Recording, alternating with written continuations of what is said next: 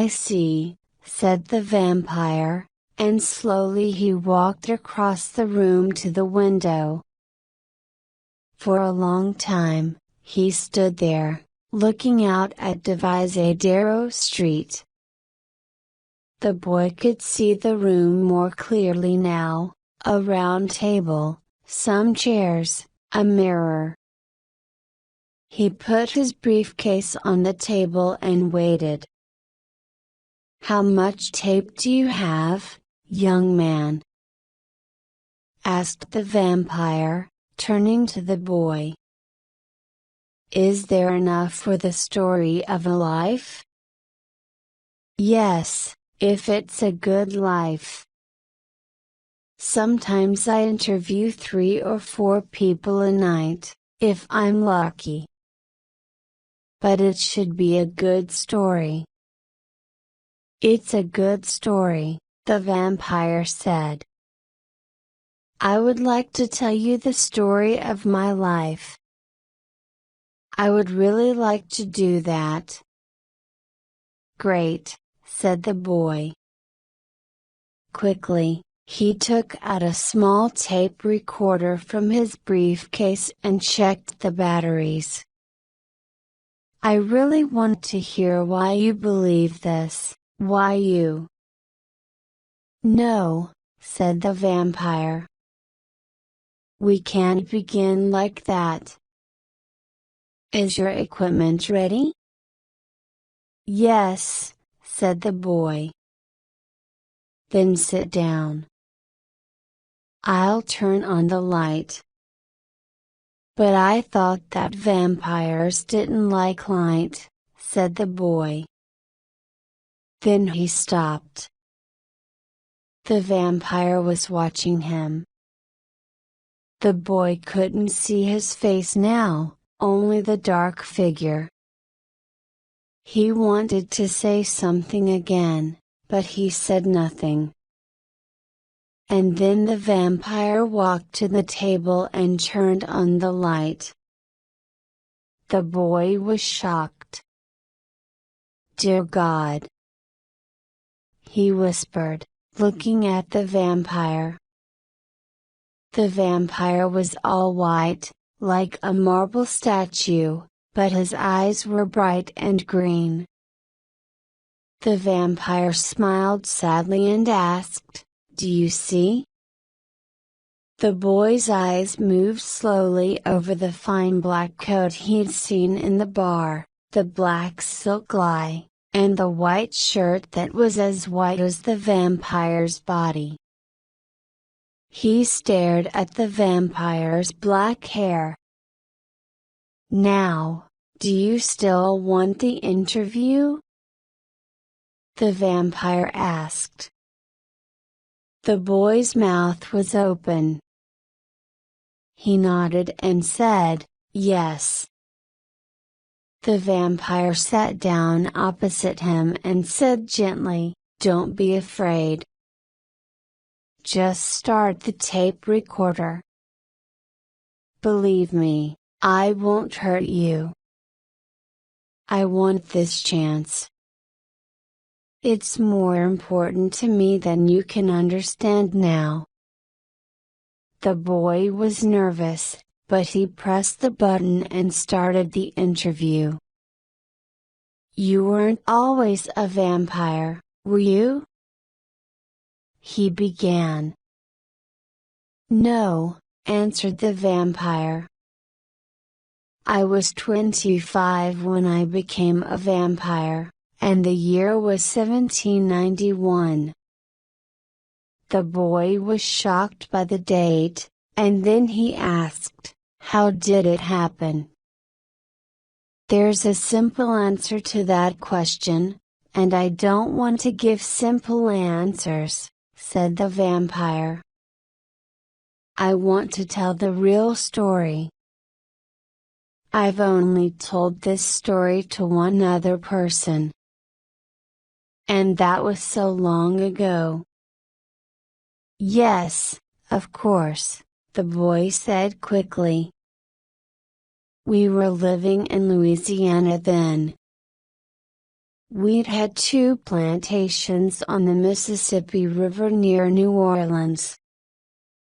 "Oh, that's the accent," the boy said.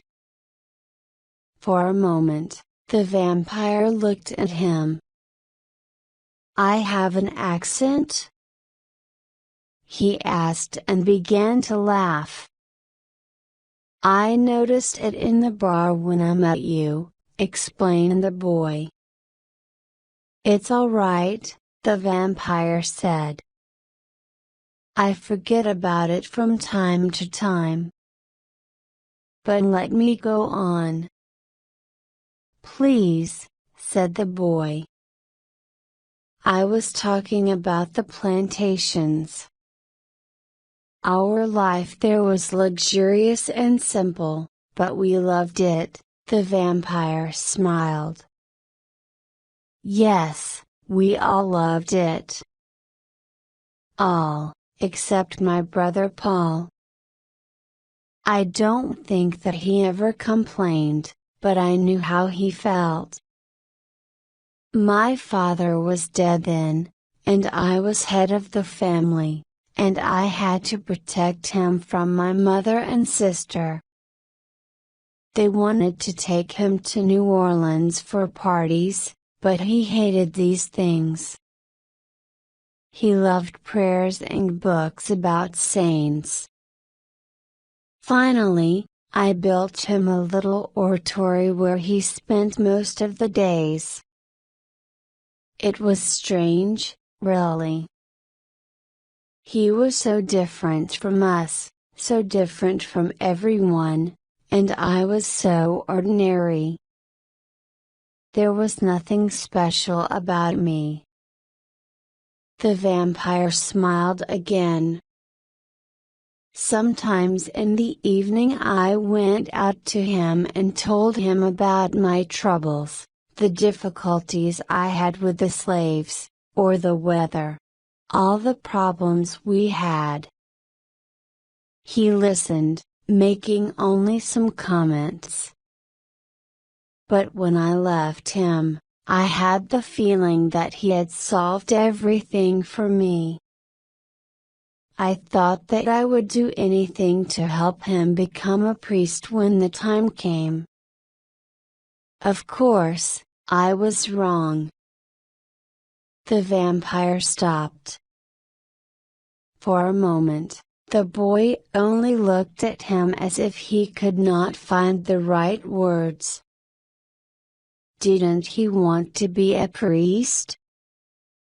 He finally asked. The vampire studied the young man for a while. Then he said, "I meant that I was wrong about myself, about my helping him." He began to see visions. "Real visions?" the boy asked. "I didn't think so," the vampire answered. "It happened when he was 15. He was very handsome then, and his large blue eyes were like an ocean. When he began to see visions, he stopped eating his meals. He lived in the oratory. At any time, I could find him there, standing before the altar.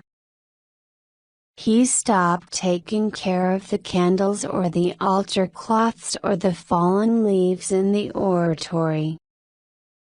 One night I stood watching him for 1 hour, during which he didn't move from his place. All the slaves thought that he was mad. Then he told me about the visions. Both Saint Dominic and the Virgin Mary had come to see him in the oratory. They had told him to sell all our property in Louisiana, everything we had, and use the money to do God's work. My brother was going to be a great religious leader. Of course, he didn't have his own money, so he wanted me to sell the plantations and our houses in New Orleans, and give the money to him. Again, the vampire stopped. And, the boy whispered, "Did you sell the plantations?" "No," said the vampire. I laughed at him. And he became mad at me. Then one evening he came to my room to talk to me. He said that his ideas came from the Virgin Mary herself. Who was I to say no? But the more he insisted, the more I laughed. It was nonsense, I told him, the product of his imagination. The oratory was a mistake, I said to him. He should go to school in New Orleans and get it all out of his head. I don't remember all that I said. But I remember feeling angry and disappointed. I didn't believe him at all. "But that's understandable," said the boy quickly. "I mean, almost no one believes in such things." "Is that so?" The vampire looked at the boy. "I loved my brother, as I told you, and sometimes I believed that he was a real saint who would soon become a priest. And if someone told me of a saint who saw visions, I would believe it. I was a Catholic, I believed in saints. I went to churches, I knew their pictures, their symbols, their names. But I couldn't believe my brother. Why? Because he was my brother. Did you see?" The boy thought about it before he answered, and then he said yes. "Maybe he really saw the visions," said the vampire. "I know that he believed in them. But as soon as he left my room, he was dead." "How?" the boy asked. He stood for a moment at the top of the brick stairs, and then he fell. He was dead when I found him at the bottom, his neck was broken. "Did you see how he fell?" asked the boy. "No, but two of the servants saw it. They said that he had looked up as if he had seen something in the air. Then his body moved forward. I could not forgive myself. I was responsible for his death," the vampire said. "And everyone else thought so, too. But how could they? They simply knew that something had happened between us that evening. That we had a fight before the fall. The servants had heard us, my mother had heard us. My mother was asking me what had happened and why my brother, who was always so quiet, had been shouting. Of course, I didn't say anything. I was so shocked, and I didn't want them to know about his visions. The police asked me questions, and the priest came to see me. I didn't say anything to them. They all looked at me as if I had killed him. And I felt that I had killed him. I sat in the parlor beside his coffin for 2 days thinking, I have killed him. I had laughed at him. I had not believed him. I had not been kind to him. He had fallen because of me. This really happened, didn't it? The boy whispered. You're telling me something that is true. Yes, said the vampire, looking at him without surprise. I want to continue. Yes, please, please do. Well, I wanted to sell the plantations. I never wanted to see the house or the oratory again. I moved my mother and sister to one of our houses in New Orleans. Of course, I couldn't forget about my brother. I thought about him all the time. Then the slaves on my plantation saw his ghost on the stairs and panicked. People asked my sister different questions about the incident, and she became hysterical. I drank all the time and seldom was at home. I lived like a man who wanted to die but who couldn't do it himself. I walked alone at nights and really wanted to be killed. And then I was attacked by a vampire. He caught me one night and left me to die, or so I thought. You mean, he sucked your blood? The boy asked. Yes, the vampire laughed. He sucked my blood. That is how it's done. But you lived, said the young man. Well, I was almost dead, which was good enough for him. When I was found, I was confused and not understanding what had happened to me. I thought that I had a stroke. I wanted to die and had no interest in eating, or drinking, or talking to the doctor. My mother sent for the priest, and I told him everything about my brother's visions and what I had done. I know I didn't kill him, I said to the priest finally. But I cannot live now that he's dead. Of course, you can live, he answered me. There's nothing wrong with you, Louis. Your mother and your sister need you. The devil made the visions of my brother, he explained. The devil was sly. The devil threw him down the stairs. Well, this made me mad.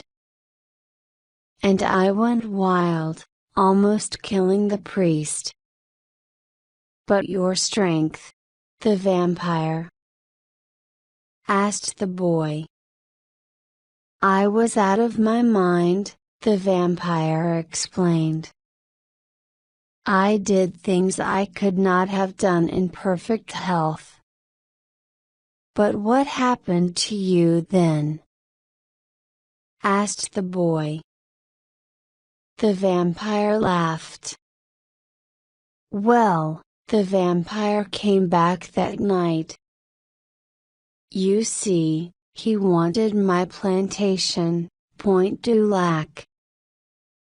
It was very late, after my sister, who was watching me, had fallen asleep.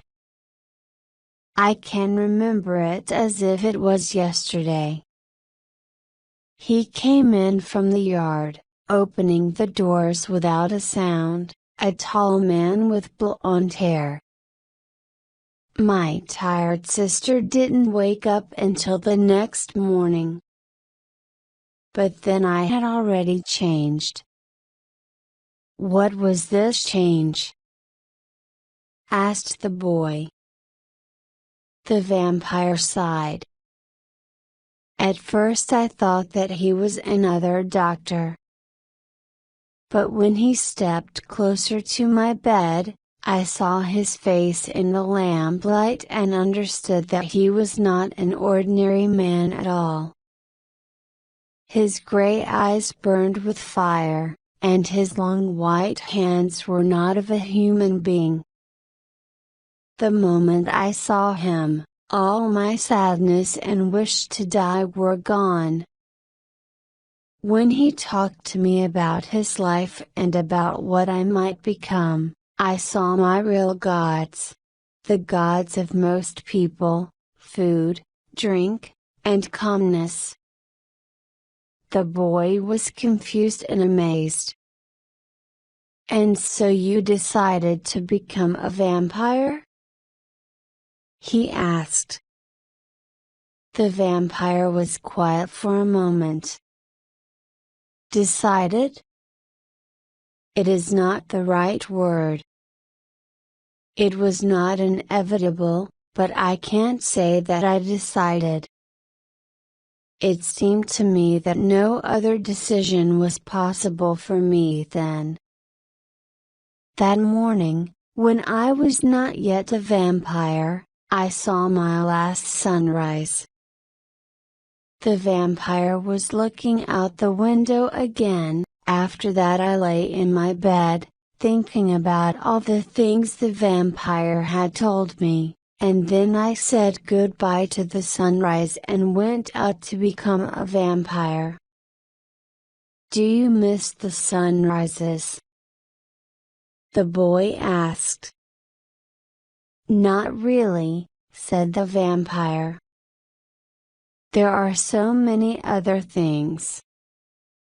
But you want to know how it happened, how I became a vampire, am I right? Yes, said the boy. How did you change? I can't tell you exactly, said the vampire. I can't tell you about it with words. But I can't tell you exactly. As I told you, this vampire, Lestat, wanted the plantation, a simple reason for giving me a life, which will last until the end of the world. He had human problems, a blind father who did not know that his son was a vampire. Living in New Orleans had become too difficult for him, and he wanted a plantation. So he, his father and I went to the plantation the next evening. I continued changing step by step, and the first step was the death of the overseer. Lestat took his life in his sleep. I watched it as a part of my change. The overseer did not die at once. We stood in his bedroom for almost an hour, watching him die. I was almost sick from this, but Lestat was laughing, telling me that as a vampire I would laugh at it, too. He was wrong about that.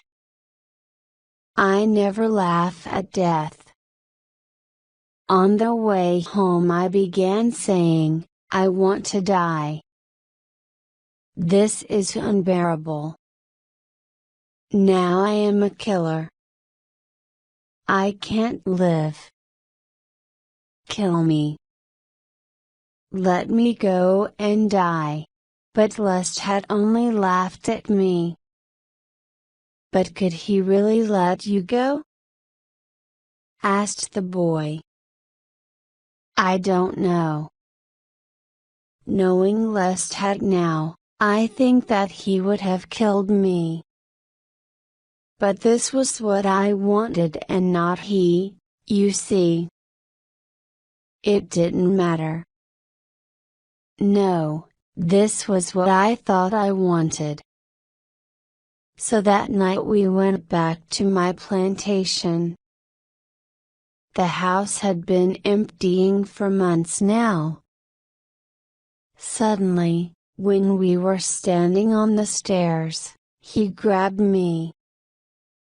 Scared, I fought to free myself from him. "I thought that you wanted to die," Lest had said. "Listen to me, Louis. Now I'm going to suck your blood to the end, to death, and I want you to be quiet. Be quiet. Your will must keep you alive." Then, I felt his teeth on my neck. The boy's eyes were growing bigger. "Have you ever lost a lot of blood?" asked the vampire. "Do you know the feeling?" "No," the boy said. Candles burned in the upstairs room. "Listen, keep your eyes open," Lest had whispered to me. I remember that the sound of his voice raised the hairs all over my body. He bit me. In a couple of minutes, I was weak and paralyzed. I was waiting helplessly. I could not even speak, but I felt pain, and I felt Lestad's teeth. Then he bit his own wrist. His blood dripped onto my shirt and coat. He put his bleeding wrist to my mouth and said, "Louis, drink." And I did. Then something happened. The vampire frowned. The boy sat, frozen. I saw nothing as I sucked his blood. And then I heard a sound. It was like a drum, getting louder and louder. And then there was another drum. The sounds got louder and louder until suddenly Lest had pulled his wrist away from my mouth. I opened my eyes and realized that the first drum was my heart, and the second drum was his. I grabbed his wrist and pulled it to my mouth again. "Wait, wait," said the boy, excitedly. "I have to change the tape." The vampire sighed and waited patiently. "What happened then?" the boy asked. I saw Lestad as I had not seen him before. He had seemed white to me, but now I saw that he was radiant. And then I saw that not only Lestad had changed, but all things had changed. It was as if I could see the real colors and shapes for the first time. Then Lestad began to laugh, and I heard his laughter as I had never heard it before. The vampire smiled. Lestad told me to go out into the yard, to the trees. That, of course, was wise. When I saw the moon in the sky, I loved it so much that I probably spent an hour looking at it. I heard the night as if it were a chorus of singing voices. Then my body began to ache. I was dying as a human, but I was alive as a vampire, and that scared me. I ran back to the house where Lestad was already working on the plantation papers. "Something's happening to me," I shouted. He didn't even look at me. "You're dying, that's all, Don't be a fool, he said, still studying the papers. Dying? I shouted, scared. But Lest had only said, it happens to everyone. He didn't help me, he didn't calm me. Lestat was never the vampire I am. Luckily, I was dying fast, and my fear soon disappeared. Suddenly Lestat got up. Oh, what a fool I am! He began shouting. You'll have to lie down with me this morning because I haven't prepared a coffin for you. The vampire laughed. This made me feel uncomfortable. Lestat was in the bedroom, which was his father's now, telling the old man goodbye and that he would return in the morning. The old man wanted to know where he went, and Lestat became angry. I take care of you, don't I? I've bought a good house for you. If I want to sleep all day and drink all night, I'll do it. The old man started to cry. Such a son, he said, never knowing the truth, of course. He asked for his rosary, and Lestat gave it to him. But, the boy started, rosaries have crosses on them, don't they? Oh, the rumor about crosses. The vampire laughed.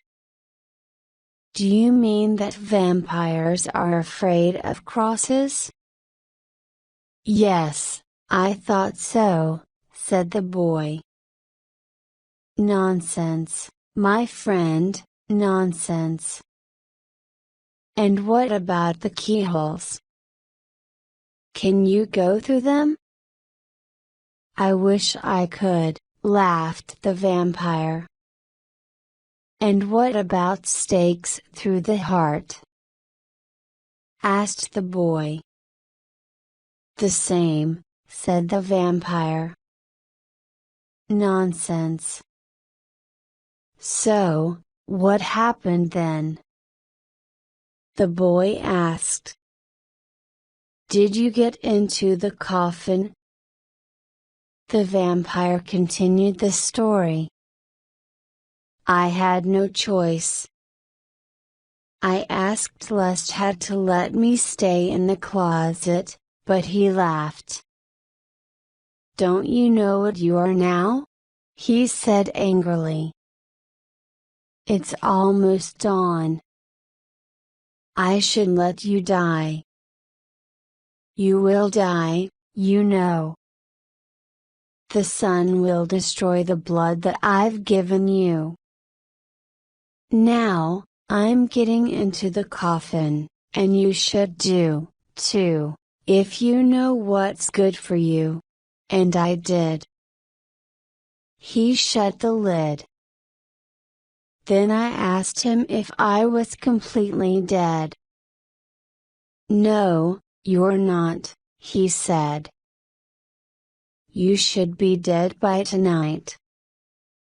Go to sleep. Was he right? Were you dead when you woke up?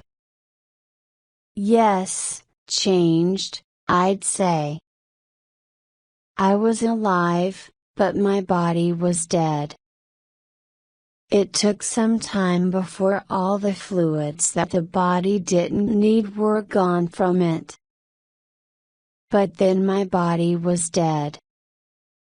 And my human emotions changed, too.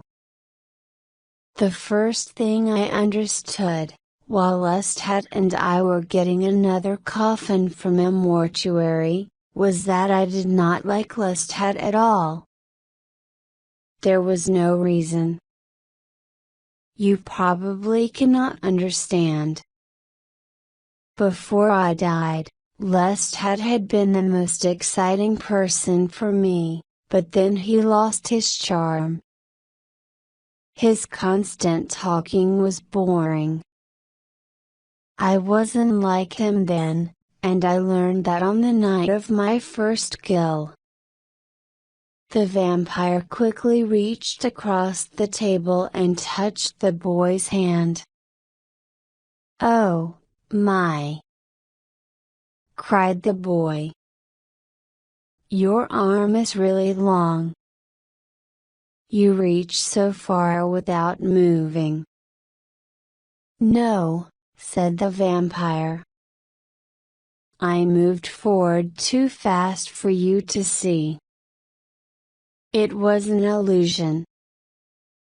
"You moved forward? But you didn't.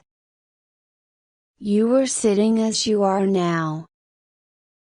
"No," repeated the vampire. "I moved forward as I told you. Here, I'll do it again." And he did it again, and the boy stared at him with confusion and fear. "You still didn't see it," said the vampire. "But if you look at my arm now, it's really not so long. This is the difference between the way you see and I see. My movement looked slow to me. Well, I didn't want to frighten you. But now you can see from this that my return to Point Julac was full of new things." "Yes," said the boy quietly. The vampire paused for a moment, and then he said, "I was telling you about my first kill.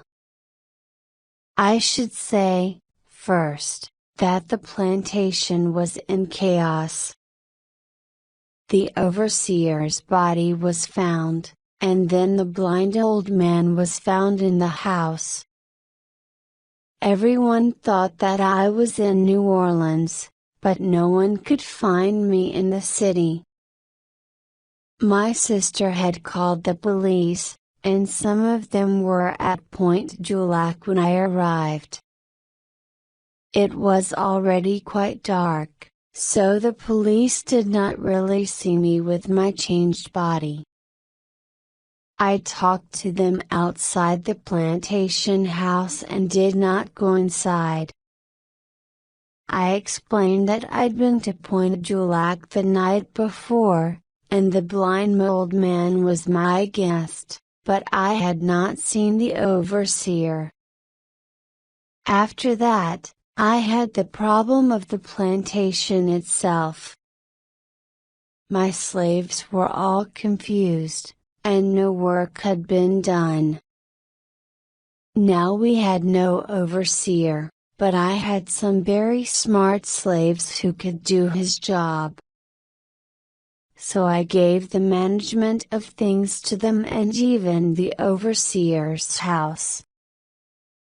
2 young women slaves were sent to the house from the fields to care for Lestat's father. I told them that I wanted privacy and asked them to leave me and Lestat alone. I didn't know at the time that these black slaves knew much more about supernatural than the white men, and they would be the first and the only ones who suspected that Lestat and I were not ordinary people. I made a bad mistake. But let me continue my story.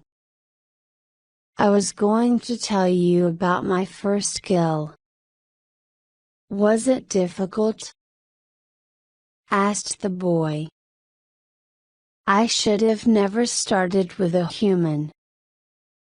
But this was something that I had to learn by myself.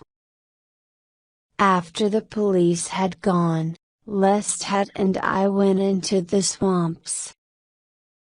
It was dark, so I focused on my new ability to see in total darkness. And then we finally found our victims. There was a small camp of runaway slaves. Lestat had visited them before and killed some of them, taking them in their sleep. They didn't know anything about Lestat. We had to watch for an hour before one of the men finally walked a little into the trees closer to where we were standing. Lestat told me to take him. The vampire smiled at the boy's wide eyes. I think I was as horrified as you are now. But I didn't know then that I could kill animals instead of humans. I said that I could not take him. And the slave heard me. He stopped and looked into the dark. Then quickly he took out a long knife and stepped forward. I knew that he could not see us in the dark. Lestat stepped behind him, grabbed him and bit his neck. The slave cried out and tried to free himself, but it was too late. Lestat finished his business fast because the other slaves came running. You make me sick, he said when he got back to me. The slaves discovered the wounded man, took him back, and then started looking for the attacker. We have to get another one before they return to the camp, Lestat said. And quickly we went after another man who was separated from the others. Lestat didn't say or do anything to help me with this new experience. He just did not. What do you mean? The boy asked. Killing is not easy, said the vampire. You don't simply feed yourself on blood. You feel the life of another person, how the life is leaving him through the blood. I don't think that Lestat understood that. He caught that slave and held him, showing me his neck. Do it, he said. And I did it. And once I tasted the blood, everything else disappeared. I drank and drank. But soon Lestat stopped me. He's already dead, you idiot! He shouted and slapped my face. You don't drink after they're dead. Understand that? You'll die if you do that. I was simply charmed. You were charmed. Did it feel like love? Asked the boy. The vampire smiled. That's right. It's like love. You must understand that I'm telling you my story, so you can know that there is a big difference between vampires. I am not like Lestat at all. But then one day at the house of Point du Lac, when we sat at the table, Lestat caught a huge rat and filled a glass with its blood. I was shocked, and he said, "Haven't you seen a rat? You have to feed on rats sometimes. Traveling by ship, for example." I stared at him. Do you mean that we can cheat on animals? I asked. Yes, of course, rats, chickens, cattle. Don't be such an idiot, he said and drank the rat's blood. I can throw you and your father out of my house, if I like, I said. I think I got really angry then. You won't do I had. You don't know everything yet. Or do you? Lest had asked me sarcastically and laughed. You don't know, for example, how you can die. I protested, but there must be someone else in the world to teach me these things. Certainly, you're not the only vampire. Lest had stopped laughing and looked at me. And do you think that you can find other vampires by yourself? They might see you, my friend, but you won't see them. No, I don't think that you have any choice now. I'm your teacher and you need me, and there is nothing you can do about it. And we both should sleep in the same room, for safety. Of course, I didn't want to stay in the same room with him. He became furious. Don't do anything stupid, Louie. I warn you. There's nothing you can do to protect yourself when the sun rises. Then he said other things to frighten me, but I didn't listen to him. He looked weak and stupid to me. I will sleep alone, I said and took my coffin to my brother's oratory. I shut the blinds on the windows and locked the door. Then I climbed into the coffin. And that's how I became a vampire, and there you were, said the boy after a pause, with another vampire whom you hated. But I had to stay with him, answered the vampire.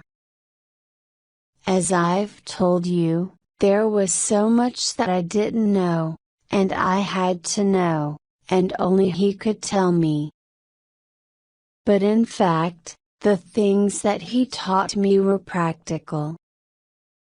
For example, how we could travel by ship together with our coffins, pretending that they contained the dead bodies of our relatives, how we could feed on rats, how there were shops, restaurants and banks that he knew and that could serve and do business with us at night. In all these things, Lestat was a good teacher. I didn't know what kind of man he'd been in life, I didn't care, but probably we were of the same class. To our visitors he was gentle and polite. That made our lives much easier. But he didn't harm these men, did he? Asked the boy. Oh, yes, often he did. But I'll tell you a little secret. I knew that Lest had hunted for mortals every night. He was a killer then. But to my family, my guests, and my slaves, he was not.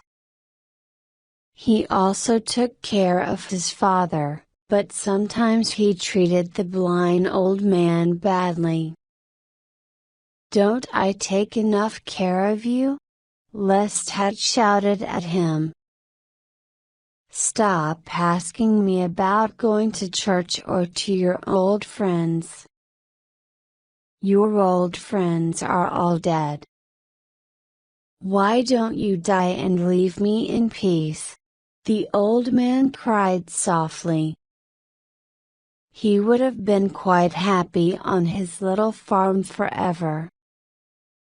I often wanted to ask him where that place was because probably that's where Lestat knew another vampire. But I didn't dare. And so we lived together. Lest had often laughed at me and my mortal feelings, especially when I asked him about God or the devil. But now in this strange vampire nature I felt deep sadness. I often looked around me at all the mortals that I knew and saw life as something precious. I helped my family and spent much time with my sister. All this became possible because of my loneliness with which I lived in the world of mortal men. And what about the money? Asked the boy. Oh, that. Lestat and I had no material troubles. He knew how to steal from his victims. He also used his vampire skills at the gambling tables in the richest salons of the city.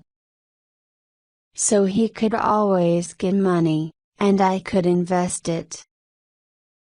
But first let me describe New Orleans as it was then, so you can understand how simple our lives were. There was no city in America like New Orleans. It was filled with immigrants of all kinds. Then there were not only the black slaves and the Indians, but also people of the port, the sailors of ships, who came to spend their money in the city. This was New Orleans, a magical and romantic place for a vampire to live in.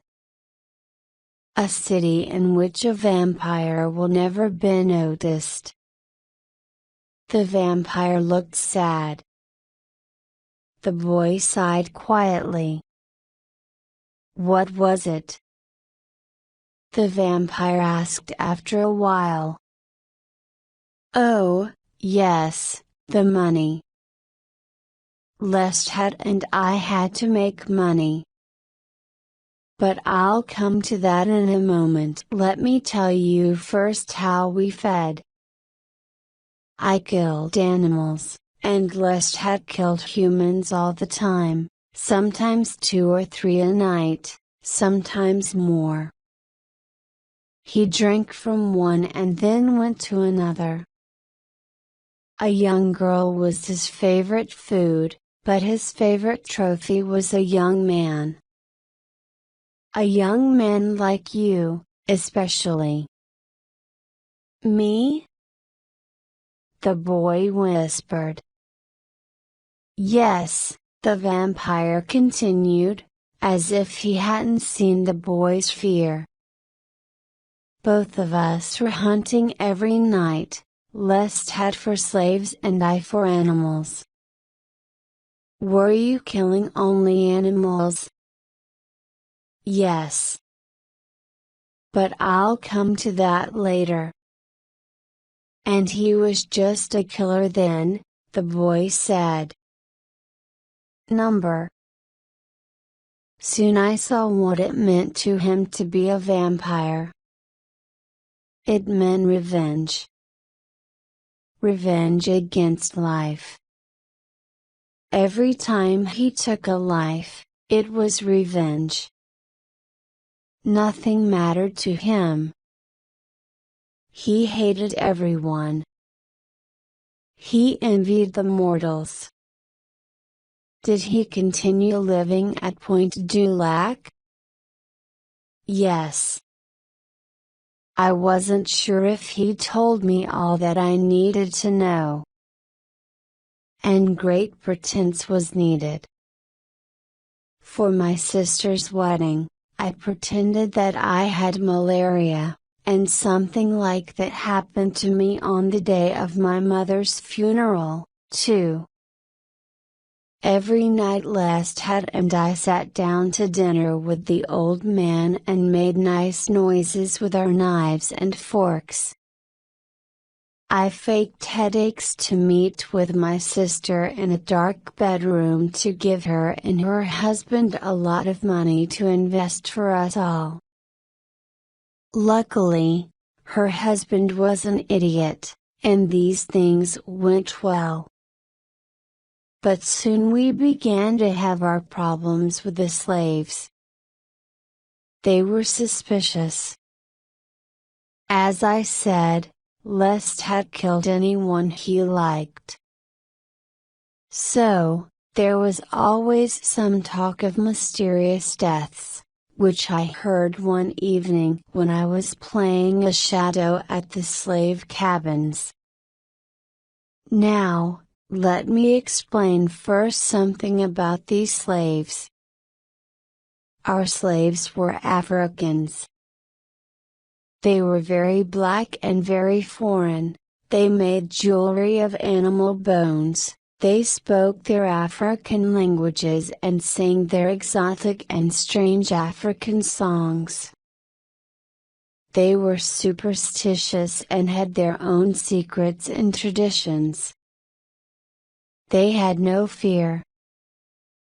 One summer evening I heard through the open doors of a cabin a conversation, which told me that Lestat and I were in real danger. The slaves knew now that we were not ordinary mortals. One of the maids told of how, through a keyhole, they had seen us at the table with empty plates and empty glasses, laughing, our faces white and ghostly. They had also seen Lestat's coffin. "There is no bed in there," they whispered. "He sleeps in the coffin." They knew what we were. And as for me, they'd seen me come from the oratory every evening. Of course, I'd pretended to visit it in memory of Paul, but they didn't believe my lies. And now they made a connection between us and the deaths of slaves in the fields and swamps, the dead cattle and horses, and all other strange events. But they were not going to run away. No, they wanted to destroy us. I ran back to the plantation house to tell Lestat that our game was over. "I'll kill them all. Some will run away and that will be fine," Lestat answered calmly. He wasn't running away from the stupid slaves. His father was very ill and could die any minute. "Are you mad?" I cried then, "want you to leave. Now, go look at your father and tell me how long he will live, because that's how long you can stay, and only if the slaves don't kill us sooner." Lestat was furious. He told me then to go and look at his father myself, and I did. The old man was really dying. I'd always liked the old man, he was kind and simple. I knew that the slaves in the house were watching us and listening. I was hoping that the old man would die right then. I called for Daniel, the slave to whom I had given the overseer's job. But when Daniel came, the moment I saw him, I knew that everything at Point du IAC was lost. He looked at me as if I was a monster. So, I had to kill him. The vampire stopped. He was looking at the boy. "You what?" asked the boy. "Yes, I had to kill him. I had no time." He started to run. He would have told everyone. I killed him with a knife, but I did not taste his blood, I could not. Then Lestat came out of the room. "Kill my father. We have to get out of here." "There's no time," he said. "Are you mad?"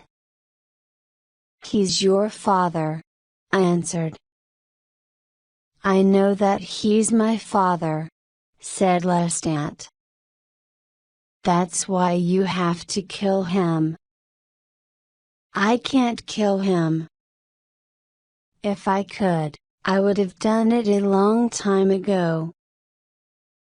And look what you've done, killing this slave. His friends will be here in minutes." This was true.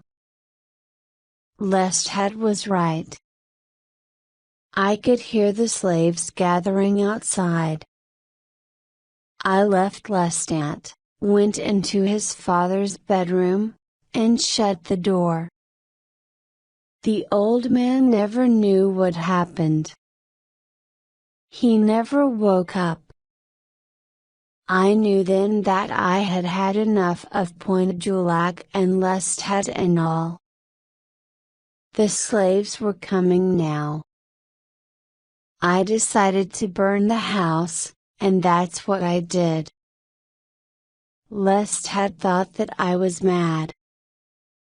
The only thing that was saved from the flames was his coffin. "Could the fire hurt you?" asked the boy.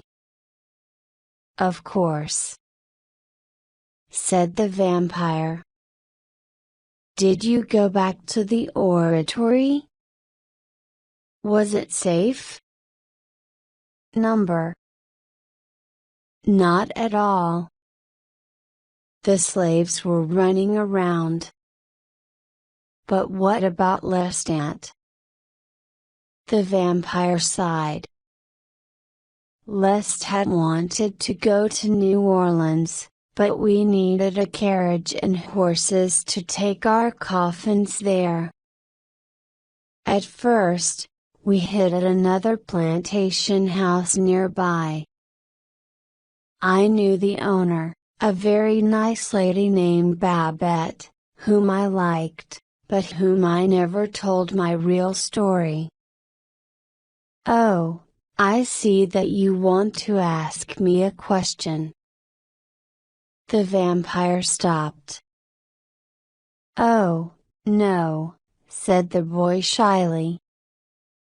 "Ask me," the vampire said to the boy. "Well, did you still have feelings, I mean, for ladies?" the boy asked. "Do you think that I cannot feel?" asked the vampire.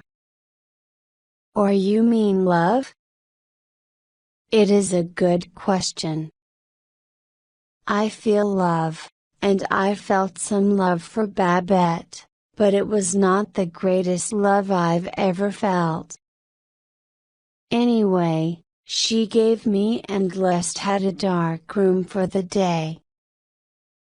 Lestat wanted to leave as soon as possible and hated me for being friends with mortals. 'I don't need you, Louis,' he shouted. 'But to get out of here we need each other. You don't know how to use your powers. It's like you don't know what you are. You talk to this woman, but what if she comes back with the others?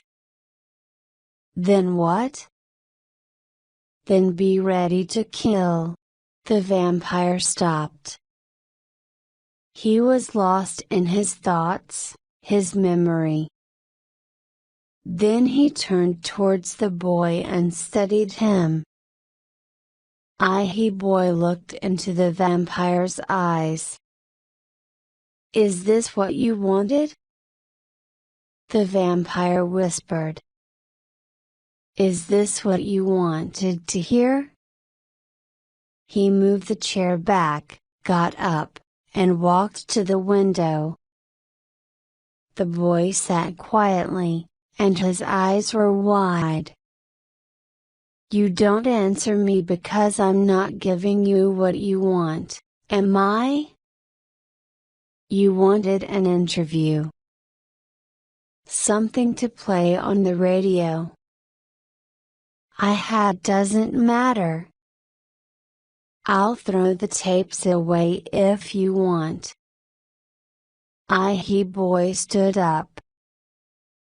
I can't say that I understand all that you're telling me.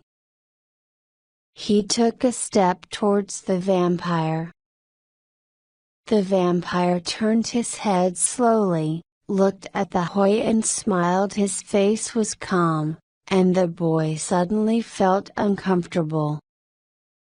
Will you please go on? The boy asked. Why? The vampire asked. He boy didn't know what to say. Because. I want to hear it. Because want to know what happened. All right, said the vampire, with the same smile. He went back to the chair and sat down. So let me go on then. You must understand that what I felt for Babette was a desire for a friend because I was so lonely. It was stronger than any other desire, except for the desire for blood. In the evening Babette came alone with a lamp. But when she looked at me, I knew that she must have heard the terrible stories of last night. Now to Babette I was a monster. Please help us, I said to her. We need only a carriage and horses. She paused, making the sign of the cross as if I was the devil. I don't know if I come from the devil or not. I don't know what I am, I shouted to her. I will live to the end of the world, and I do not even know what I am.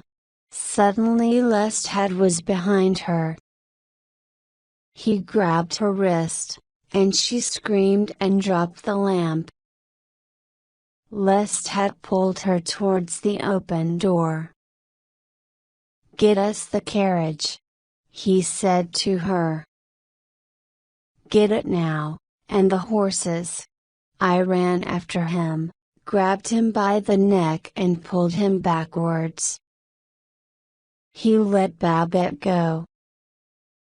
Then he turned and kicked me, but I pulled him down. Babette was horrified. Remember, I shouted to her. He could kill you. Or let him kill you. I did not. You thought that I was the devil. You were wrong. Then Lestat and I ran to the stables to get the horses and the carriage, and in an hour and a half we were in New Orleans. Then you stopped Lestat just in time, right? Asked the boy. Yes. Lestat could kill very fast. But I know that I saved only Babette's physical life, not her mental one. In New Orleans, we got a room at a new Spanish hotel, and there I understood that I had to leave Lestat or die. It would be nice to die, I thought. Yes, die. I wanted to die before. Now I wish to die. I saw it so clearly then, and I think that he also felt it. On our first night at the hotel Lestat said to me, it's almost dawn. Go kill. He opened the window and stepped out. Soon I heard his footsteps on the rooftop beside the hotel. He was going for the coffins, or at least one, which we left in the carriage, parked on a small street. I was thirsty, and I followed him.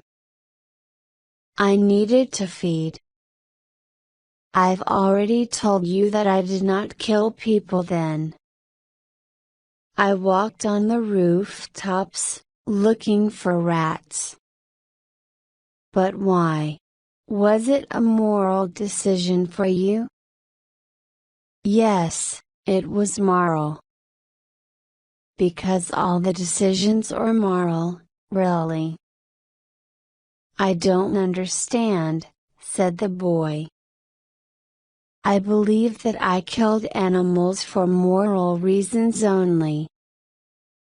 You see, although Lestat had never said anything about the devil or hell to me, I believed that I was damned when I went to him. Do you understand? The boy said nothing at first. Then he whispered, "Were you?" The vampire only sat there, smiling a little. The boy was staring at him now as if seeing him for the first time. "Perhaps," said the vampire, crossing his legs. "Perhaps I should continue my story." "Yes, please," said the boy.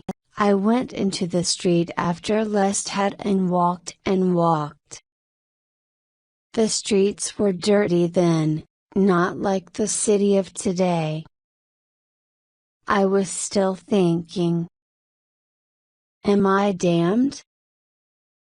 Am I from the devil? I was asking myself these questions again and again. What have I become, becoming a vampire? Where should I go? For a while, I forgot my thirst. But my thirst only grew and grew, and finally I couldn't stand it any longer. Then I heard the sound of a child crying. The vampire paused, as if preparing himself for something very important, and then he went on. She was inside a house. I listened to her cry. She was so lonely. She had been crying for so long now that soon she would be tired and stop. I went inside. She sat in the dark room full of packages beside a dead woman, a woman who had been dead for some days. No one else was there, except the child. When she saw me, she began to tell me that I must do something to help her mother. She was only about 5 years old, very thin, and her face was dirty. She asked me to help. They had to take a ship, she said. Before the plague came, their father was waiting. She began to shake her mother now and to cry desperately. You must understand that by then I really needed to feed. I could not live for another day without it. I could catch rats in the street. But I was still thinking, am I damned? If so, why do I feel such pity for her? Why do I wish to hold her now, to hug her, to comfort her?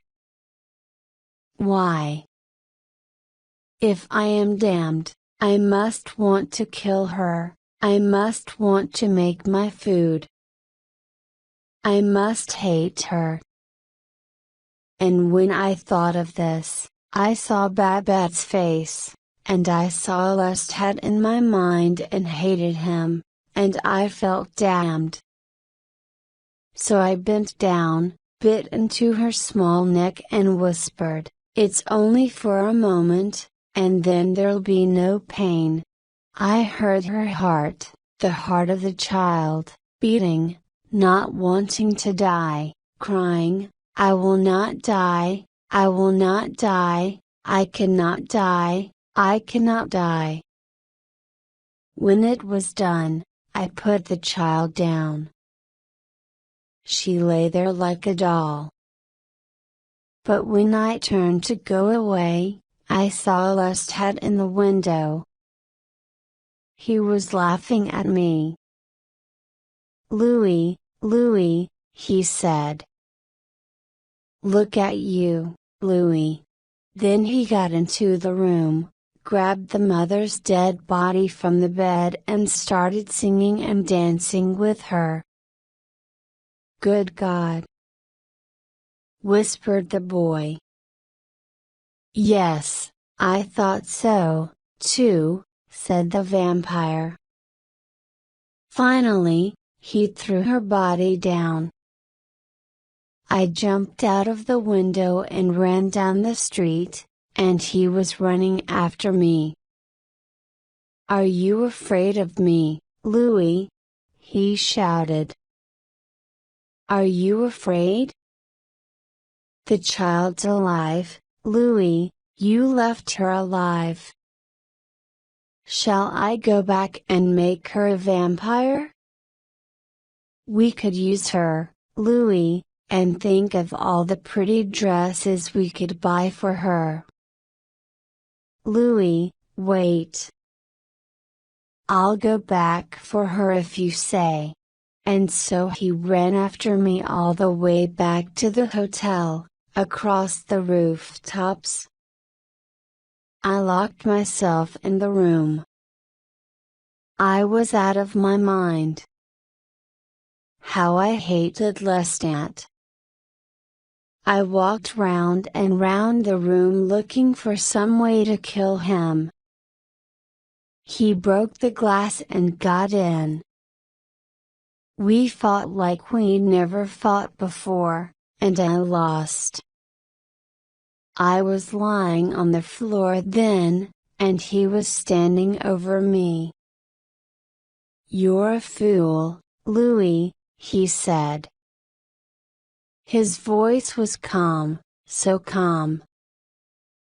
"The sun's rising," he said, looking at the window. I'd never seen him like this. "Get in your coffin," he said to me, without anger. "But tomorrow night, we'll talk."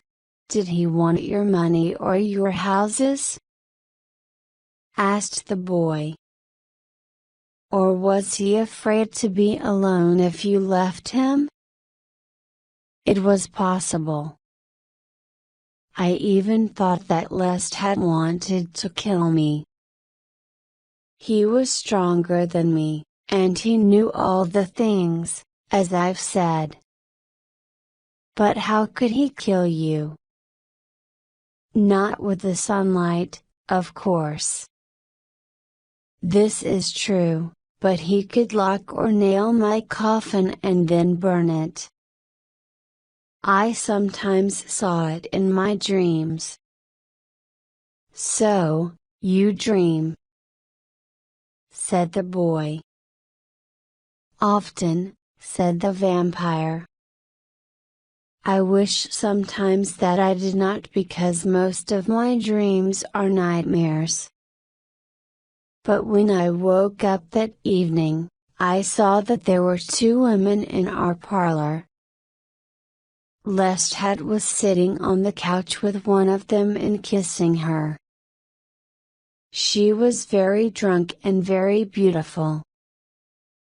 The other woman was sitting at the table, and she was bored. All this scared me. I did not know what Lestat was planning. When he saw me in the bedroom door, he walked slowly to the table and blew out the candles. "It's too dark in here," said the first woman.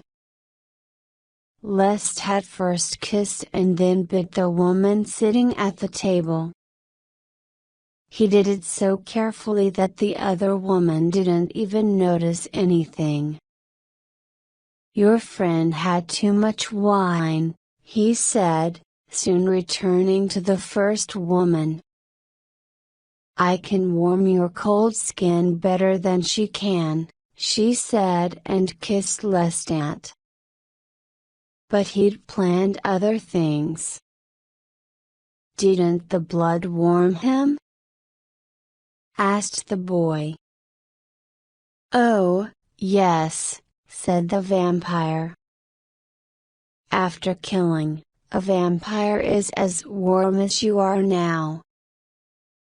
As I was saying, Lestat had planned other things, so soon the second woman was dead, too. "But what were you thinking when you watched?" asked the boy. "Did you want to stop him?" "No," said the vampire. "I could not. I knew that he killed humans every night. Animals gave him nothing. I was angry, of course, that Lestat had made this show for me." "Come in, Louis," he finally said. I looked at the woman on the couch.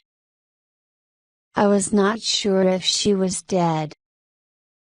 Lestat then made a cut in her neck and filled 2 wine glasses with blood. "I'm leaving you," I said to him. "I want to tell you that now." He looked at me. "I thought you would," he answered, "and I thought that you would tell me what a monster I am." He was wrong, so I tried to explain my decision to him. "I don't judge you. I'm not interested in you. I am interested in my nature now, and I think that I can't trust you to tell me the truth about it. You use knowledge for personal power," I told him. He was listening to me. "Why did you become a vampire?" I asked him. "And why such a cruel vampire?" Lestat still listened to me without speaking. His eyes were large and thoughtful. "What do you think a vampire is?" he asked me then. "I don't know." "You know." "What is it?" I said. And he answered nothing to this.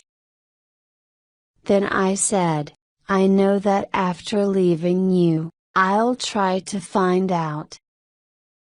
I'll travel the world, if I have to find other vampires. I know that they must exist. And I'm sure that I'll find vampires who understand knowledge as I do and use their nature to learn secrets. I'll learn from them when I find them." The vampire shook his head and laughed a little. Then he continued his story. "You are in love with your mortal nature, Louis," Lestat said to me.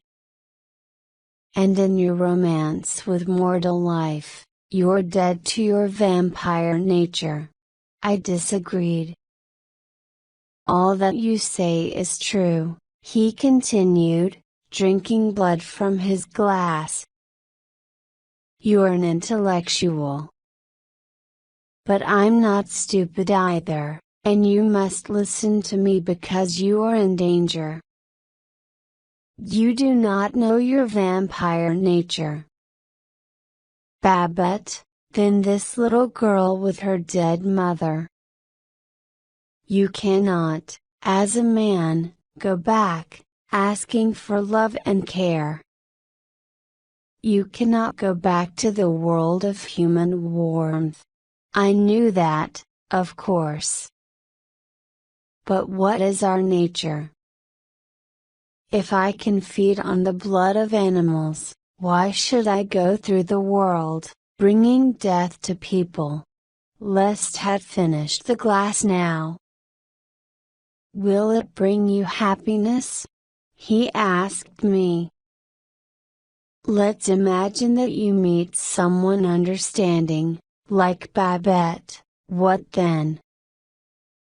A few short years to watch her grow older and then die before your eyes? Does this give you happiness? This is madness, Louis. The vampire nature is killing. You will drink blood, and you will be filled with life. The moon will be your sun. And then you will see death in all its beauty.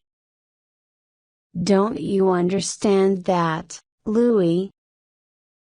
You can be like the hand of God. So the vampires are killers? Asked the boy.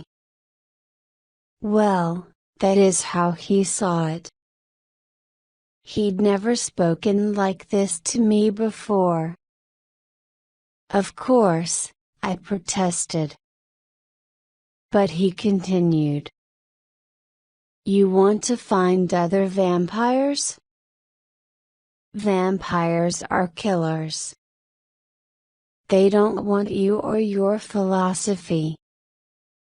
They'll see you before you see them, and they'll kill you. They'll kill you even if you're like me because they are loners and don't need friends.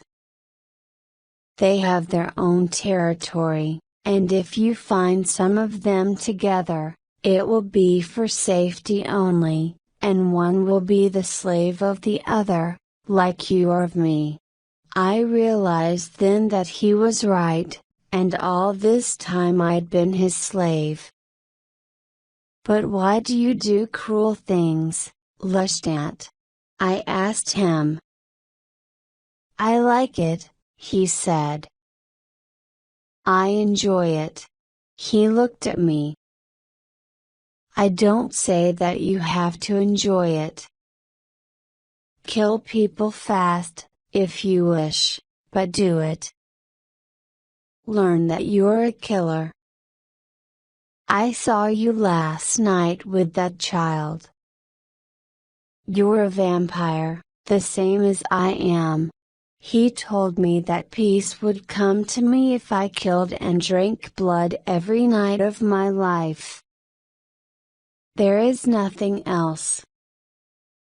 But this is everything. Come with me out into the streets. You haven't drunk enough. Let me show you what you are. Come, he said. I told him that I could not do it. But Louis, he said, you haven't tried. Do what it is your nature to do. The vampire stopped again. He was studying the boy. Excited, the boy said nothing. It was true what he'd said. I had not drunk enough, so we went out of the hotel into the streets. People were coming and going. There were parties in the hotels. I was so depressed then. Lestat was right, so right. I knew peace only when I killed, only for that minute. But I also knew that the killing of a human being simply brought me closer to humans, to their real lives. I was no vampire. In my pain, I asked myself, like a child, could I return? Could I be human again? I was walking in the street, looking at the stars and thinking, yes, it's true. I knew that what he was saying was true, but I couldn't bear it. Lestat led me through the streets with a smile on his lips, as on the night when he'd come into my mortal life and told me that we would be vampires. Evil is good, he whispered now. We are immortal. God kills, and so shall we. He takes the richest and the poorest, and so shall we. We are his dark angels. Your pain will end. We came to some street and entered a narrow door. The room was dark, and there were some people inside. What is it? Where are we? I asked Lestat. She's there, he said. Your wounded one. Your daughter. I still didn't understand. What are you talking about? Lestat stopped to look at me. You saved her, he whispered. I knew it. You left the window open, and people passing in the street found her and brought her here. Could it be that child? That little girl with her dead mother? Asked the boy. Yes, you're right. We came to a room with many wooden beds, each with a child under a thin white blanket. A candle was burning at one end of the room. A nurse was sitting at a small desk. We walked between the rows of beds. Poor children, orphans, Lestat said. Children of plague and fever. He stopped. I saw the little girl lying in the bed. And then a man came, a doctor. He was whispering with Lestat. Someone in another room was crying. The nurse got up and went away. Lestat took money from his pocket and gave it to the doctor. The doctor was saying how glad he was that we had come for her. He thought that Lestat was the girl's father. Soon Lestat was running through the streets with her, and I ran after him. Lestat, what are you doing? Where are you taking her? I cried. But I already knew the answer. He was going to the hotel and wanted to take her into our room. The bodies of the two women were still there. Lestat went right into the bedroom and put the child down on the bed. Come here, Louis, you haven't fed enough, I know you haven't, he said to me. I didn't want to kill her. I hadn't wanted to kill her last night. But Lestat was saying to me now, you want her, Louis. Don't you see? You wanted her last night, but you showed weakness, and that's why she's not dead. I could feel that it was true what he said. I could feel that. I tried to tell myself that it was best for her to die, but these thoughts were wrong. I wanted her. And so, I took her. The vampire paused, frowning. I won't tell you again what it was like. I couldn't stop, so finally Lestat pulled me from her. I sat shocked, looking at her, too weak to move. Then Lestat held her, talking to her, saying her name. Claudia, Claudia, listen to me, Claudia. He carried her out of the bedroom, but I still could hear his voice. You're ill, but you must do what I tell you to get well. And then I understood what he was doing. He cut his wrist and gave it to her, and she was drinking. That's it, dear, he was saying to her. You must drink it to get well. After a while, I got up and walked into the parlor. Damn you, Lestat! I shouted. What have you done, you bastard? The girl was sitting on the couch.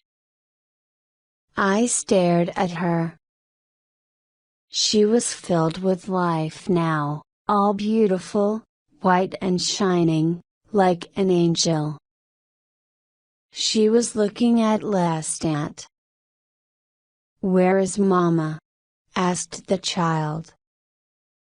Now Lestat came towards me with her.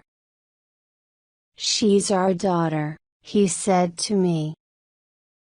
This is Louis, and I am Lestat, he then said to her. You're going to live with us now. Louis was going to leave us. He was going to go away. But now he's not, because he wants to stay and take care of you and make you happy. She looked at me. She was the most beautiful child I'd ever seen, but she was not a child anymore, she was a vampire child. Her eyes were a woman's eyes, I could see it already. Then she looked around and said that it was a pretty room, very pretty, but she wanted her mama. Your mama left you with us. She wants you to be happy, Lestat said. She knows that we can make you very happy. Now you're our daughter. Then I'm hungry. I want some more, the girl said, turning to Lestat. No, not me, he said to her, and not tonight. Do you understand? But tomorrow night I'll show you what to do.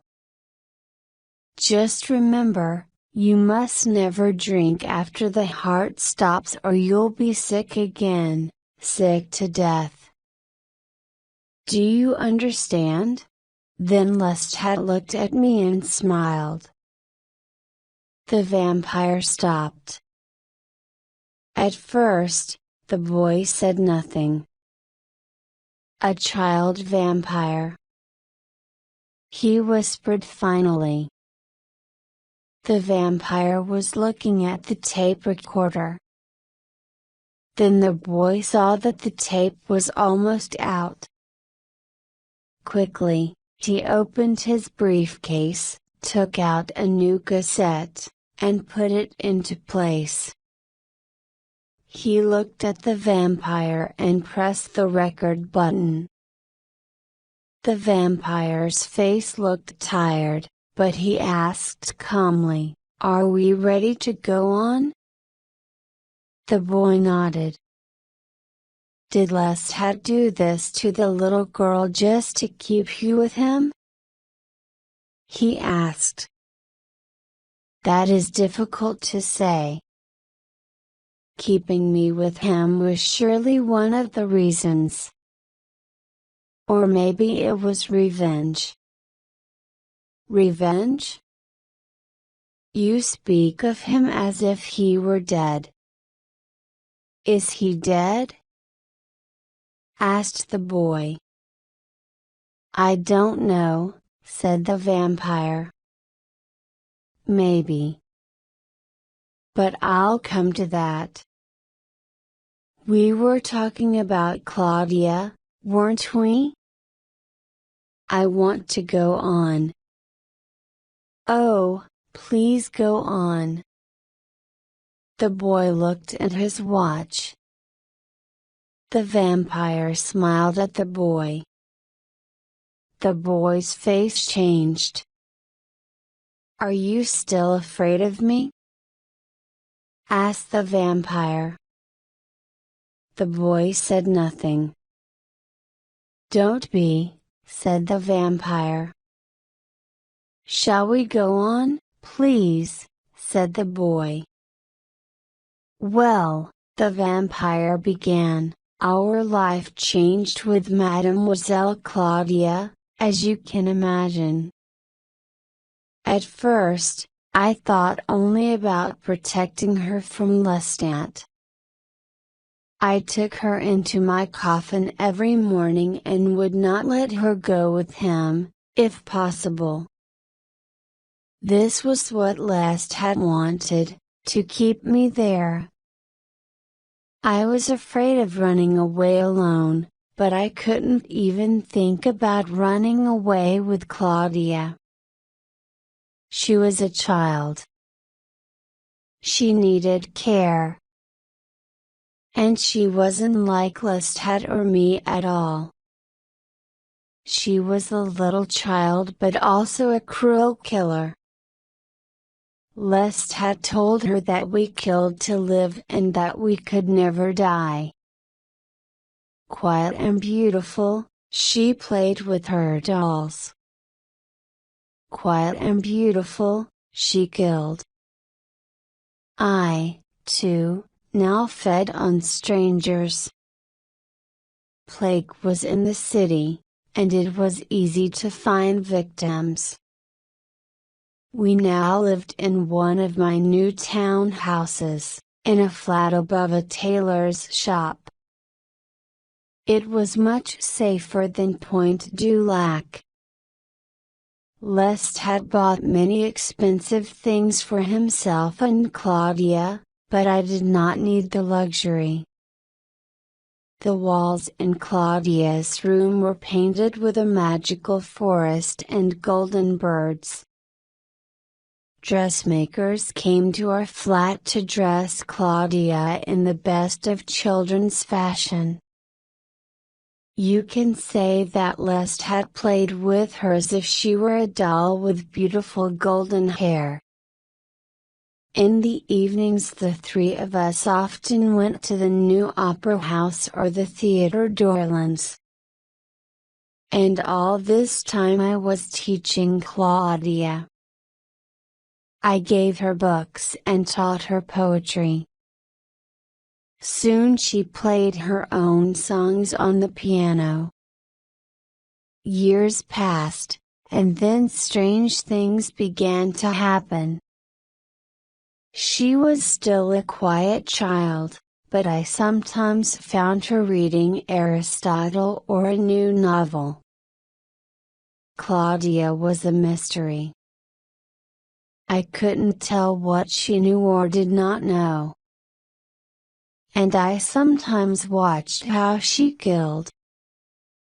She would sit alone in the street, waiting for a kind gentleman or woman to find her.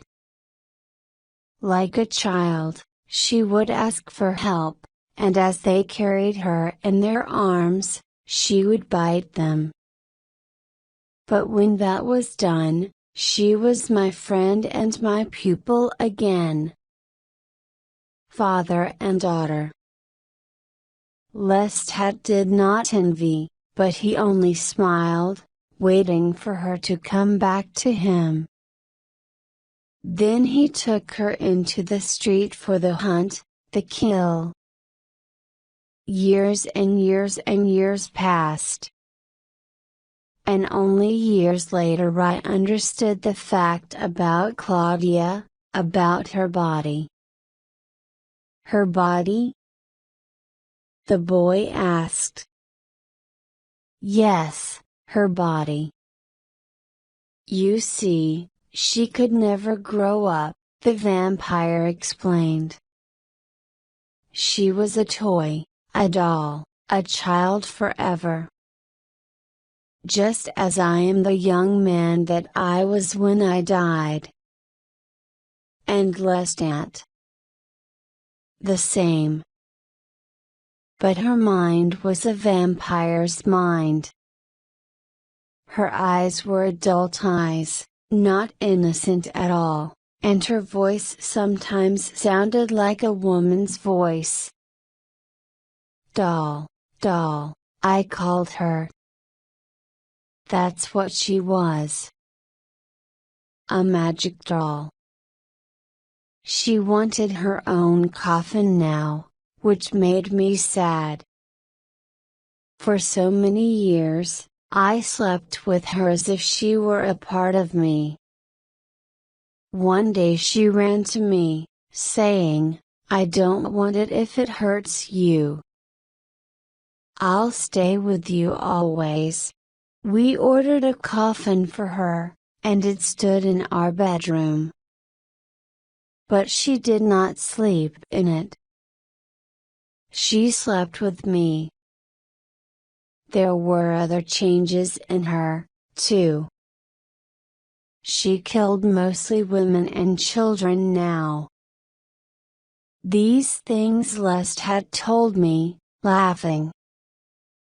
We didn't quarrel then. Not until she began asking questions. The vampire stopped for a moment. I should have known, he said, that it was inevitable. I should have seen the signs. I loved her so much, she was my friend, the only friend that I had, my love. I should have known. But I ignored the signs in her. She stopped talking to Lestat. She looked at him for hours, but when he spoke, she didn't answer him. He didn't like to be ignored, and once he even wanted to hit her. What's the matter with her? He cried at me. She's not a child anymore, I said to him. She's a woman. And then one night our servants, a mother and daughter, disappeared. The father came to our flat to look for them. It's she. Lest had cried when the man had left. She's done something to them and brought danger to us all. I'll make her tell me. But she had gone. Soon we found the bodies in the shed in our yard. There they lay on the floor, mother and daughter together. Damn her! Lest had shouted. I grabbed his arm. What do you want to do with her? I asked. What can you do? She's not a child anymore. She will not do what we say only because we say it. You need to teach her, and you need to respect her. But he didn't listen to me. She came in later, with a bunch of white chrysanthemums in her arms. Are they for the two that you left in the shed? Lest had asked angrily. She turned to him, but said nothing. She stood there looking at him, watching him. I stepped forward. I could feel his anger and her coldness. Then she turned to me and asked, which of you did it? Which of you made me what I am? She looked at Lestat. You speak of us as if we always lived together, she said, talking to him. You speak of them as mortals, of us as vampires. But it was not always so. Louis was mortal, and so was I. You made us what we are, didn't you? He looked at her and asked, mockingly, what you are. And don't you like what you are? Do you know how long it's been? Can't you remember? You could be dead by now if you were mortal. Do you hear me? Why do you ask me this now? You've known all your life that you're a vampire. Claudia sat in a chair. She was still studying him. Did you do it to me? She asked coldly. How did you do it? I knew that Lestat didn't want to tell her. Why should I tell you? It's my power, he said. Suddenly, she yelled angrily, how it was done. Lestat jumped up. Stop her, he said to me. Do something about her. I can't stand her. He started walking towards the door, but then turned to Claudia and whispered, I can undo what I did. Both to you and to him. Be glad that I made you what you are. Or I'll break you in 1,000 pieces. Well, the piece of the house was destroyed. Days passed, and she asked no questions, but now she was reading books about witches and vampires. Then one evening, when Lestat was away, she came up to me. He will tell me nothing, she said softly. But you'll tell me, won't you? How it was done. Is this what you really want to know? I asked. Or is it why it was done to you? And what you were before? Or if you mean how was it done so that you may do it, too? She was looking at me with her eyes wide open. I don't know. Kill with me tonight, she whispered. And tell me all that you know. What are we? Why are we not like them? She looked out the window into the street. I don't know the answers to your questions, I said to her. I do not know. How I was made, I'll tell you. But I don't know the real how. Claudia, don't ask these questions which I asked myself for so many years in my search for answers. Lestat cannot give us the answers. And I have none. She was quiet and stood looking at the sky. Then she turned to me, whispering, then he made me. He did it. You did not. He made me, of course. He said it himself. But you hide something from me. Something he hides, too, when I ask him. He says that he couldn't have done it without you. I was afraid that if she knew the truth, she would make me her enemy. I need you, I said to her. I cannot lose you. You're the only companion I have in immortality. But there must be others. We are not the only vampires on Earth, she cried. I heard her saying it as I had said it. I heard my own words coming back to me now. I looked down at her. Aren't you the same as I? She looked at me. You've taught me all I know. But lust had taught you to kill, I said and took my gloves. Come with me. Let's go out. I've something to show you. And quickly I led her down the stairs and through the dark yard. But I didn't know what I wanted to show her or where I was going. I only knew that we had to go. We walked through the evening city towards the narrow streets and empty lots.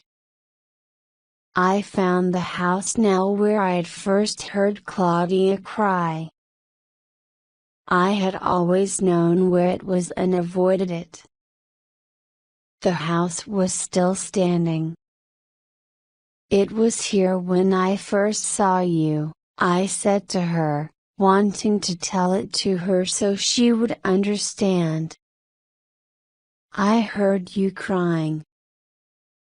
You were there in a room with your mother. And your mother was dead. Dead for days, and you didn't know it. You were trying to wake her from the dead, you were hugging her. It was almost morning and I came into the room.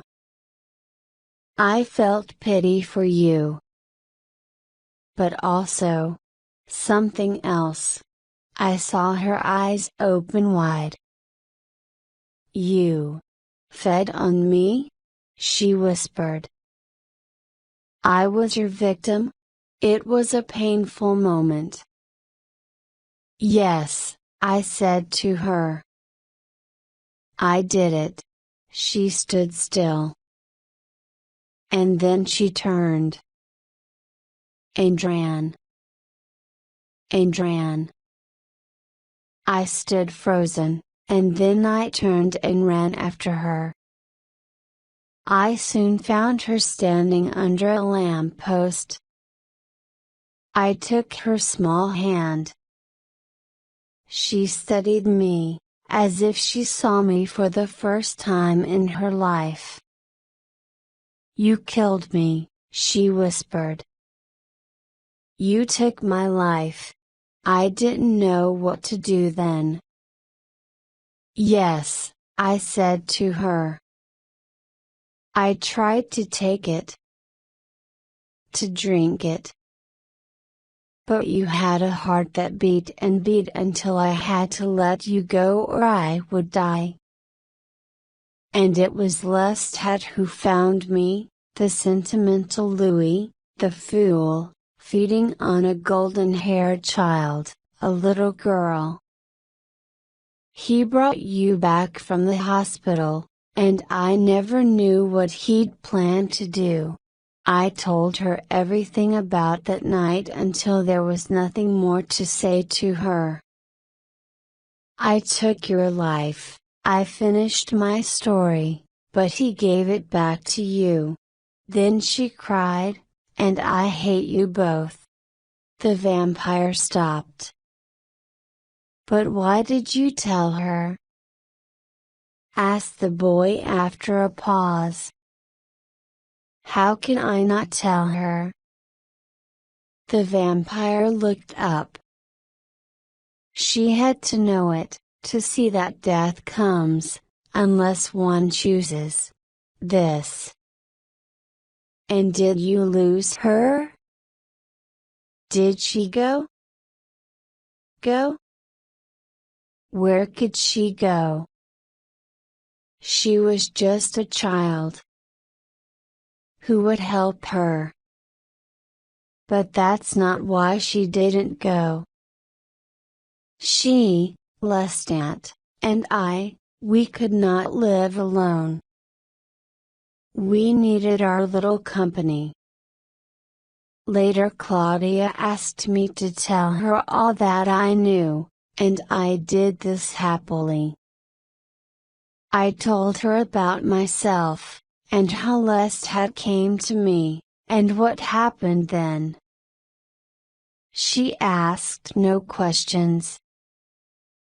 And then, when it was finished and I was sitting there, she said, "So I was mortal, and you gave me your immortal kiss.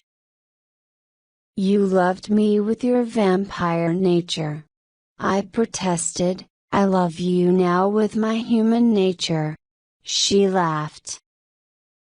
"Ah, yes," she answered. "Yes, and that's your problem. Human nature. I have no human nature. And a story of a mother's dead body cannot give me one. I have none. It scares you, I can see it in your eyes. I am a vampire more than you are. Now you know it after 65 years. I couldn't believe what she was saying. But she continued, "He made me to be your companion. He gives me nothing. I used to think that he was charming, but not anymore. And you never liked him. We're his toys. Now is time to end it, Louis. Now is time to leave him. Time to leave him. I dreamed of it for so long. But he'll never let us go," I whispered. And she, still smiling, said, "Oh, really?" Apostrophe. We agreed then to make plans as soon as possible. The next night my agent came to do business with me by the light of one candle and took my secret orders for an ocean voyage. Claudia and I decided go to Europe on the first ship. The most important orders were about a special casket that would travel with us in our cabin. And then there were orders about Lestat. I planned to leave him the rents for some shops and townhouses. I wanted to buy our freedom. Lestat would have his own money and wouldn't need me. I planned to convince Lestat that we wanted only to take a trip together. But I did not believe that Claudia and I could really leave him. I pretended that I believed it, but really, I did not. Meanwhile, Claudia still read her vampire books and asked Lestat questions. "What vampire made you what you are?" she once asked, without looking up from her book. "Why do you never talk about him?" Lestat was furious. "I can give you death more easily than I gave your life," he cried, but Claudia was not scared. "You know nothing," she said to him, "and if the vampire who made you knew nothing, and the vampire who made that vampire knew nothing, and the vampire before him knew nothing, and so it goes back and back, nothing coming from nothing, until there is nothing. And we must live with the knowledge that there is no knowledge." Lestat was silent for a long time. And when he looked at me, I saw that he was afraid. Lestat was afraid. "You infected her with this," he whispered to me and went out. You were right. He knows nothing. There is nothing he can tell us, I said to Claudia. She answered me like an older woman. We'll find others like us, she said. We'll find them in Europe. That is where they live in the books. I'm sure of it. And I also think that he killed the other vampire. I couldn't understand why she said that. Because I know it now, she explained. That vampire made Lestat his slave, and he couldn't be a slave, so he killed him. Killed him before that vampire taught him anything. Then Lestat made you, his slave. But I will free us both. I still couldn't understand her. I haven't told him about our plan, about the voyage, the money, I was telling her. And then she said, I will kill him. We went out and walked along the dark and narrow streets in silence. Soon I stopped and turned to her. Claudia. I began, trying to find the words to talk about what she had said. But she wouldn't listen. And why not kill him? She asked me. He is useless to me. I can get nothing from him. She started walking away from me. Claudia. I called after her. Claudia, you cannot kill him. I don't care what you feel, what you say, you cannot kill him. He'll kill you if you try to kill him. There is no way you can do it. You don't know how. She turned around. And why not? Do you think he is so strong? She cried. I love you, Louis, and I can kill him. But I want to tell you something else now, a secret between you and me. There was a smile on her lips. The secret is, Louis, that I want to kill Lestat. I will enjoy it. I kill humans every night with hunger. And I don't care about them, where they come from, where they go. But I don't like Lestat. I want him to be dead. And I will enjoy it. I was angry with her and tried to protest. I said that she forgot that he was not mortal, but immortal. He couldn't get ill or grow old. He could live to the end of the world. He's a killer, she whispered and was gone.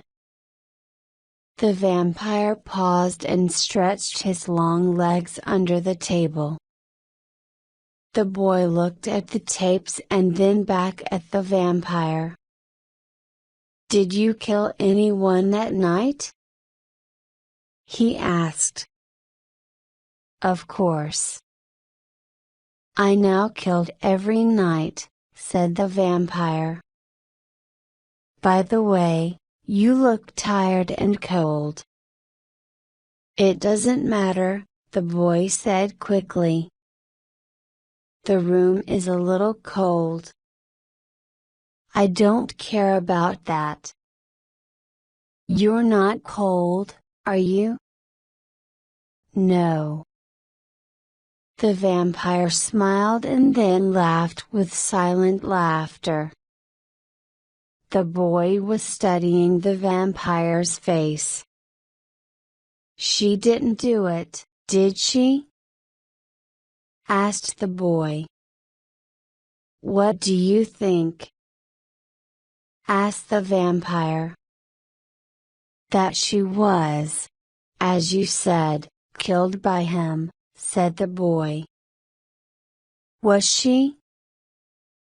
Don't you think that she could do it?" asked the vampire. "But he was so strong.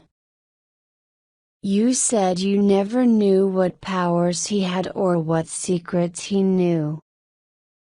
How could she even know how to kill him?" The vampire looked at the boy for a long time, smiling.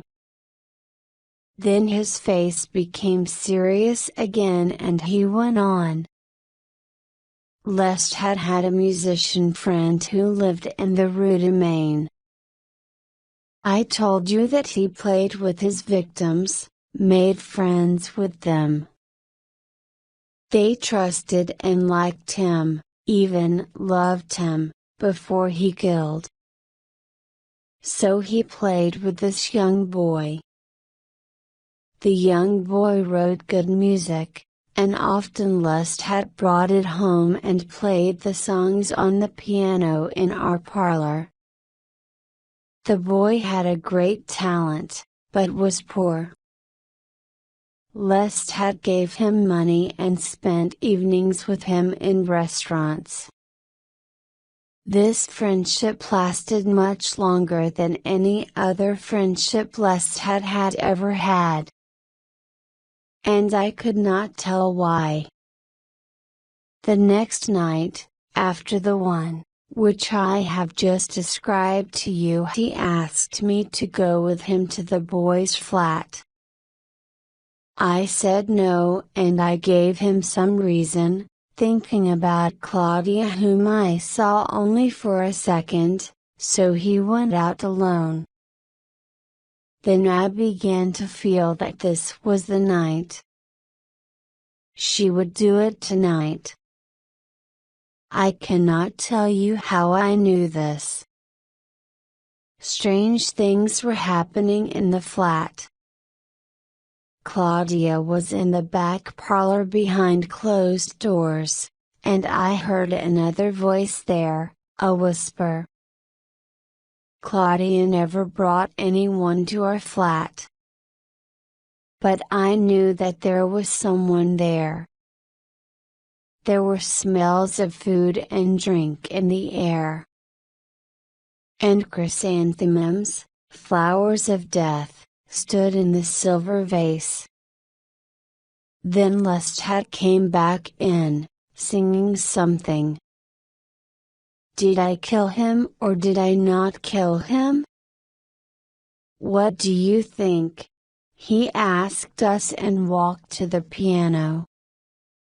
You did not, I said, thinking, can he die? Can he actually die? And will she really to do this? But I had the feeling now that there was no way back.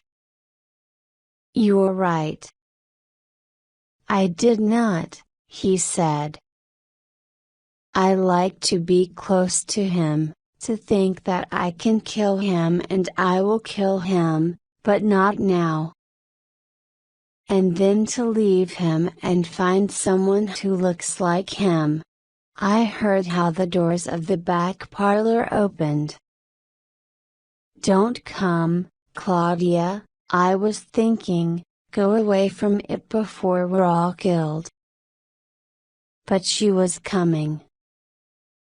I heard her small footsteps. There was a smell of her perfume. She walked in through the door, all in white, went to the piano and looked at Lestat. What is it now? He said angrily. You irritate me. Yes, you do. And I'll tell you something else. I've met someone who will be a better vampire than you. Do you understand what I mean? I was shocked. Was Lestat talking about his musician friend? Do you want to frighten me? Claudia asked. Lestat smiled. You're spoiled because you're an only child, he said. You need a brother. Or maybe I need a brother. I'm tired of you both. I couldn't believe what I heard. Does he finally want us to leave? I think we three could fill the world with vampires, Claudia said, and Lestat laughed at her words. Do you think so? He said, smiling. Do you think you could do it? You two don't have the power, he said. His words seemed to worry her.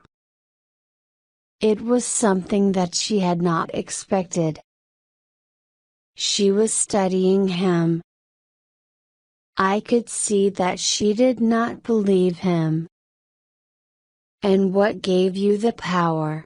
She finally asked with sarcasm. That, my dear, is one of those things which you may never know, Lestat said. Claudia laughed, you're a liar. But you spoil my plans. Your plans? Lestat asked. He was not the only person who had secret plans. I came to make peace with you because you're my father, Claudia said. He did not believe it at first. He looked at me, then looked at her. I have a present for you, Claudia said. Lestat laughed. And I hope it's a beautiful woman with something you'll never have, he said cruelly. Her face changed when he did this. She almost lost her self-control. But then she just took Lestat by his hand. You haven't fed enough. I can see it in your color, in your eyes. Let's say that I can give you something special tonight, she whispered. He looked at me again. I said nothing. Then he followed her to the hall, and I went after them. Two small boys lay on the couch in her room, sleeping. I saw by their poor clothes that they were orphans. They had a meal with wine, which was still standing before them on the table. But there was a smell in the room which I did not like. Lestat sat down next to the boys. Oh, Claudia, he said. They're so beautiful. Where did you find them? At first, she said nothing. She was sitting in an armchair and staring at Lestat. Drunk on wine, she said. I thought of you when I saw them and wanted to share them with you. Lestat was pleased.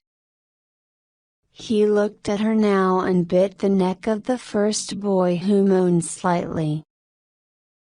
Claudia was looking at Lestat until he finished the first boy and lay on the floor. But something was wrong. Lestat was staring at the ceiling. He lay too still. Then he made a sound. Don't you like it, Lestat? Claudia asked him softly. Don't you like the taste of children's blood? I could see that sometimes he shivered, but he did not move. He could not move at all. Something's wrong with it, he whispered. Louis, it's absinthe. Too much absinthe. She has poisoned them with it. She has poisoned me, Louis. I wanted to come and help him, but Claudia ordered me to stay where I was. She left the armchair and walked to him. Yes, it's absinthe, father, she said, and laudanum. Lestat tried to shout at her and ask me to put him in his coffin, but his voice was very weak. I'll put you in your coffin, Claudia said. I'll put you in it forever. And then, from under the couch, she took a kitchen knife and stabbed him. The blood poured out of him, down his shirt, down his coat. She stood looking at him. He looked up at me and whispered, Louis. Louis. I turned away from him, shocked by what I'd seen. I couldn't look at it anymore. Look what's happening to him, Claudia cried. I turned. He lay now on his back, and his body was drying. His skin became thin and wrinkled, and so white that I could see his bones through it. He was just a skeleton. But his eyes were the same, staring at the ceiling. Finally, the eyes closed. The thing that had been Lestat lay still. For a long time, Claudia just stood there. Blood was everywhere, even on her dress, her white shoes, her cheeks. Together we rolled the three bodies in sheets. Then I found a carriage with a horse, and we drove the bodies to the dark swamp outside the city. Now we were free of Lestat forever. When I woke up next evening, Claudia was looking through his things. Nothing. She finally said. Nothing about where he came from or who made him. I turned away from her. I couldn't look at her after what she had done to Lestat. Go away from me, I said. I'll care for you because you can't care for yourself. But I don't want you near me. Don't come near me. She started crying, for the first time since the night when I found her in her dead mother. He deserved to die, she shouted. And I told you I was going to do it. I told you, Louis. I did it for us. So we could be free. The sound of her crying stopped me. I went back, sat down beside her, and put my hand on her shoulder. Louis, if I lose you, I have nothing, she whispered. I can't undo what I've done. She put her arms around me. I can't live without you, she whispered. Finally, my heart softened. All right, my dear, I said to her. All right, my love. Like I said, we were free of Lestat forever, beginning the great adventure of our lives. But I was sad. What does it mean to die when you can live until the end of the world? And what is the end of the world? I was thinking and walking the streets again while Claudia went away to kill alone. At one place, I came to a cathedral and went in. It was a Saturday evening, and the people were coming in for confession. Inside candles were burning. I had no fear, I even wanted something to happen. I was in the cathedral, and I saw that a man was staring at me. Quickly I turned away from him. I looked at the statues with their empty eyes and thought that God did not live in that church. I was the only supernatural thing in that cathedral. I felt loneliness. Terrible loneliness. So I was sitting alone in the Saturday night cathedral when suddenly I felt a hand on my shoulder. I looked up and saw a gray-haired priest. "Do you wish to go to confession?" he asked. I was going to close the church. "You are in trouble, aren't you? Can I help you?" For a moment, I just stared at him. I wanted to smile. But then I decided to do it. I went to the confession booth with him and there I said, lifting my hand to make the sign of the cross, "Bless me, Father, for I have sinned. Sinned so often and so long that I do not know how to change. I do not know how to confess before God what I have done."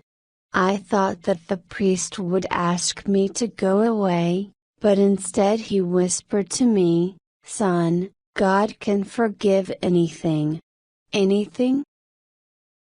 I thought and said, "I killed, Father. I brought death after death. I fed on human life. I am not mortal, Father, but immortal and damned.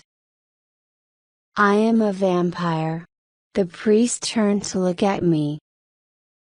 "What is this, a joke?" he asked and left the booth. Quickly I opened the booth door and stepped out. "Young man, do you fear God at all?" he glared at me. Now I moved closer to him. Then, confused, he took a step back. The church was empty, black, the candles were burning only on the altars. "Then there is no mercy," I said to him angrily and suddenly put my hands on his shoulders. His mouth opened in horror. "Do you see what I am? Why, if God exists, does He let me suffer?" I said to him. He was trying to free himself. I opened my mouth and showed him my teeth. "Why does He let me live?" I asked him. The priest was terrified. "Let me go, devil!" he cried in panic. So I let him go. The vampire stopped. The young man was now smoking his cigarette and staring at him. For some time the vampire was looking at the floor. Then he continued. "I didn't remember Europe from my childhood, not even the voyage to America. But I spoke French, and I remembered how angry I was when Napoleon sold the colony of Louisiana to the United States. I wanted to see Europe, to know it. So I started thinking only about that now." And Claudia made a plan. It was her idea to go first to Central Europe where the vampires probably lived. She was sure that we could find something there that would tell us about our origins. But first of all, she wanted to meet with vampires like her, and so did I. It was possible to forget what had happened to Lestat by thinking about Europe. But we had another problem before we left for Europe. Oh, a great problem. It began with the musician. He had come while I was at the cathedral that evening, and the next night he came again. It was our last night in New Orleans. The next evening, we were planning to get on the ship just before midnight. I went down to open the door to him myself, and his appearance shocked me. He was much thinner now and very pale. And he was miserable. When I told him that Lestat had gone away, at first he couldn't believe me. But why did he go? The musician asked. I didn't understand what he needed from Lestat except money. He was my friend. He cried. Then I saw something on his neck and asked him about it. I don't know what it is. The insects are everywhere, he said, turning away from me. When he was gone, I told Claudia about the marks on his neck. She was sad. What do the marks mean? She asked me. Did he feed on the boy when the boy slept? I said that I was not sure. But I remembered how Lestat had told us that he knew a boy who would make a better vampire than Claudia. Had he planned to do that? Had he planned to make another one of us? It didn't matter now. We would say goodbye to New Orleans very soon. Everything was ready when I woke up the next evening. The casket was on its way to the ship. I was alone in the flat, waiting for Claudia to come back from the streets. She was my companion forever.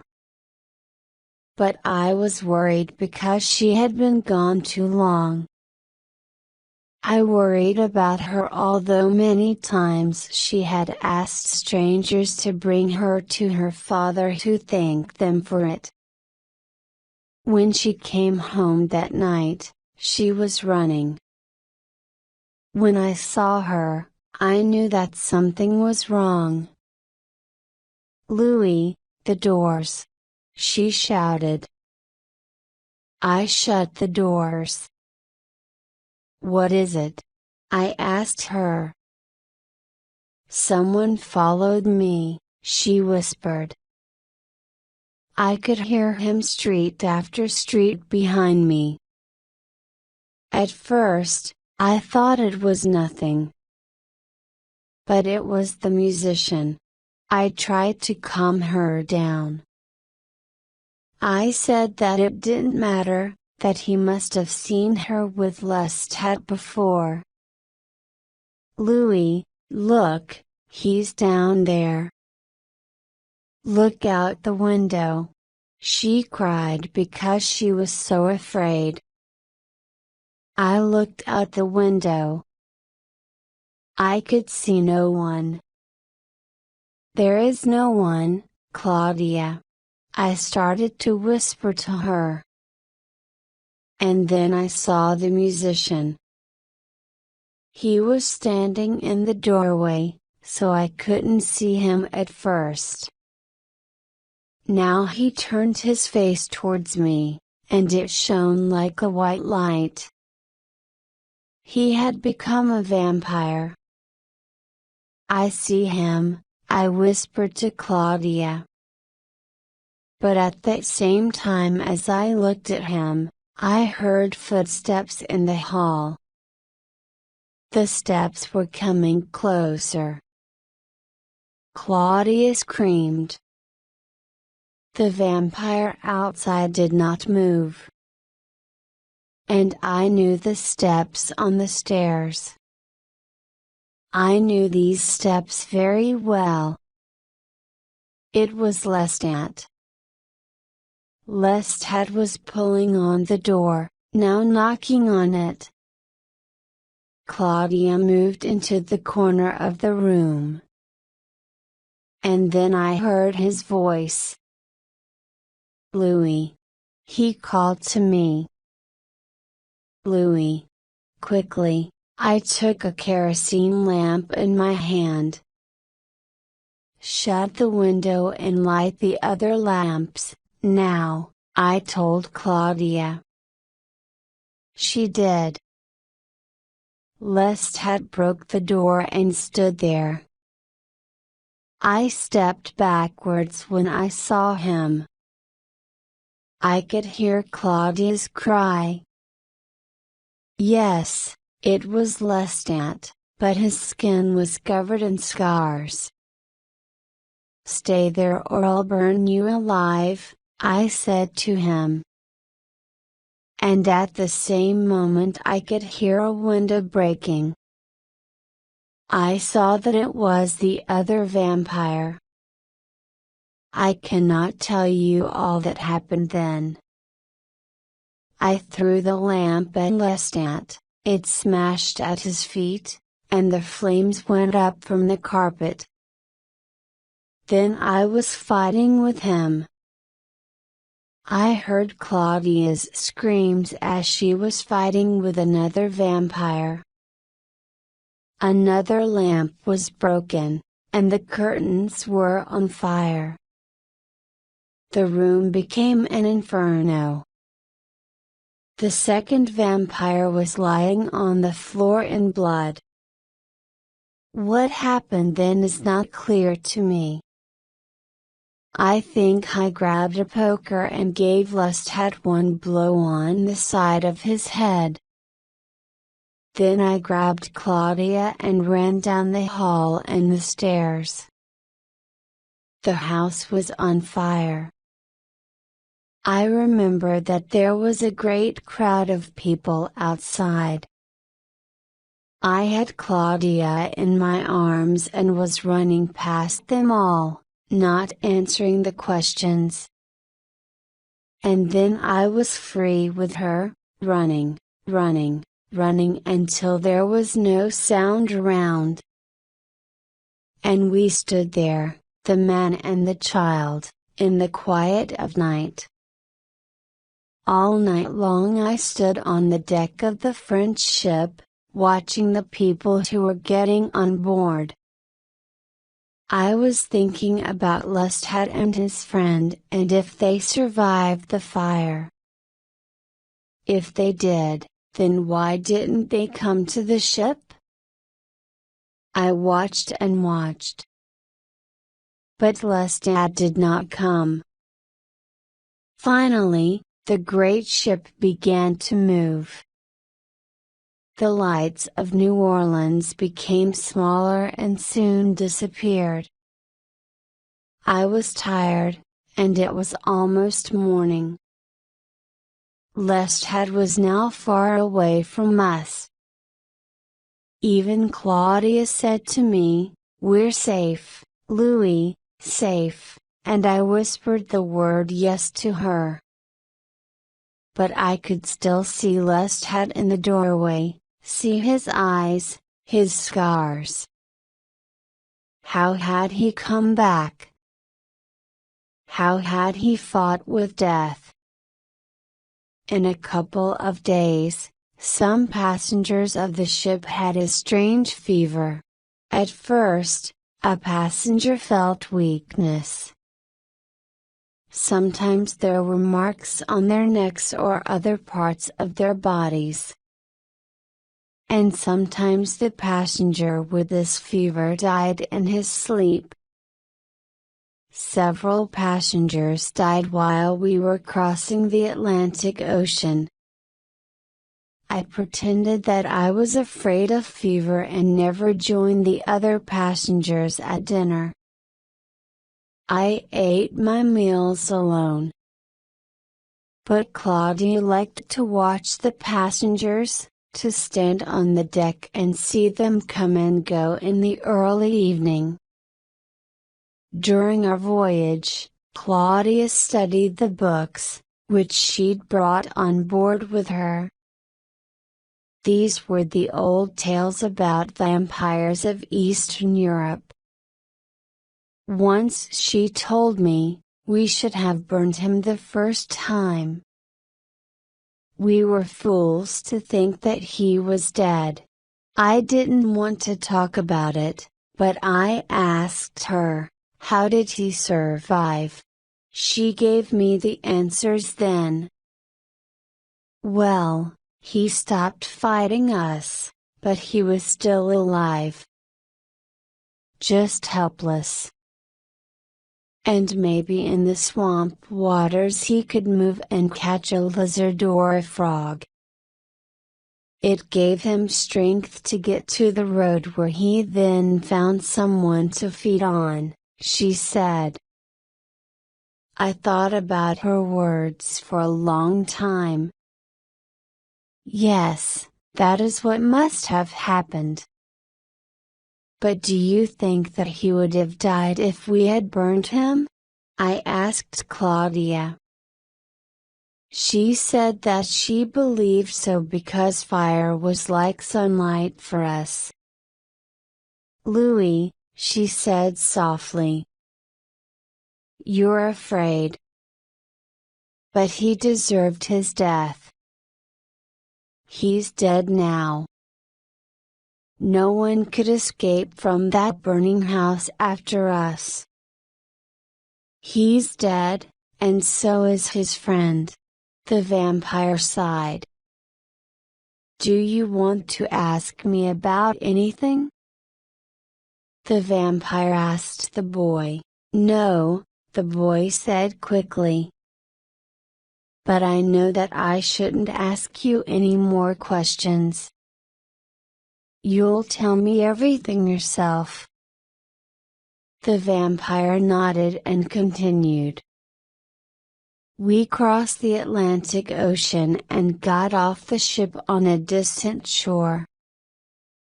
Claudia had a plan, so at first we went to one village, then to another. I can't tell you the names of the places, but I remember that they were far from the coast. From there we traveled by carriage to Varna, a town in Bulgaria, in the heart of Eastern Europe. It was a strange country. Lonely, dark, rural. There were castles and ruins. We were lost in the many villages, and we were always in danger. Killing in New Orleans was easy. But here the simple country people believed in vampires. They knew us as devils. We traveled alone and fast and stayed at cheap inns, where I always found someone who spoke German or even French, and together we discussed old legends. But finally, we came to the village which was a turning point in our travels. I will always remember the terrible events of that night. The village was strangely empty.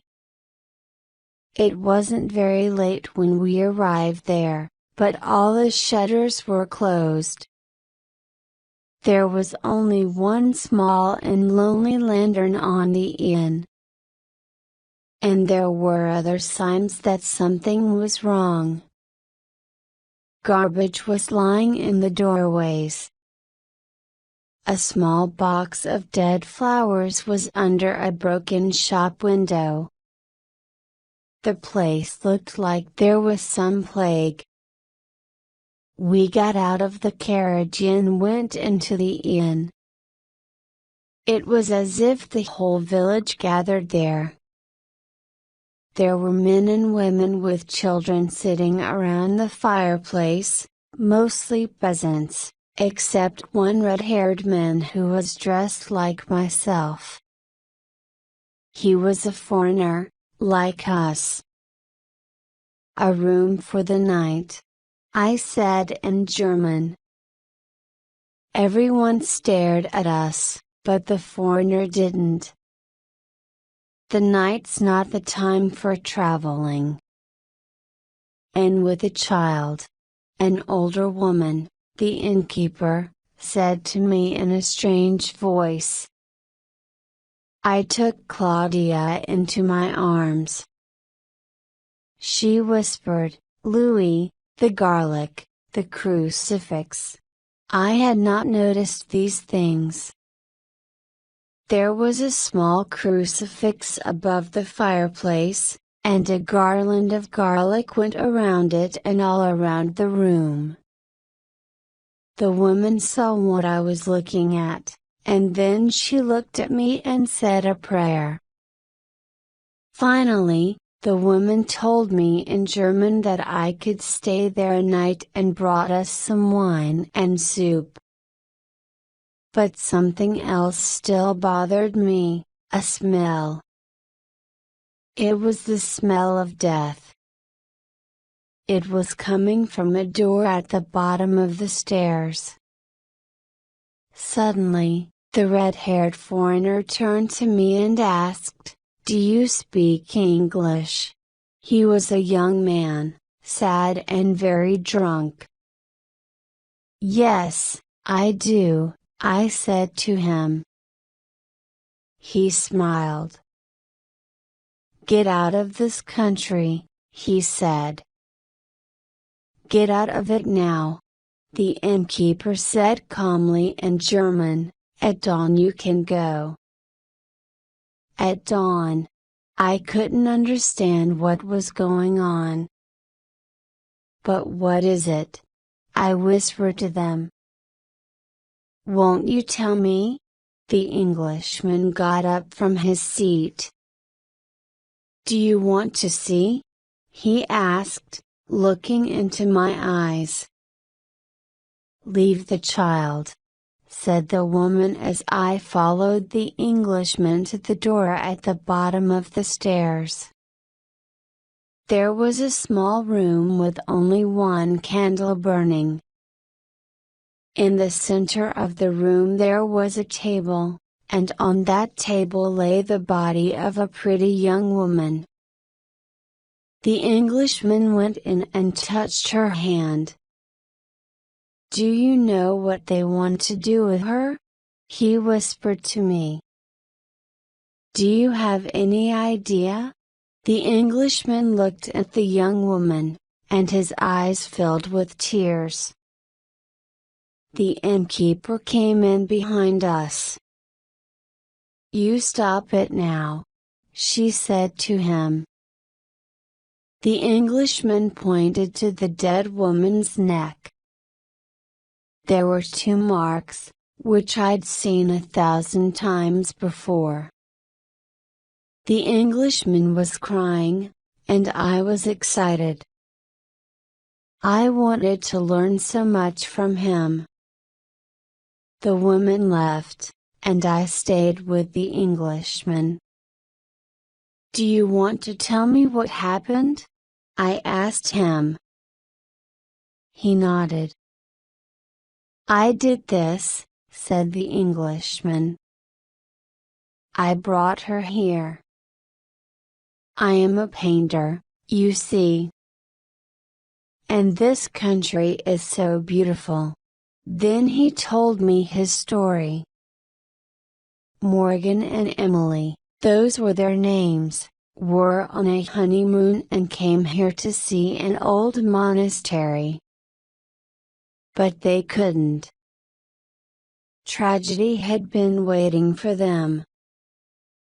The regular coaches did not come this way, and Morgan had paid a farmer to bring them here by his cart. But when they arrived, there was something going on in the cemetery. The farmer stopped and didn't want to go further. There was some procession. All the people were dressed in their best clothes, and some were holding flowers. Morgan and Emily decided that they wanted to see it. The farmer left their bags and rode away. They could see that the village was not far, so there was nothing to worry about. Morgan asked Emily to sit on their suitcases and went closer to the cemetery to see the procession better.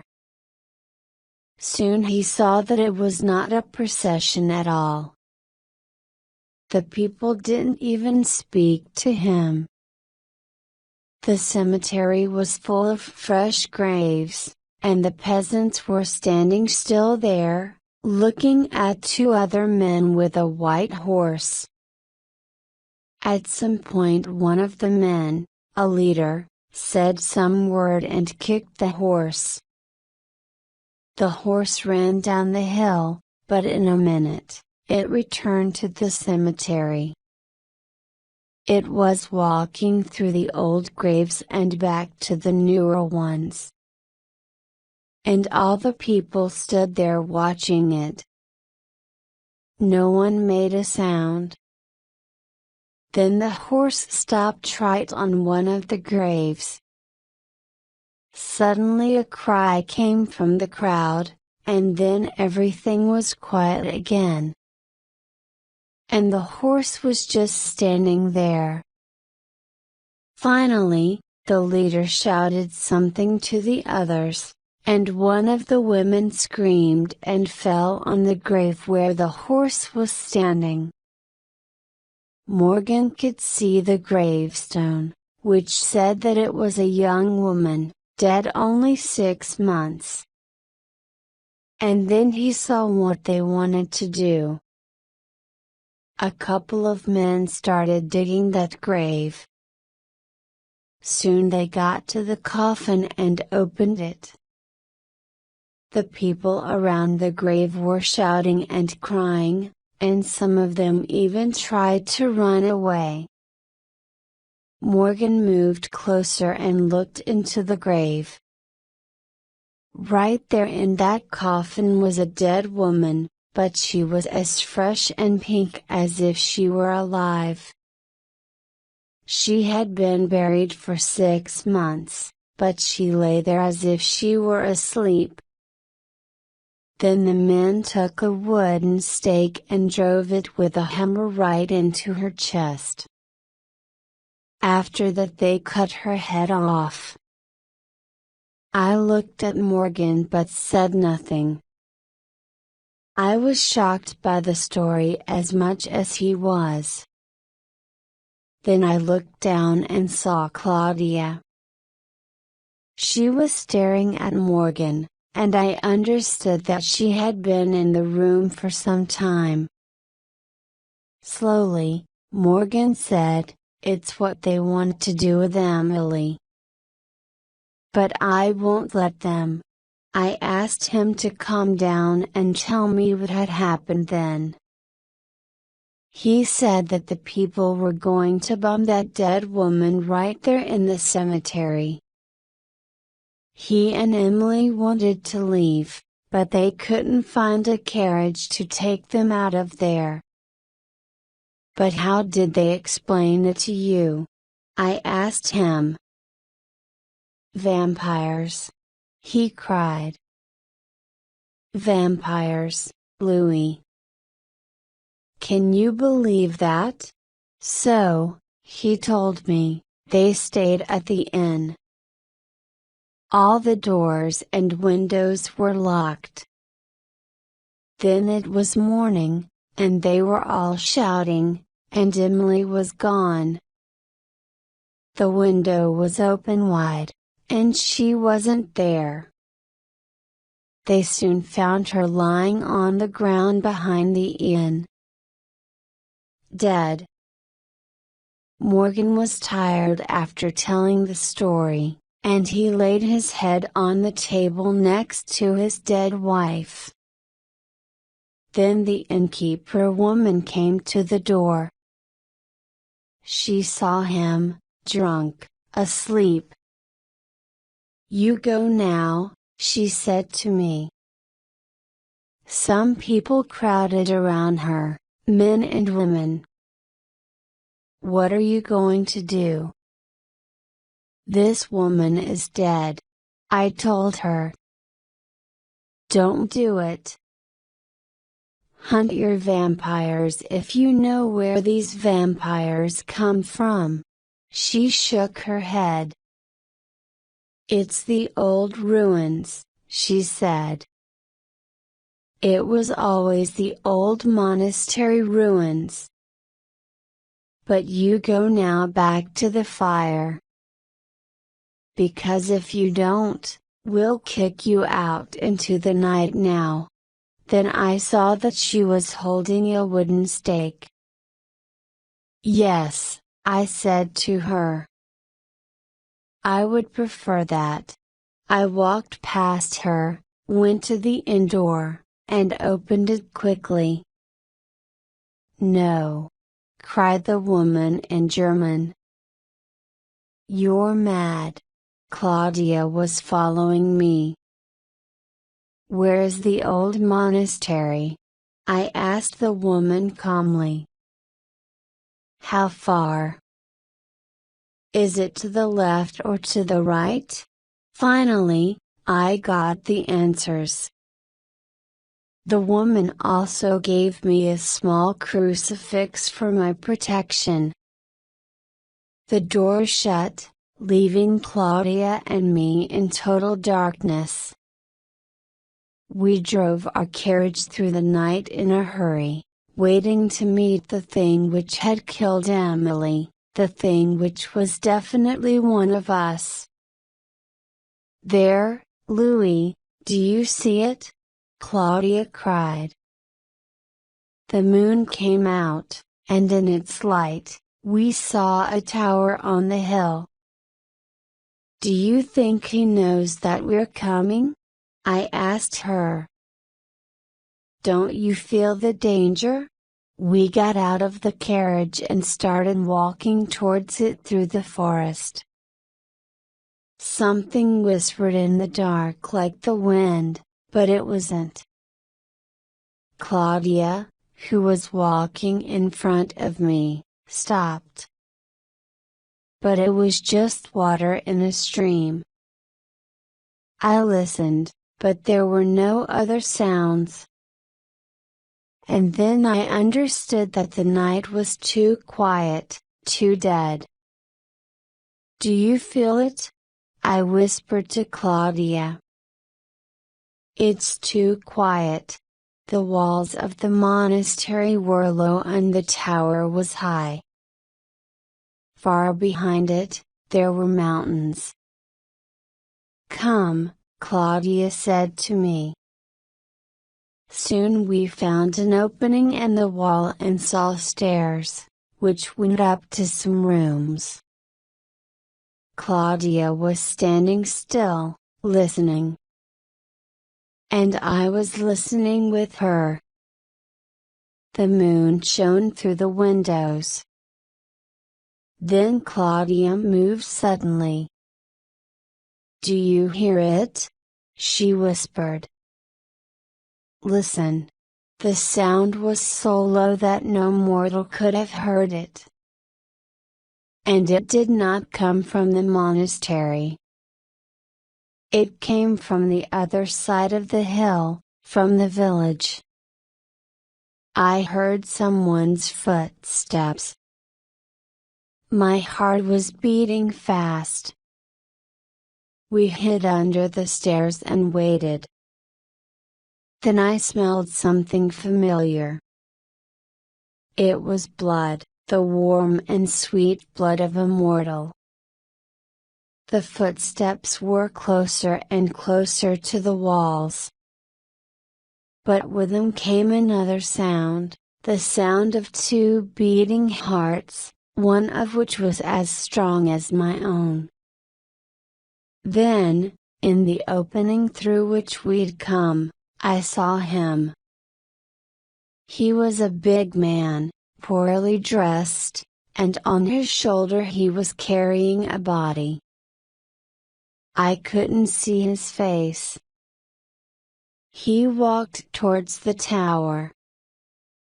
I was ready to step forward to meet him, but then I saw that his eyes did not see me as I saw him.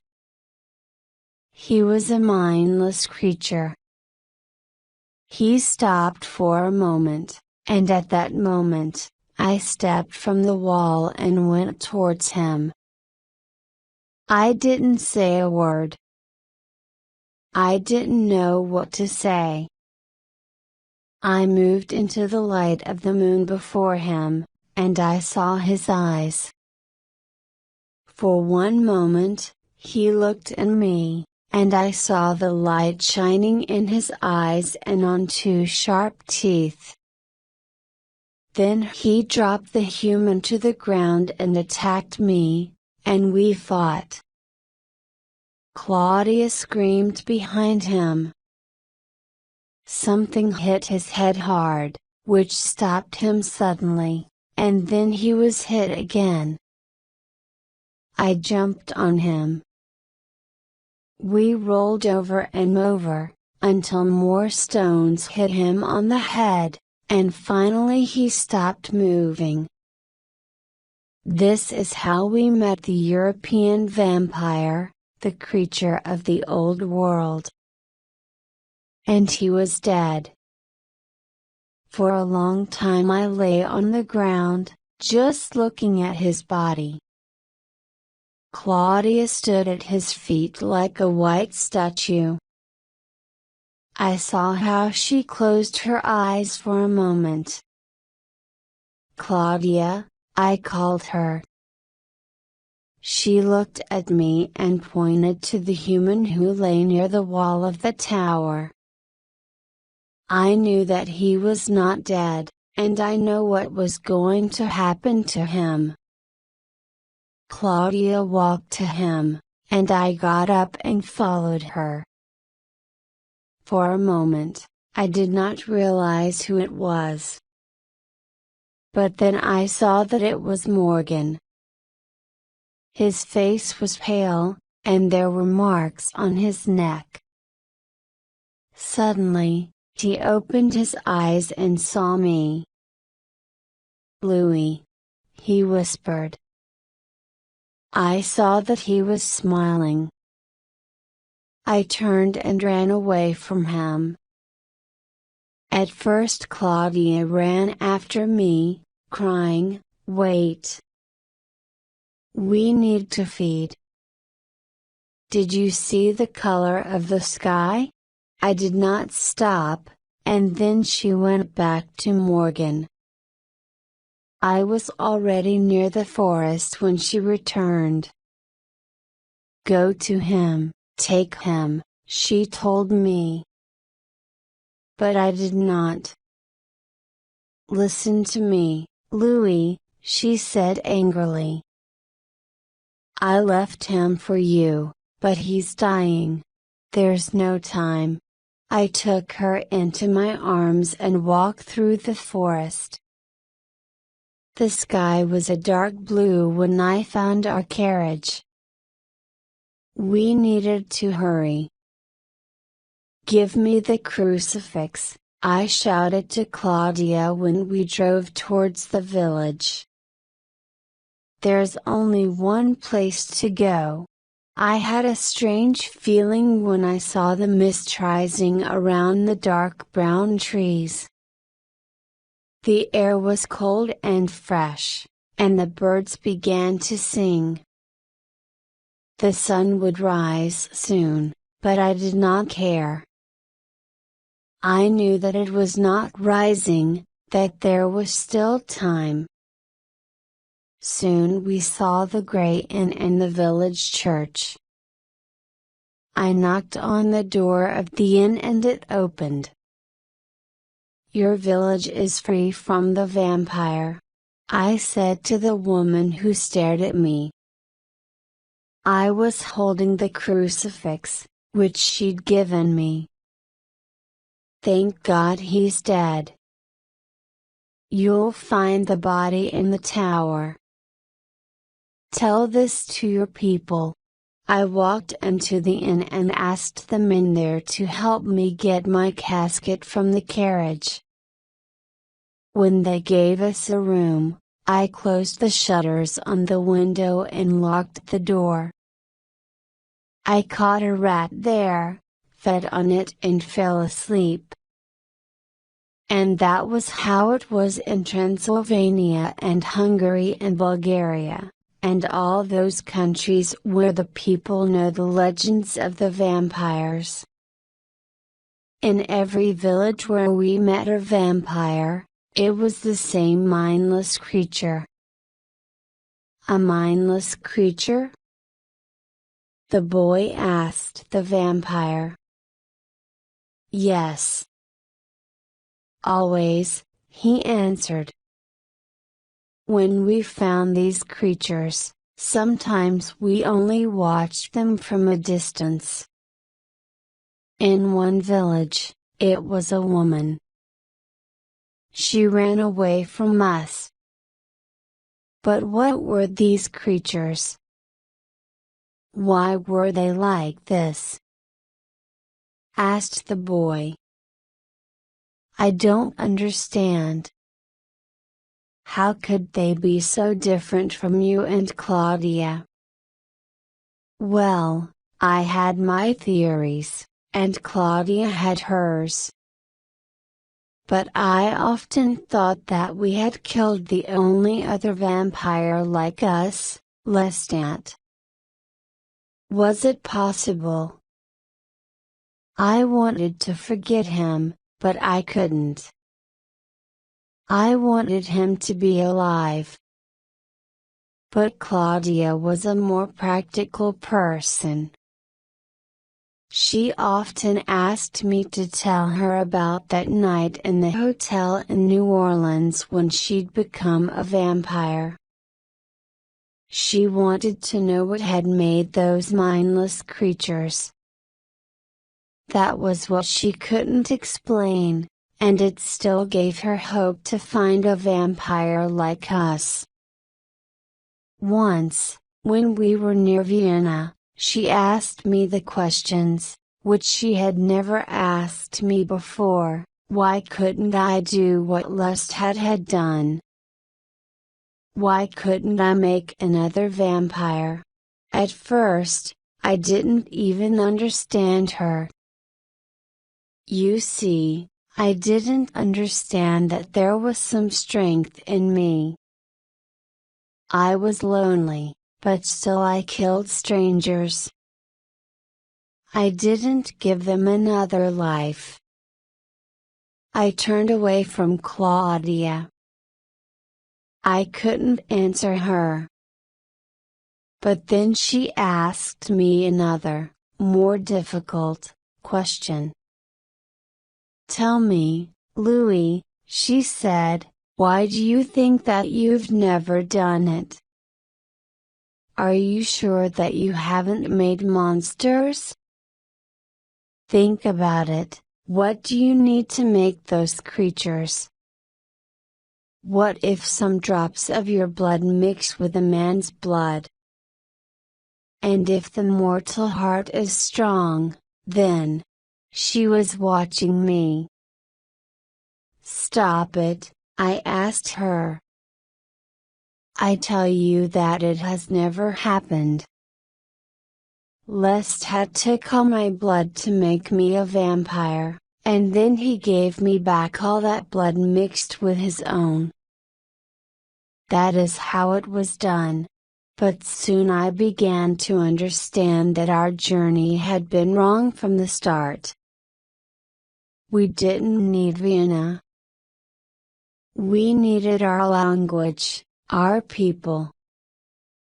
So we went to Paris. I think that Paris brought me back to life. I forgot myself. I forgot all the questions, all the troubles, and so did Claudia.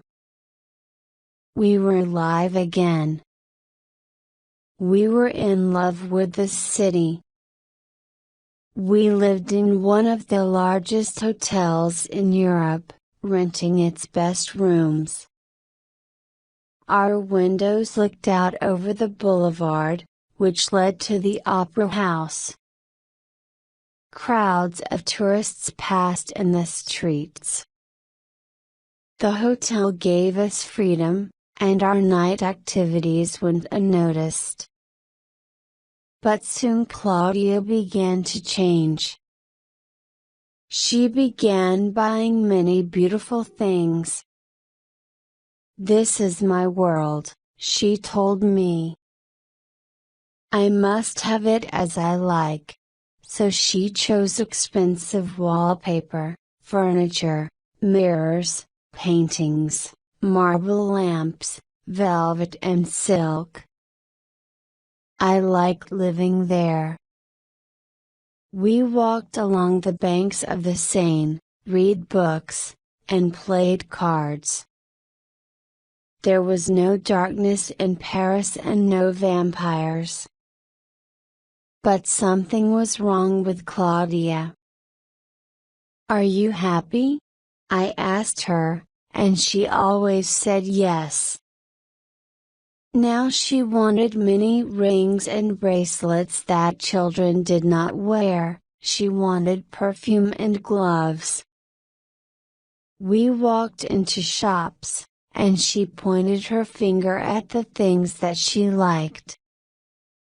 I bought them for her. Often she bought them herself. Then she didn't look like a lost child anymore. She looked strange, even shocking, so I worried about her. I worried about us. And then one night, when I woke up, she was gone. I couldn't ask anyone about her.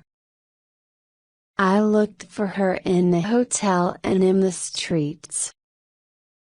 But then I finally saw her coming through the doors. She passed me as if she hadn't seen me at all. When I came into our rooms, I saw something in her arms. It was a small doll. Still she said nothing to me, she was playing with the doll. "It's a doll," she said, looking at me. "See? A lady doll. A woman made it.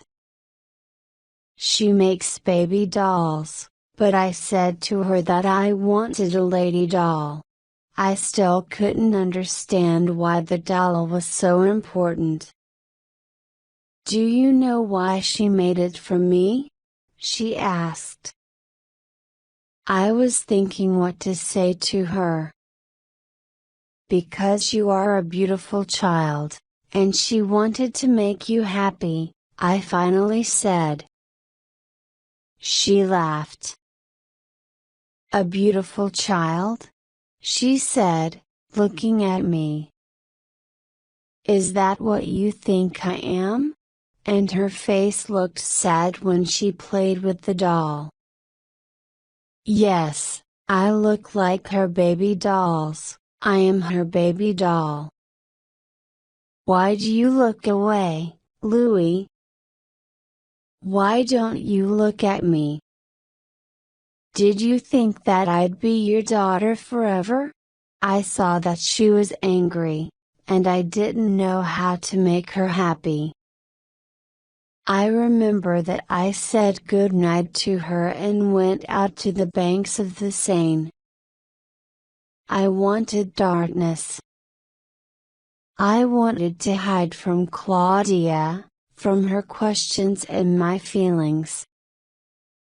I wanted to make her happy, but I just didn't know how. I was walking through the older and darker streets of the city, turning the corners, thinking, I cannot make her happy. I do not make her happy. Her unhappiness is bigger every day. I understood that I was helpless, and she was helpless, too. But she was stronger than I was. And I knew that she loved me. And then something happened. Suddenly, I felt that someone was following me. At first, I thought that it was Claudia. But the footsteps were too heavy for her. Then I thought that it was just some mortal, walking behind me right into his death, so I continued walking. But soon I noticed that the footsteps matched my own. Was it just a coincidence? I stopped, and they stopped. I started walking again, and they started walking, too. I went faster, and they went faster, too. To the right and to the left the street was dark. The stranger was too far, and I couldn't see him, so he couldn't see me either. I was shocked because I understood that the footsteps were not human, but I didn't know what to do. I wanted to call this creature and welcome it. But I was afraid and continued walking. I turned a corner, and there was some light in the street. All was quiet behind me now. I was standing near the wall of some house, listening, waiting. And when I turned to go, I saw a figure of another vampire at the end of the street.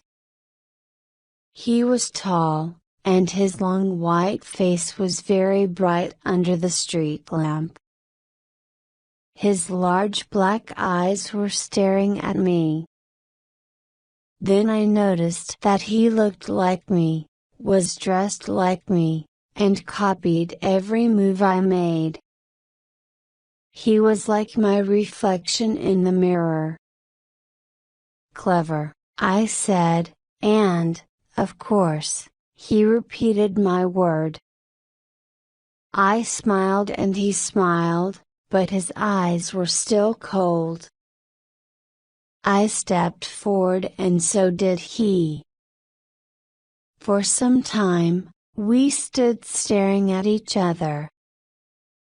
But then he started laughing. I understood that he was laughing at me, and I hated him for that.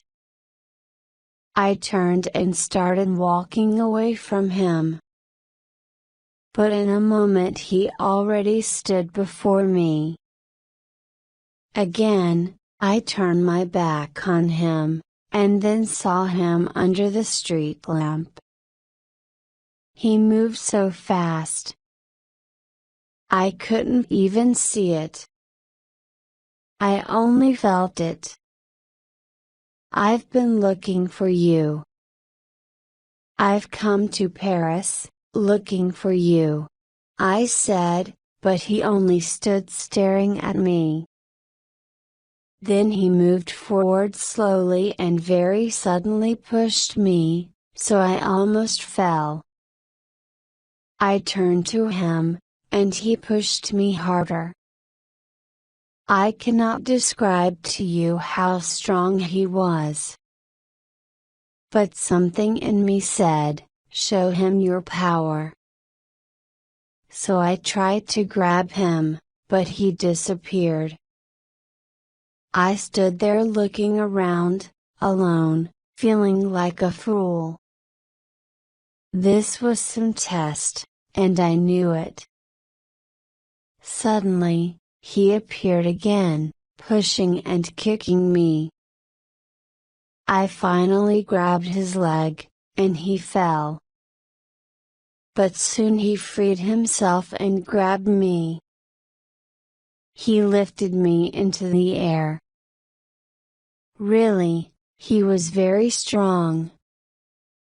I couldn't see anything, and then I felt that someone else had come between us, someone who was fighting him now, trying to save me. I fell to the ground, and when I looked up, only for a second I saw two figures. Then they were gone, and the night was empty. I sat, staring around me and into the sky. Slowly, a figure appeared from the darkness of the wall above me.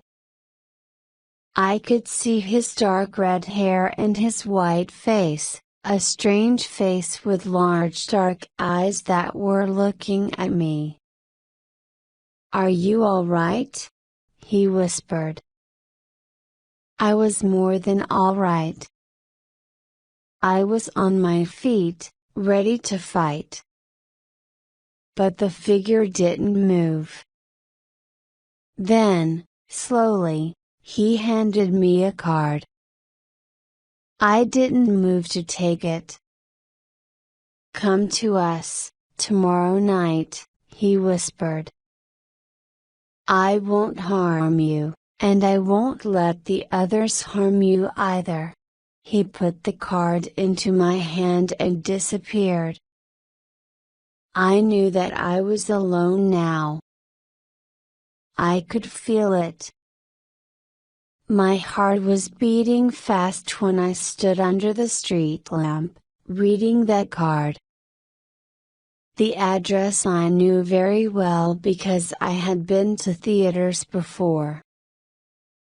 But the name was shocking, Theater des Vampires, and the time was 9 p.m. I turned the card over and read, "Bring the little beauty with you. You are very welcome. Armand." I understood that Armand must have been the person who gave me the card. I had only a very short time to get to the hotel and to tell Claudia about these things before morning, so I ran back. The next night at the Theater des Vampires, the doorman checked my card while a line of mortals waited behind me and Claudia.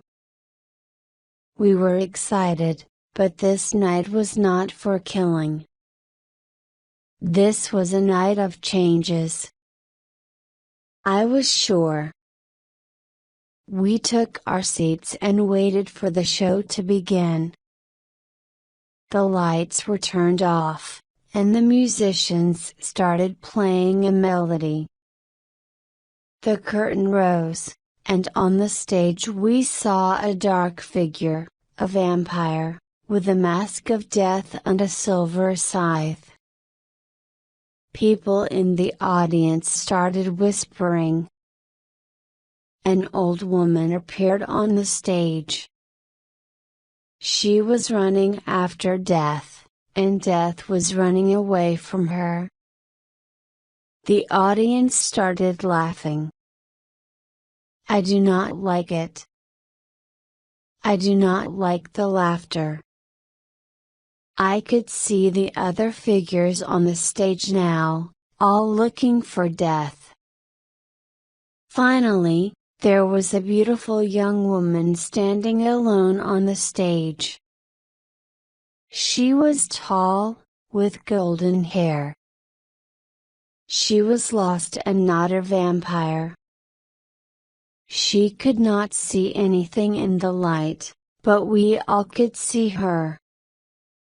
The figure of death came closer to her. He played a pantomime of death and love. People in the audience applauded, and I saw that Death was the same vampire who had attacked me in the street. I touched Claudia's hand in the dark, but she sat still. The woman on the stage moved back from the vampire, and I saw the tears in her eyes.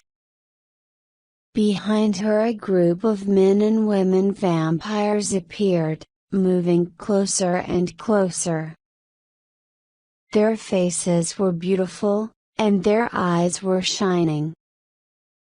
Death turned to the audience.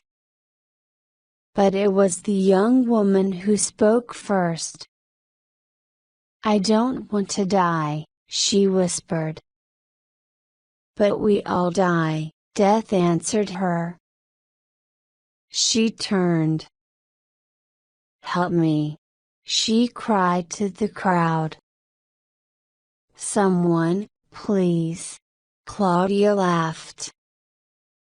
The woman on the stage didn't understand where she was and what was happening.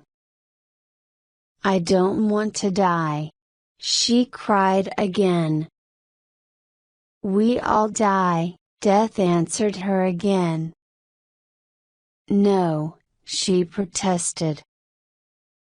"I have so many years, so many." Death laughed. "Years," said the vampire. "How do you know that you have so many years? Death can come anytime. And if you live a long life, what would you get?" The gray hair and wrinkled face of an old woman. The woman turned to him. "Let me live, please." "I don't care. I don't care." Death walked around the stage, as if thinking.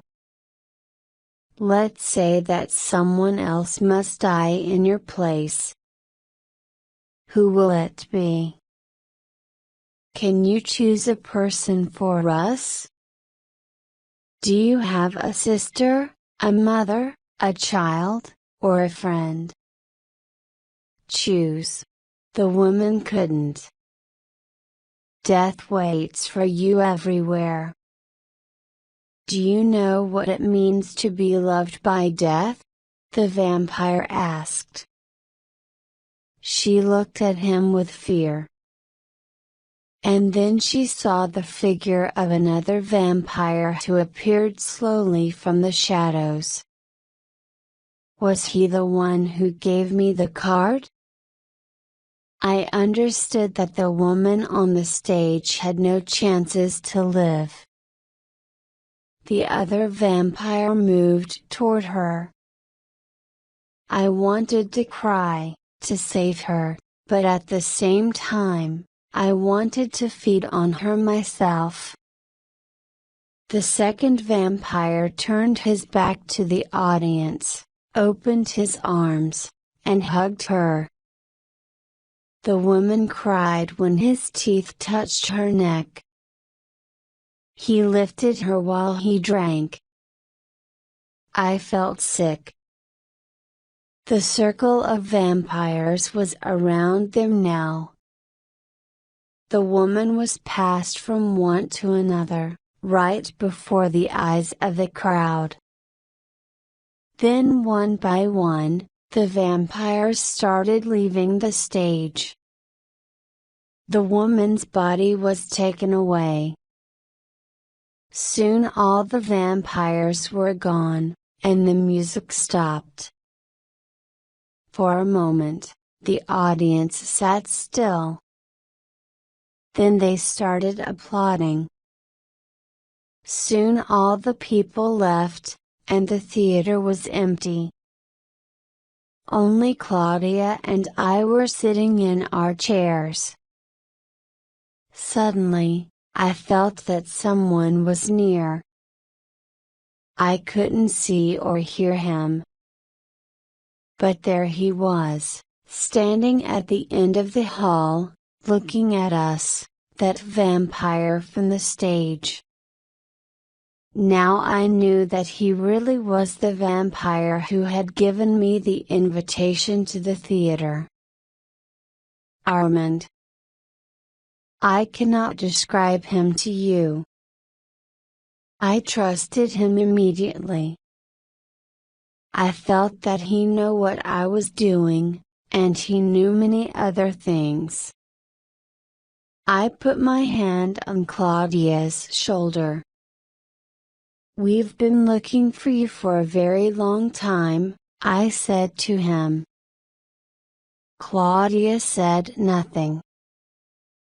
He didn't answer, but showed us to follow him. We walked down the stairs and into a room under the theater. The room was big and dark. A small figure, a young boy, appeared from somewhere and gave Armand a lit candle. Now I could see the room and the other vampire better. He said something to the young boy, who then calmly came up to me and offered me his neck. Never before had I seen this. A mortal wanted to give me his life. Then I saw marks on his neck. I grabbed and bit him, but suddenly saw that my arms were empty. The taste of his blood was still in my mouth. I turned to Armand, confused, but he only smiled. Then I felt that we were not alone there. Other vampires were moving in the shadows. Someone touched me suddenly, pushed me so hard that I almost fell, and I saw the thin face of the first vampire from the stage. I think that I saw him move, and then I did not see him move because he did it so fast. Armand stepped between us. For a moment, we stood still like statues, staring at each other. I cannot say how long we stood there like this or what happened next. I was like in a dream because I hit the wall and fell. Claudia was near me, speaking to someone in a quiet voice. I felt blood on my face. Come with me, said Armand. I heard his words, but his lips didn't seem to move. Claudia helped me to get up, and then we were walking, the three of us, down the stairs, deeper under the city. Soon we came to a small room with a fire burning in a fireplace. I saw a long wall of books, a wooden desk, a coffin, and a picture of Satan above the fireplace. The mortal boy, whose name was Dennis, was sleeping on the bed. But there was something disturbing about the room, and I didn't know what it was. I didn't really know what was wrong with me. I didn't know what I feared now and why I wanted to run away from there. I looked at Claudia, who was sitting in a chair, looking at the other vampire. You've come from so far, you've traveled for so long, the vampire said to us. My name is Armand, and I sent Santiago to give you the invitation. I know your names. I welcome you to my house. I found the strength to speak, and I told him that we had feared that we were alone in this world. But how did you become vampires then? He asked. Claudia's hand moved slightly, and she looked at his face and then at mine. I saw this, and he must have seen it, 2. I knew what she wanted to tell me. You don't want to answer, said Armand calmly. Then I asked him if he was the leader of the group, the master vampire.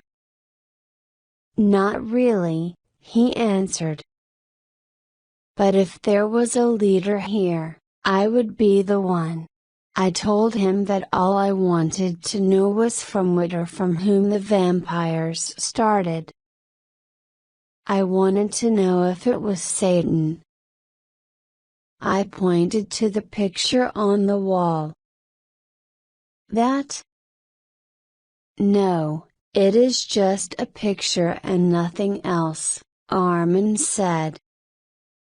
I don't know what he thought of my questions because he was so calm. Then we are not the children of Satan? I asked him. He laughed a little. How could we be the children of Satan? He said. Do you believe that Satan made this world around you? I shook my head.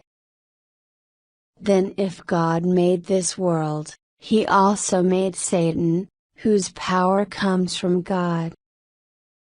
Satan is simply God's child, and we are God's children, too.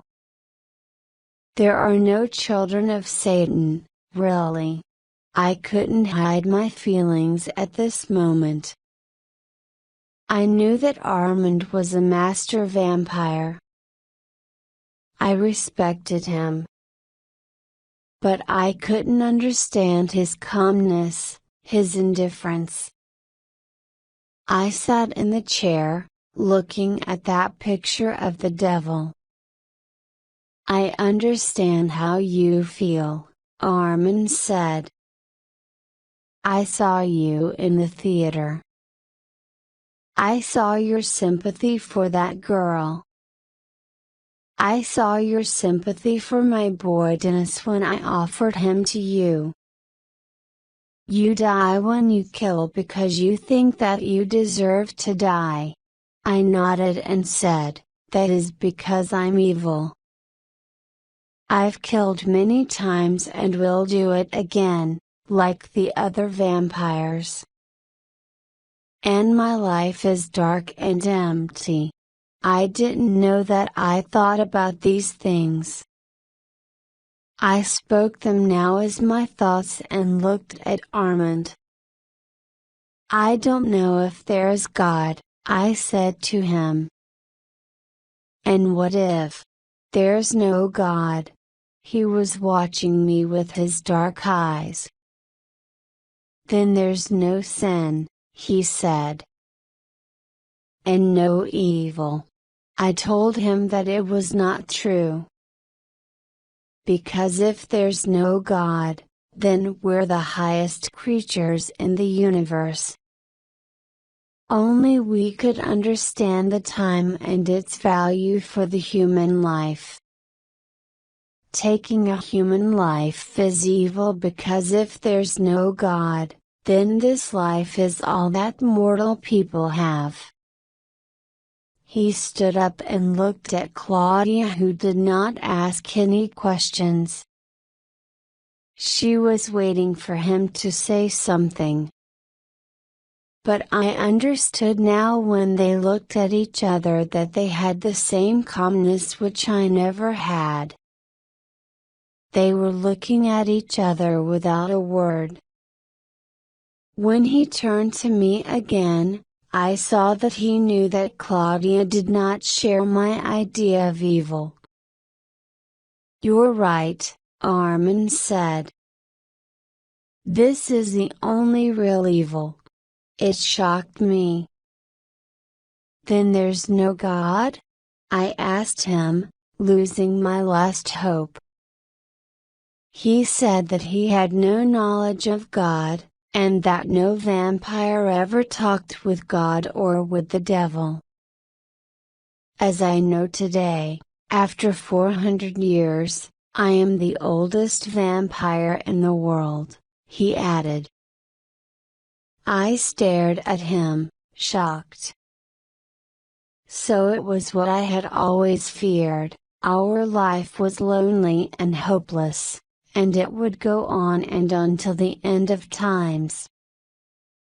Suddenly, Armin moved closer to me and looked right into my eyes. This evil, this idea, where does it come from? Children of Satan. Children of God. Is this the only question you want to ask me? Is this the only thing that worries you? How can you still believe in these old fantasies, these myths, these supernatural lies? He asked me angrily. I stood up, slightly away from him. Are you mad? I asked, angry myself. We stand here, the two of us, immortal, feeding every night on human blood, and you ask me how I can believe in the supernatural? I tell you, after becoming what I have become, I can believe anything. Can't you? And now I can see the most fantastical truth of all, that there is no meaning to any of this. With these words, I went to the door, away from his face, away from the room, and away from Claudia. I wanted to leave the theater and walk the streets of Paris for a while. I was thinking about Lestat. I realized that he was lost like all of us. He knew nothing, and there was nothing to know. Tired, I finally sat on those dark steps that led to the first big room, the parlor. Something in my mind said, sleep. And then it said, dream. I wanted to free myself, to go to the hotel, but for some reason I couldn't. And again I thought that what we had done to Lestat was wrong, that I had hated him for the wrong reasons. I must have whispered it because at that moment a voice asked me, how is this so? What did you do wrong? I turn around. A vampire was sitting near me. It was the vampire who had attacked me in the street. The vampire whom Armand had called Santiago. He was staring at me, waiting for my answer. It doesn't matter, I said to him calmly. But you said a name. I heard you say a name, he said. The fear in me was rising. A name that I don't want to say again, I answered, looking away from him. I saw now how he'd fooled me. He was hiding in my shadow, and it was slightly disturbing. Everything about him was disturbing, and I felt that I couldn't trust him. Armand, I thought, was telling me the truth. But this vampire was a liar. And I could feel his power. You come to Paris looking for us, and then you sit alone on the stairs, he said to me in a kind voice, pulling me up slowly. Why don't you come to us? Why don't you talk to us about this person whose name you spoke? I know who it was. I know the name. I felt that he was lying. He didn't know, he couldn't. It was immortal, I said to him, trying not to think that this creature could read my thoughts and know about Lestat's death. I came here to be alone, so please leave me alone. At that moment the door of Armand's room opened, and Santiago let me go. I was standing there when Armand appeared at the bottom of the stairs with Claudia in his arms.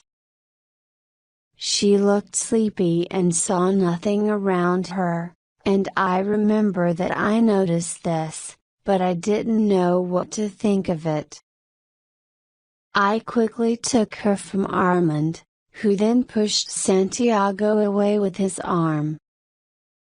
He fell backwards, but got up again and ran up the stairs. Armand ran after him. All this happened so fast that I could only see the end when Armand was standing there alone. I went up to him. "You cannot leave the theater tonight," he whispered to me. "He is suspicious, and he wants to know you better for our safety. But I must warn you, do not answer any questions."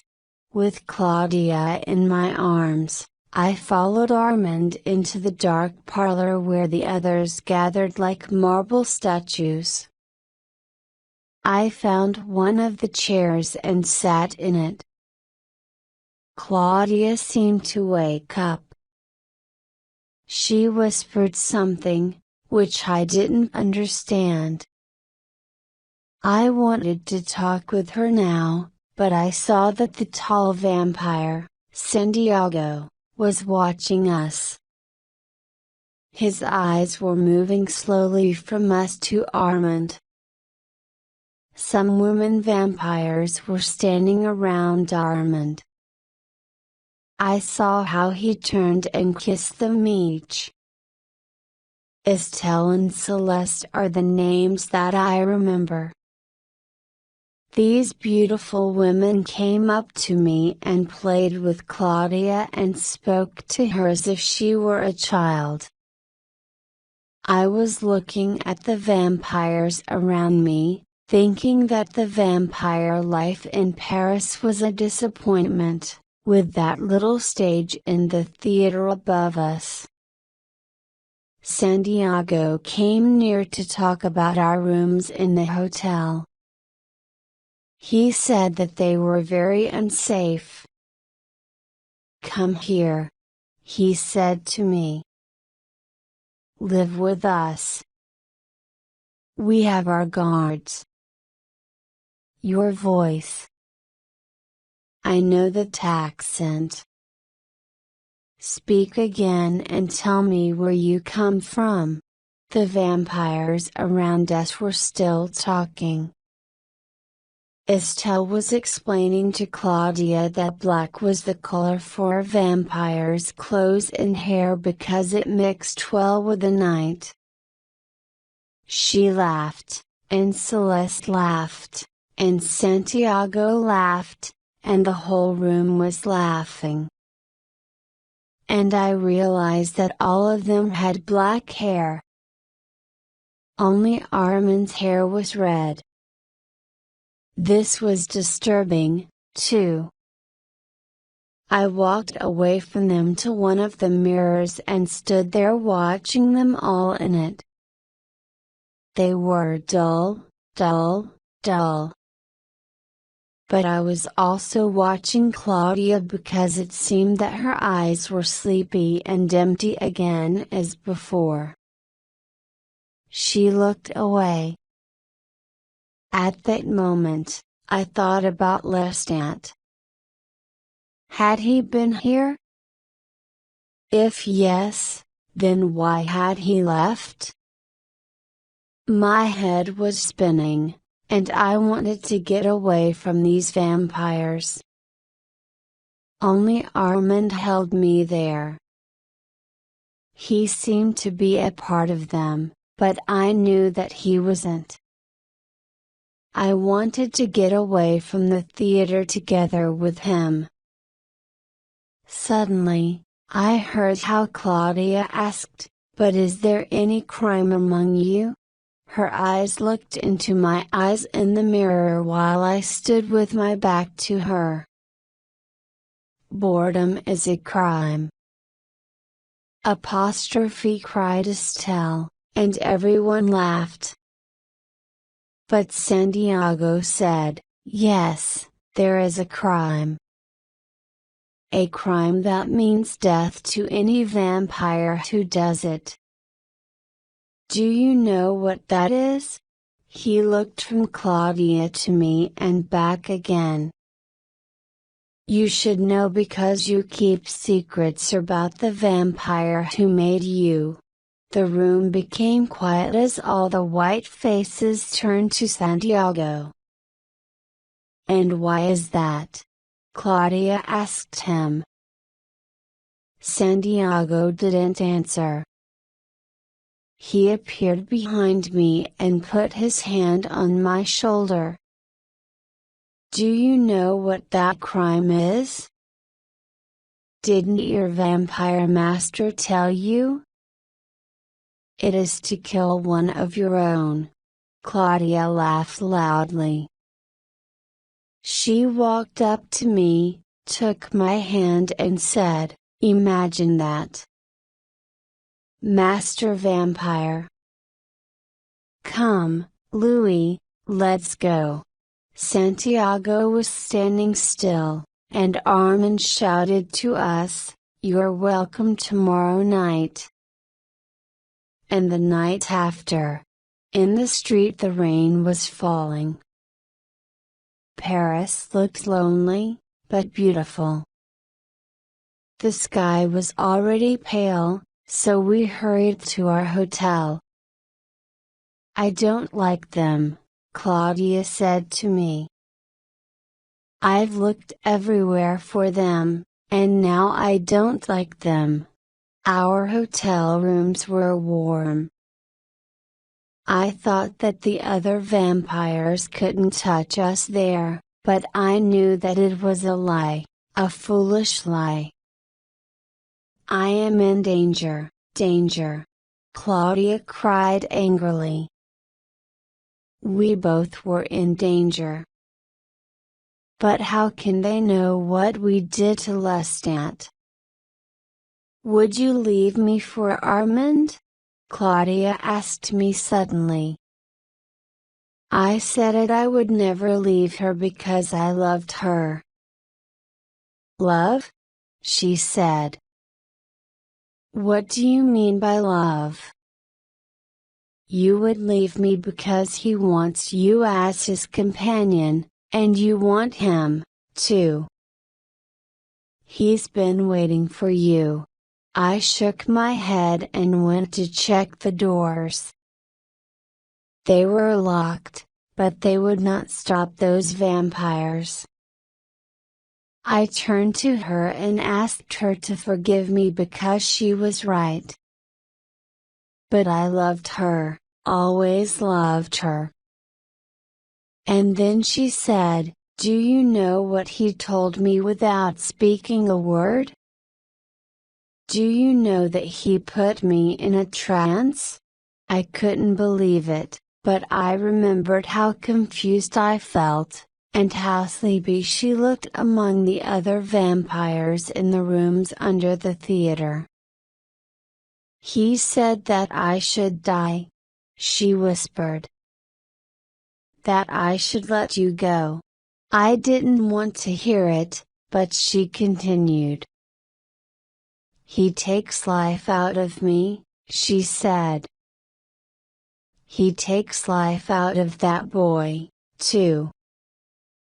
He wants to get you, and he doesn't want me to be in his way. You're blind. You like his knowledge, his power.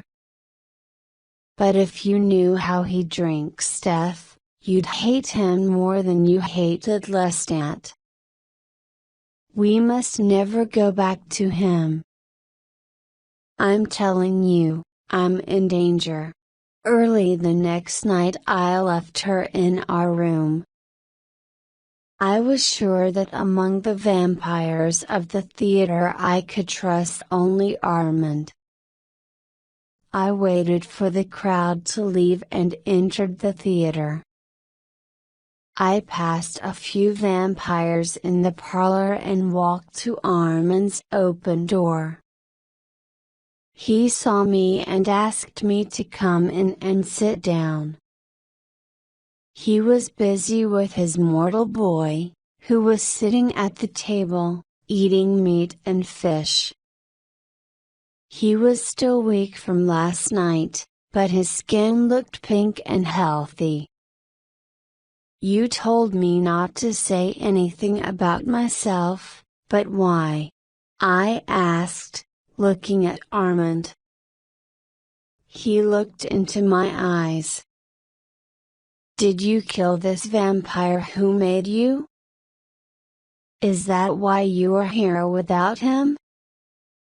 Is that why you don't say his name?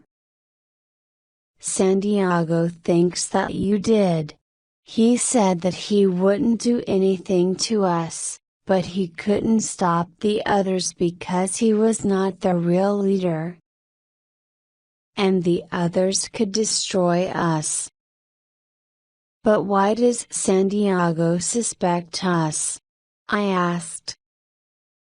Armand was quiet for a moment, thinking. You are too silent, he finally said. There are 15 vampires in this house, and they trust each other. But you are different. You feel too much, and you think too much.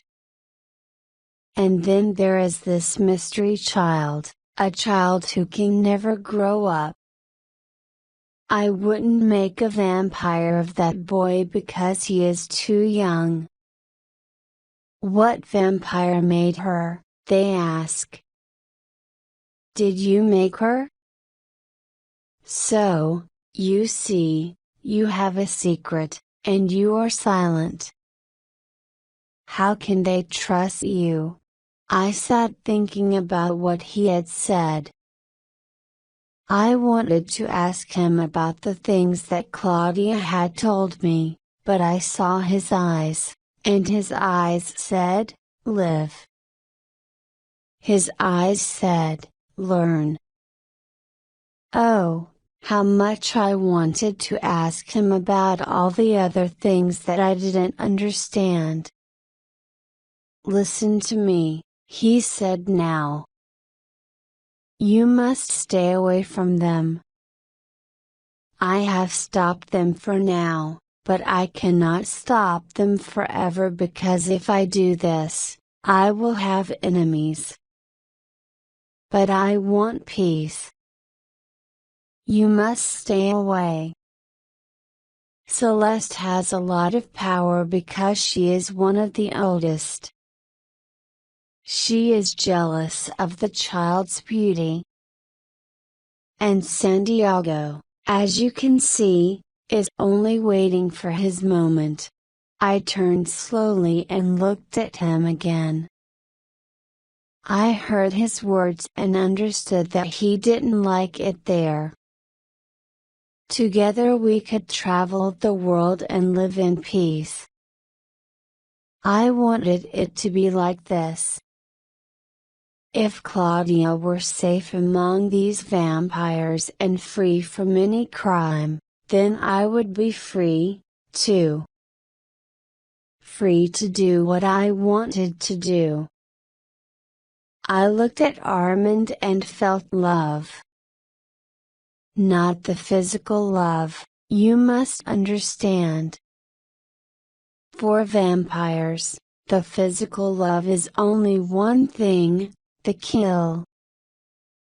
I speak of another kind of love. I wanted him to be my teacher, which Lestat had never been. Armand would give me knowledge, I knew it. I was wondering if he knew my thoughts, if he could read them. Now after all these years I could forgive Lestat who couldn't give me anything.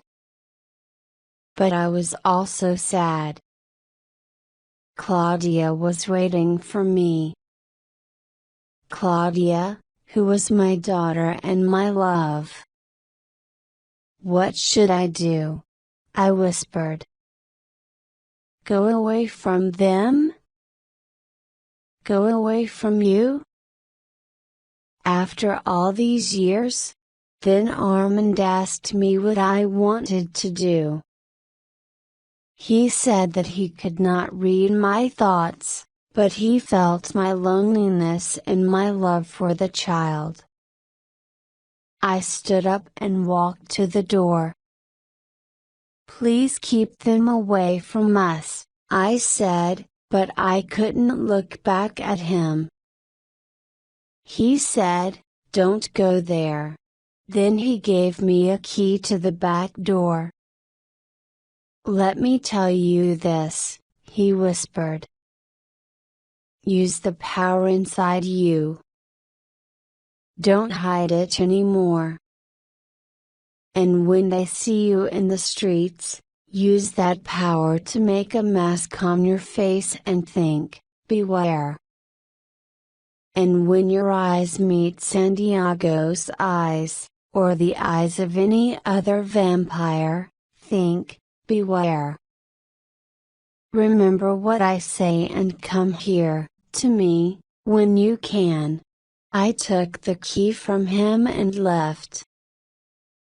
The door led into a dark side street behind the theater. The streets of Paris were still wet with rain. I passed our hotel and went on. I was thinking that I loved Claudia as much as I loved Armand. A man was walking towards me out of the mist. I can remember that he was drunk, walking into the arms of death. I followed him. Beware, I thought, beware. Then I fed on him in one of the darker streets. I am mortal again, I whispered to him before his eyes closed. I am alive. With your blood I am alive. Immortal Louis. Can you imagine? I think I was laughing and crying then. I had told Armand that I killed and would kill again and again. When I came back to the hotel, at first I didn't see Claudia, but I felt that someone else was in the room. I turned my head slowly and saw a woman there. She was sitting calmly at the table, and Claudia was brushing her hair. She sat so still, so without fear. She had dark red hair and a pale face, and she was looking at me with two calm eyes, smiling. Yes, he's just like you told me, the woman whispered, and I love him already. I looked at Claudia, beginning to understand what was happening. Madeline, she said quietly to the woman, Louis is shy. Then Madeline got up and came closer to me, so I could see two small marks on her neck. Drink, the woman said. I turned away from her because I couldn't find words. But then Claudia came up to me and looked into my eyes. Do it, Louis, she asked. Because I cannot do it. I'm too small. Do it. I wanted to leave them, but Claudia held me, and I felt pity for her. There were tears in her eyes. I wanted to touch her and say to her that it was impossible. The mortal woman sat into one of the chairs by the fire. I turned to her. "How do you see us?" I asked her. She looked at Claudia and then looked up at me. "I am asking you, how do you see us? Do you think that we are beautiful? Magical? You tell me to drink, but you have no idea what you are asking for." But Claudia did not let me finish. "How dare you?" she whispered. "How dare you make this decision for both of us? Do you know how I hate you for that? Don't you look away from me. You understand nothing. You cannot be evil, and I must suffer for it? I tell you, I will not." I stepped back from her. "You two took me from the mortals. Look what you've done." "Fathers!" she cried. "Monsters! You gave me immortality, but I still look like a child. Now, you give her to me. You do this, or I do not want to live with this anymore." "I will not." She was crying. I wanted to hug her, but I could not touch her. I could not even say her name. "Oh," she shook her head. "But I still love you. I never loved Lestat. But you. I love you, and I hate you." She went into the arms of Madeline, who hugged her. She was whispering to Claudia, "Don't cry, don't cry." And there they sat together, a mortal woman holding a vampire child that she loved. When Claudia stopped crying, she looked at me and asked Madeline to leave us. Madeline did not move. She was confused. She looked like that young woman on the stage of the Theatre des Vampires who did not know where she was. Then Claudia went to another room and came back with a large doll. I looked at it. It was a doll, a little girl with black hair and green eyes. Claudia gave the doll to Madeline. "Lie down," Claudia said to her, pointing to the couch in another room. Claudia was whispering, telling Madeline to wait, to be still. Then she closed the door and came up to me. "All you've said to me is true," I said to Claudia. "I understand why you hate me." At first, she didn't answer. She looked at me with her sad eyes, and I thought how beautiful she was. "You know," she said calmly. "You could have killed me then. Do you want to do it now?" I was shocked. I put my arm around her and moved her closer to me. "Are you mad?" I asked softly. But she was serious. "I want you to do it," she said. "Drink the blood out of me drop by drop, and my heart will stop. I am small. It will be easy. You can crush me like a flower. Don't you understand what is happening? That master vampire is killing me. But if you give Madeline to me, she can care for me like for a child. Then we can leave you. I am fighting for my life. This was madness. Don't make me a part of this death, I cried. I will not make her one of us. I don't want more mortals to die because of her. I will not do it. If only she could understand that. But at the same time I felt it. I felt her pain. She had shown it to me after all these years. Oh, Lestat would have laughed at us. The child whom I made a vampire was in pain, and her pain was my pain, too. Claudia went to another room.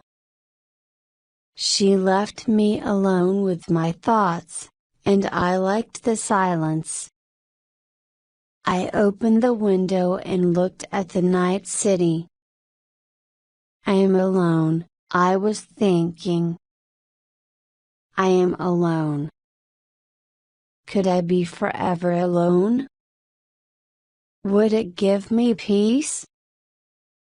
Then I made a decision. I moved silently through the rooms until I saw that mortal woman sleeping on the couch, still holding the doll. I sat down on the couch, and she opened her eyes. I could feel that somewhere in the dark the vampire child was watching me, waiting. Will you care for her, Madeline? I asked. She said yes. What do you think she is? A doll? I asked her. She was looking at me. A child who can't die. That's what she is, she said, opening a little locket on a chain around her neck. My daughter, she whispered. She died. The face of a little girl in the locket looked just like Claudia's face. And I said to her, did you love this child? I will never forget her face then. Yes, she answered. Hold me now, I said to Madeline. And listen to the beating of my heart. In your mind say again and again, I will live. She nodded and put her hands around my neck. Look at the light, don't look away, not even for a second, and say, I will live, I told her and bit her neck. As I sucked her blood, I was watching her eyes. The lamp, I whispered, look at it. Her heart was slowing, stopping, and her eyes were dull. I bit my wrist and then held it to her mouth. Drink it, drink, I said to her. But she lay as if dead. Then she slowly opened her eyes, and I felt that she began to drink. After a while, I pulled away from her. She was staring at me, and I could see the blood in her open mouth.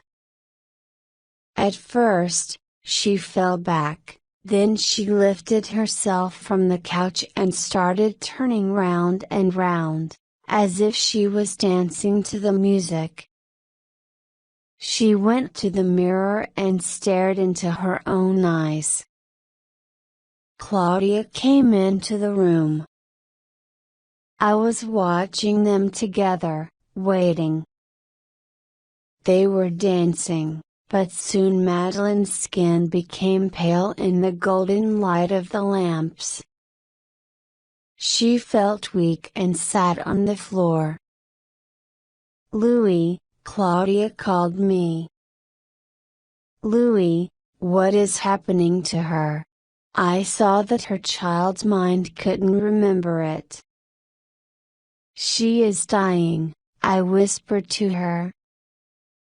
"But the blood was strong, and she will live." I walked closer to Madeline, who was crying. "It's mortal death, only mortal death," I said to her softly. "Do you see the sky? We must go to sleep now.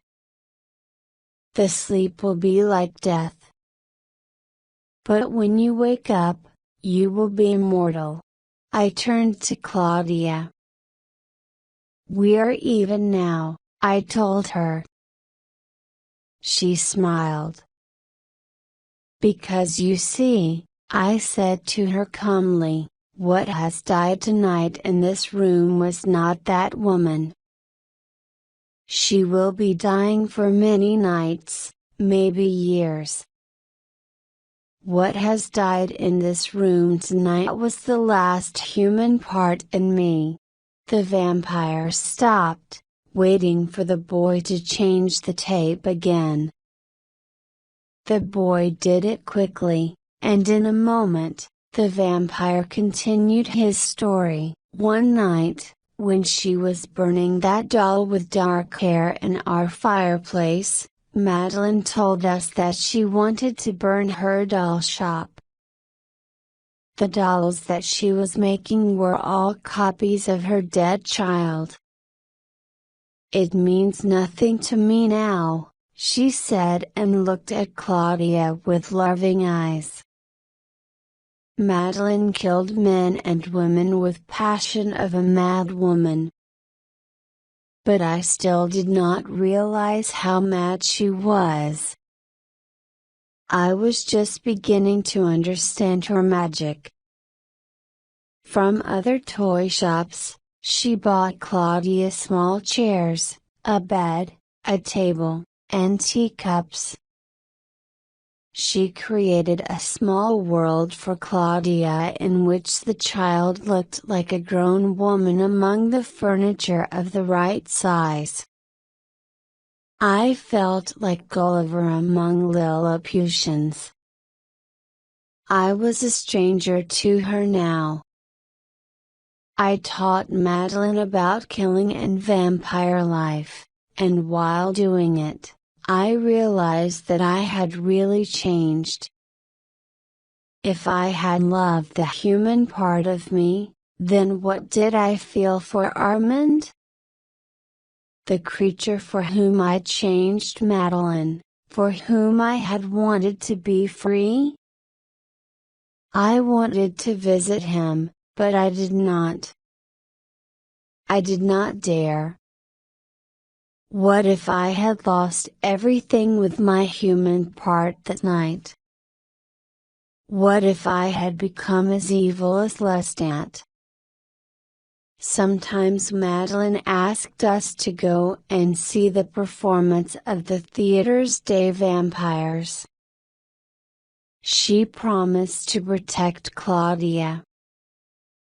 But Claudia always said, "Not yet, not now." Madeline was a young vampire, and she did not understand anything about death. She was violent, passionate, and I hated myself for making her a vampire. But at the same time I did not care. I loved them both. Or maybe I hated them both. I understood for the first time in my life what Claudia felt when she said that she hated and loved me. Just like me, she felt almost nothing. It was a week before we went with Madeline to burn her doll shop. We were walking in the street when we saw a big fire. People were running around, and Madeline quickly moved into the crowd. and I remember how Claudia ran after her, leaving me behind. A ribbon fell from her hair. I wanted to pick that ribbon, but another hand did it first. It was Armand. I was shocked to see him there, so near. The fire was dancing in his eyes. He nodded to let me know that he wanted me to follow him. Soon we were walking together, moving fast along the Seine. I wanted to talk to him, to stop him, to look into his eyes again. There was so much that I wanted to tell him, so much that I wanted to explain. But I didn't know what to say or why. I didn't know where we were going. It was a small street with old houses and big trees. Then Armand stopped at a wall of a house with a small tower. "Listen to me, we are going to climb to the tower," he said. I tried to tell him that I couldn't, that it was impossible, but he didn't listen. You need to know your powers. You can climb easily. Remember, if you fall, you will not die, he told me. Armand was climbing fast, and I was moving after him, not looking down. Higher and higher we climbed, until we found a window of the tower, which Armand quickly opened. Soon I stood in the room, looking around this wet, strange place. There were some shelves of books on one side of the fireplace, and a writing table on the other. The room was very cozy. Armand was making a fire. Broken chairs were burning in the fireplace. The warmth was good. I could hear the people living in that house, but Armand said that they never came to the tower, and that we were safe there. You see, Armand said, you don't really need the rooms which you have at the hotel. You really need very little. But each of us decides how much he wants. The people living in this house are just moments in my lifetime. They are nothing. I use their house to be alone. No one knows about this place. This is my secret. I watched him as he was speaking. Vampires do not become old, and I thought about what he had looked a century or two before. But what are you doing at the Theatre des Vampires then? I asked him. He told me that there had been a need, and that the situation had changed. But you forgot about me, he said. Why did you leave me? I told him that I had never left him. I just needed to protect Claudia, who had no one but me. But now Madeline came to live with you, and Claudia can let you go, he said. I shook my head. You don't understand, I said. She is my child, and I don't know if a child can let the parent go, at least for as long as she. I stopped. I was going to say for as long as she lives, but she would live forever, as I would live forever. Armand didn't say anything and just listened to me. After a while he said, I want you to be my companion. I want it more than anything in the world." For a moment, I couldn't believe what I'd heard. "You won my friendship, but you don't come to me," Armand continued. "There are things you want to know, and you don't ask. You do nothing. You're such a mystery." He told me that Claudia was only a part of me, a part of my life, a part of the past. I had to leave some of my past behind because I had an eternal life ahead of me. I asked him then about the other vampires and why he was the oldest one. "Did vampires die a violent death?" "No, almost never," Armin said. "But how many vampires do you think can bear the immortality? They want to have a perfect life, constant, unchanging. But all the things around them change, and the vampires do not. Soon this immortality loses its meaning and value for them. One evening a vampire understands that he doesn't want this life anymore because the times that he loved and the places that he loved have changed. There is nothing left. And that vampire dies. No one will find his body. He will just disappear." I sat thinking about the truth of it, and yet I couldn't believe it. "But what about you?" "Look at you," I said. "You are not like that," he agreed.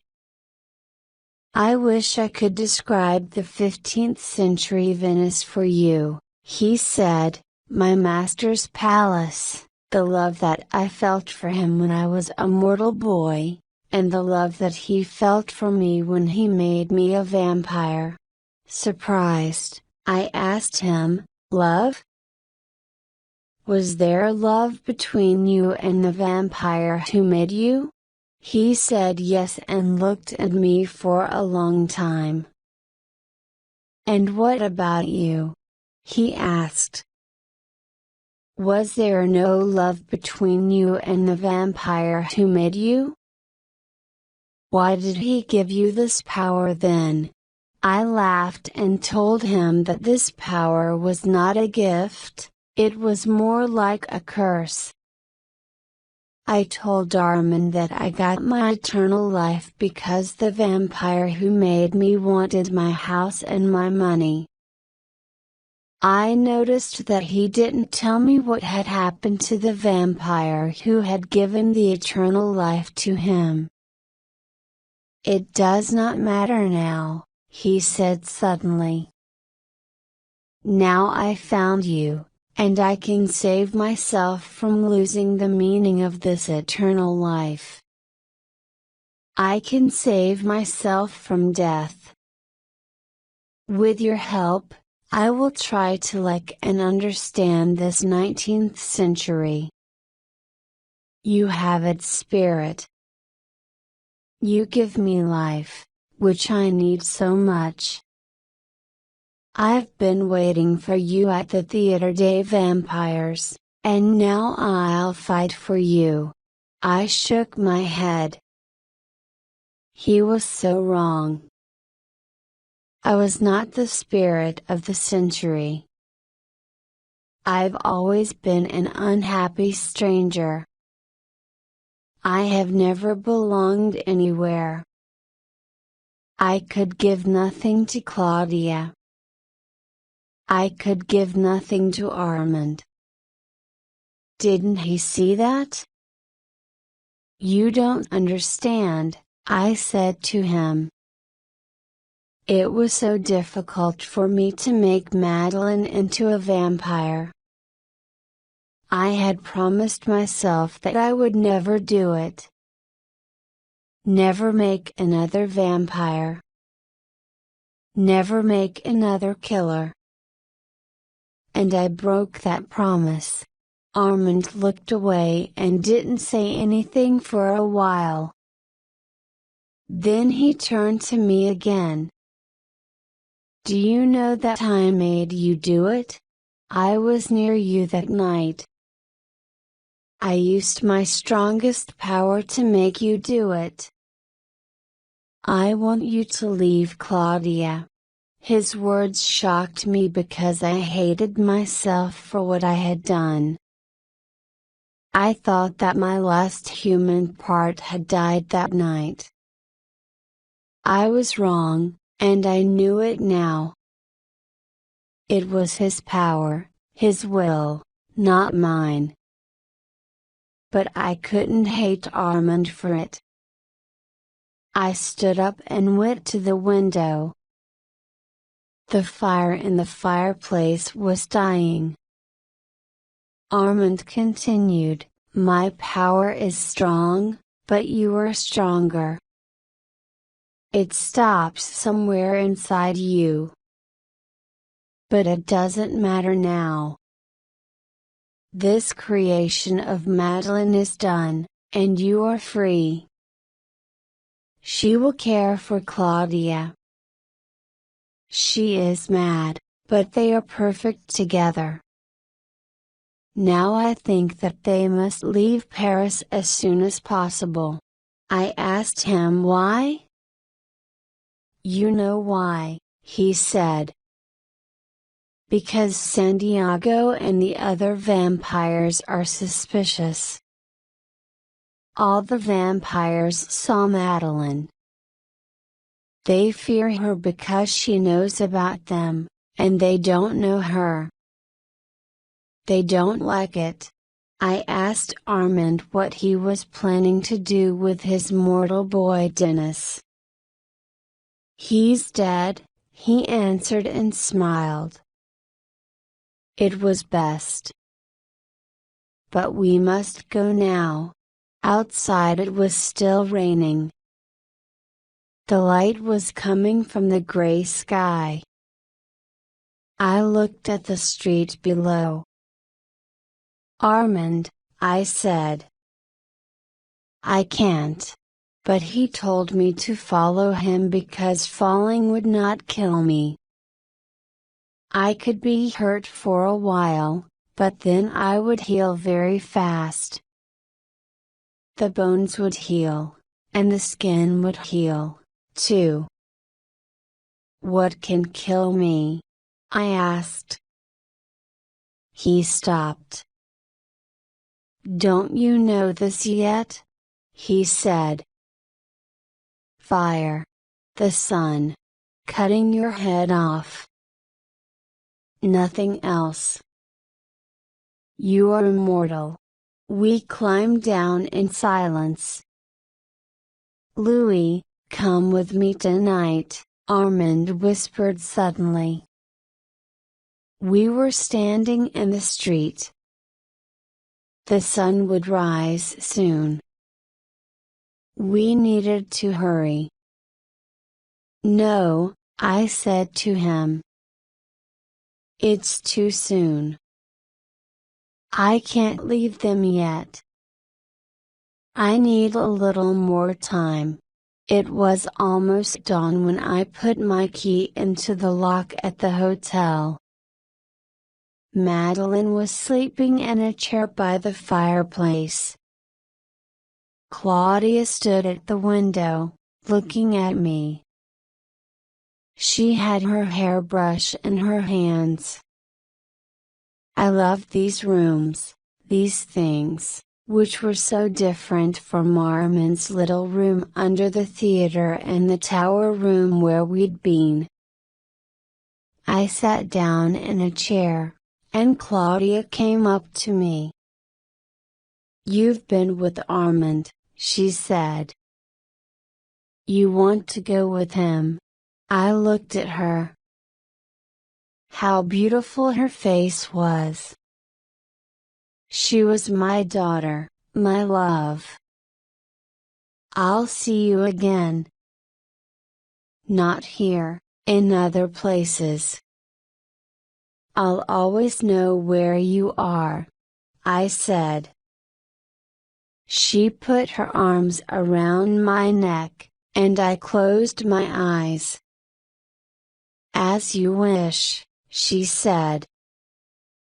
I asked her if she was happy, if she had what she wanted. Yes, Louis, she answered.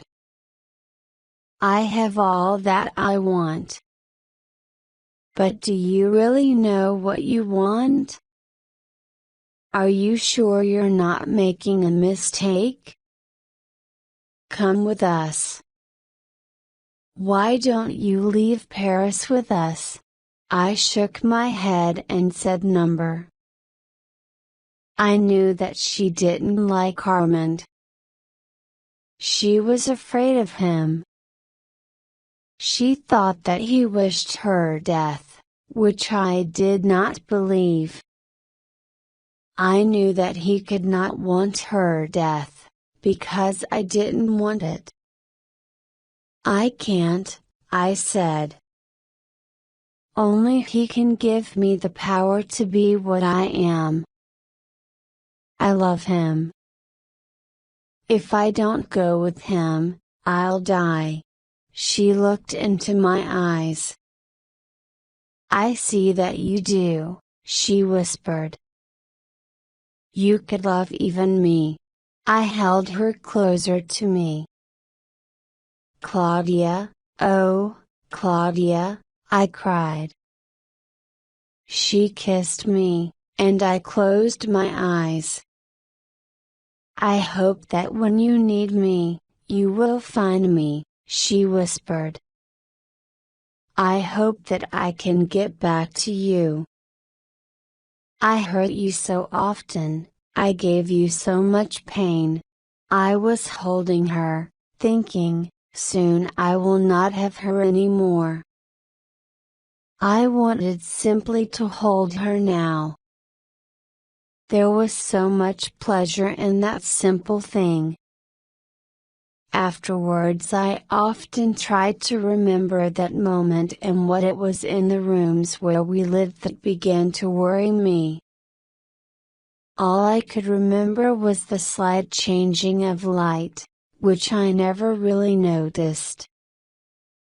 I never really noticed that darkness around us. And then it was too late. I opened my eyes, still holding Claudia, and saw men and women dressed in black, moving through our rooms like shadows. I shouted for Madeline. I saw how she woke up, terrified, as they tried to grab her. There was Santiago and Celeste coming towards us, and behind them Estelle and others whose names I didn't know. I was shouting to Claudia to run, pushing her out of the back door, fighting with Santiago. I was much stronger now than when we first met in the streets of Paris. I had to protect Madeline and Claudia. I remember kicking Santiago and that powerful, beautiful Celeste. Fight them, I was shouting to Madeline. But all I could hear was her crying. Then I saw her, surrounded by other vampires. They were laughing. Then something else or someone else grabbed my arm with 2 arms and pulled me. I don't remember how I gave up. I don't remember anything. I simply remember how I was surrounded and taken out of the rooms. I could see Madeline next to me, crying. We were put into a carriage, which took us to the Theatre des Vampires. Inside the theater, I was crying for Armand. And then I saw Lestat. The boy almost jumped up. How can it be? He asked the vampire. Well, I asked myself the same question, answered the vampire. But let me continue my story. Of course, said the boy. Please do. He was standing there in the center of the parlor, smiling, looking at me with his gray eyes. He was well dressed, as always, but scars still covered his white face. Is this the one? Asked Santiago, pushing me forward. But Lestat turned to him and said in a low voice, I told you that I wanted Claudia, the child. She was the one. Then he turned to me again. Lestat, I began. You're alive. You have your life. He shook his head. Come back to me, Louis, he said. I'll give you back your life. Apostrophe. For a moment I could not believe my ears. Are you mad? I asked. Lestat looked at Santiago. You promised me, he said to him, that I could take him back with me to New Orleans. And then, as he looked around from one vampire to the other, he shouted, Claudia, where is she? She's the one who did it to me, I told you. Then Santiago told Lestat that I had helped Claudia to get away. Listen to me, Lestat, I began now. Let her go, free her. And I will. I'll return to you. I said these words and stepped towards him. He was looking at me, studying me. You must tell them, I went on, how you treated us, that we didn't know the laws, that she didn't know about the other vampires. And I was thinking at the same time, Armand must return tonight, Armand must come back. He will stop this, he won't let it happen. There was a sound then as if something was pulled across the floor. I could hear Madeleine's cry.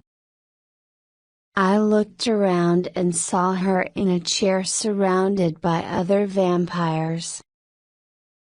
She tried to stand up, but they stopped her. Lestat, I said. What do you want from me? I'll give it to you. And then I saw the thing that was making the noise. Lestat saw it too. It was a coffin with big iron locks on it, and it was pulled into the room. I understood everything at once. Where is Armand? I thought. She did it to me, Louis. She did it to me. You didn't. She has to die, Lestat said to me and to Santiago. Take that thing away from here. He's coming home with me. And Santiago only laughed, and Celeste laughed, and all of them laughed. You promise me, Lestat said to them. We promised you nothing, said Santiago. I understood that they made a fool of him. You must find Armand, Armand is the leader here, I cried. but Lestat didn't understand me. What happened then I don't want to remember. I fought to get free, but together they put me into the coffin. I heard cries, Madeline's cries, and I was afraid to hear Claudia's cries at any moment.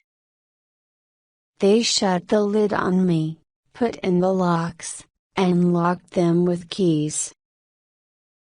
Words of long ago about a starving vampire came back to me. But I said to myself, Armand will not let it happen. Now the coffin was lifted, and I heard their footsteps on the stairs. I still heard Madeline's cries, how she was crying for Claudia, calling her, as if she could help us all. Call for Armand, he must come home this night, I thought. But another thought soon came to me, what if he did not come?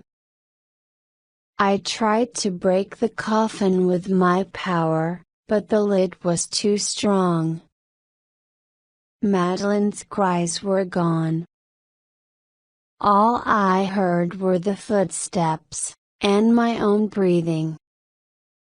Then, I thought again, tomorrow night he will come, and they will tell him, and he will find us and save us. Through the wood, I could smell the water and the earth. The coffin was set down. I waited in terror. I thought that they would leave me now, but they did not. There was a new smell. As I lay very still, I realized that they were laying bricks and that the new smell came from the mortar. All right, then, tomorrow night he will come, and it will end, I thought. But there were tears in my eyes because I thought about Claudia. All the sounds were gone now. And I cried out for her. Claudia, I cried. Armand. One last time I struggled with the wood. But I was too weak. And then there was nothing, a voice woke me up.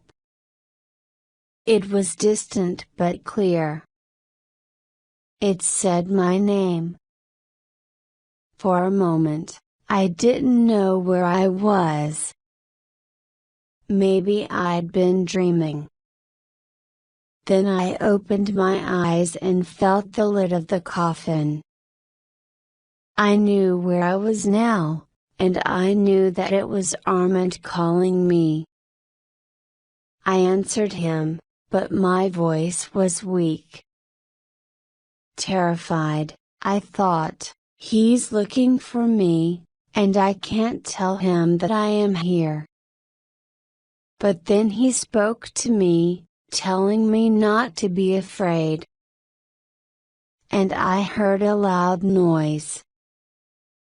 And another. And there was a sound of falling bricks. The hardwood of the lid broke, and I could see the light of his lamp before my eyes. Hurry, Armand said to me, helping me to get out of the coffin. But don't make a sound. I asked him where we were going. I could see a passage made of old bricks, and along that passage, there were locked doors. I imagined coffins behind those bricks, coffins of vampires, starving there. But Armand ran along the passage, and I followed him. Then he stopped at a wooden door and opened it carefully, without a sound. We were in a lower passage, which led to his room and to the back door. but as I ran behind him, I suddenly understood that he was saving me, only me. I tried to stop him, but he only pulled me after him. Soon we were standing outside in the dark street beside the Theatre des Vampires. "Armand," I cried. "You must save her. She is probably in there." He shook his head as I spoke. "I can't save her," he said. "I don't have the power, you must understand. They'll all be against me. Louis, I tell you, I cannot save her. I will only lose you. We can't go back." I didn't want to believe it. Armand was my only hope. But I can tell you that I was not afraid. I knew only that I had to save Claudia or die. And I also knew that Armand would follow me if I went back. He wouldn't stop me. I was right. I ran back into the passage, and he was just behind me. I could hear the other vampires there. I could hear all the sounds. And then I saw Celeste in the door of the parlor. She was just calmly looking at me. She did nothing. Then she went back into the parlor and said, "Lestat. It is your friend Louis." She laughed, and there was laughter from somewhere. I saw that they were all in the room, and Lestat was sitting in an armchair with his face turned away from me. He was holding something in his hands, something that I couldn't see. Slowly, he turned and looked at me. There was fear in his eyes. Now he was looking at Armand, who also looked at Lestat. "Are you happy now?" Armand asked Lestat. I could see tears in Lestat's gray eyes. "Yes," he whispered. But then he looked at me again. "Louis," he said. "Please, you must listen to me. You must come back. For only a little while. Until I am myself again." I heard how Santiago was laughing somewhere. Armand was saying to Lestat that he had to leave Paris. But Lestat sat there with his eyes closed, like a strange creature whom I'd never known. "This is madness!" I cried. "Where is she? Where is she?" I looked around, at their still smiling faces. And then I saw the thing in Lestat's hands. I knew what it was. It was Claudia's white dress. For a moment I simply stood there like in a dream. Time had no meaning. I remember thinking that Claudia was behind one of the doors. I remember Santiago showing me the way. Something in me said, "Where is she? Find her." And then I saw something through one of the doors open into a small yard, something that I'd seen before, a long time ago. Mother and daughter in each other's arms. Madeline and Claudia were lying under the rain there, burned. My child, my Claudia, was now ashes. I cried a wild cry that came from inside of me. The wind in that narrow place was raising the ashes, and the rain was beating at the bricks.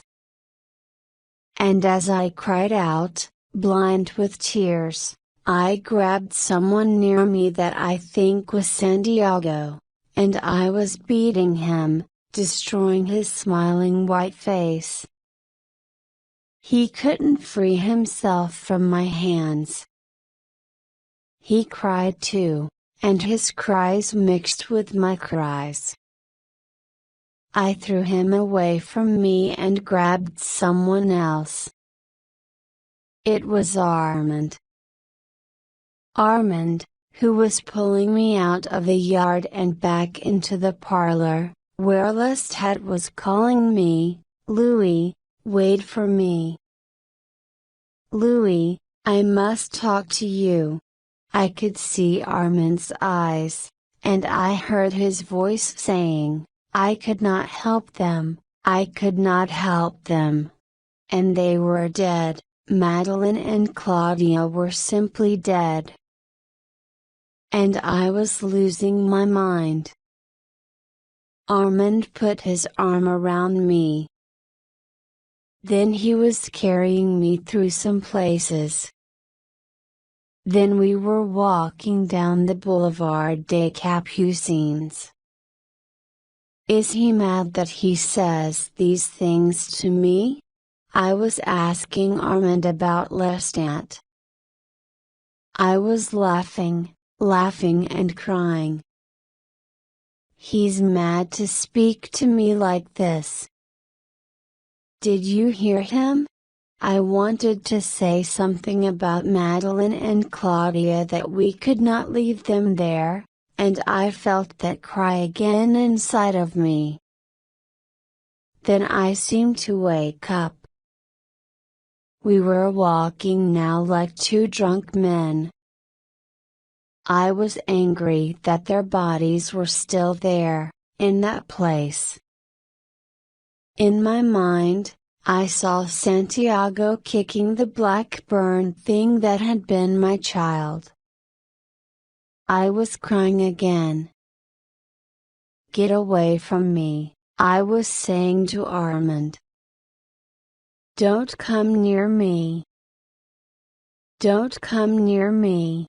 Then I was walking away from him. Then I was running.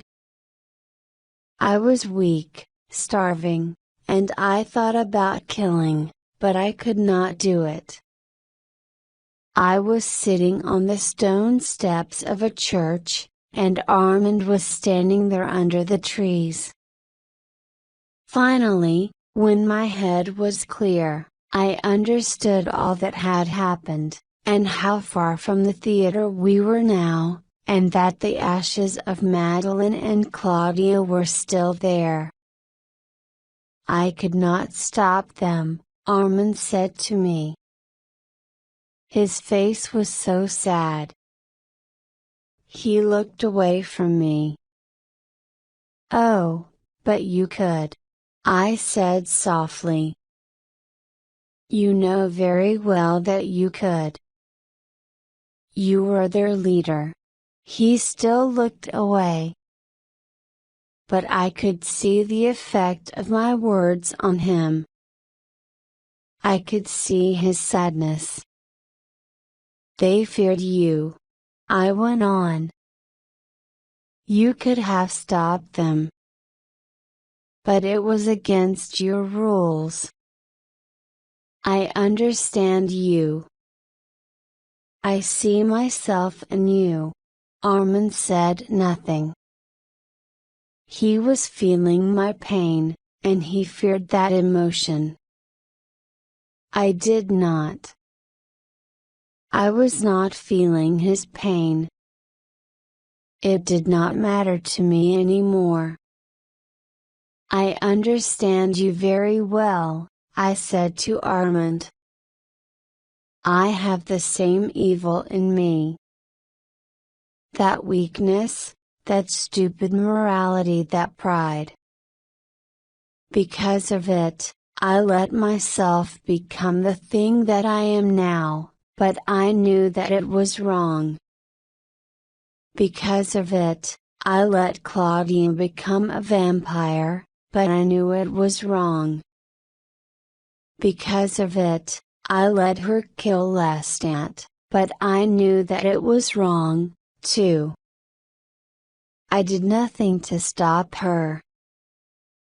And Madeline. I knew that it was wrong. But now I am not that passive weak creature anymore. It's over. I know now what I must do. And I'm telling you, do not go to the Theatre des Vampires again. Do not go near it. I didn't wait for his answer. I left Armand without looking back. If he followed me, I do not care. I went to the cemetery in Montmartre and found a marble tomb to spend the day in. When the cold gray winter sun had set the next night, I slowly came out in the moonlight with a plan in my mind. In the cemetery, I found something. It was a small scythe, very sharp.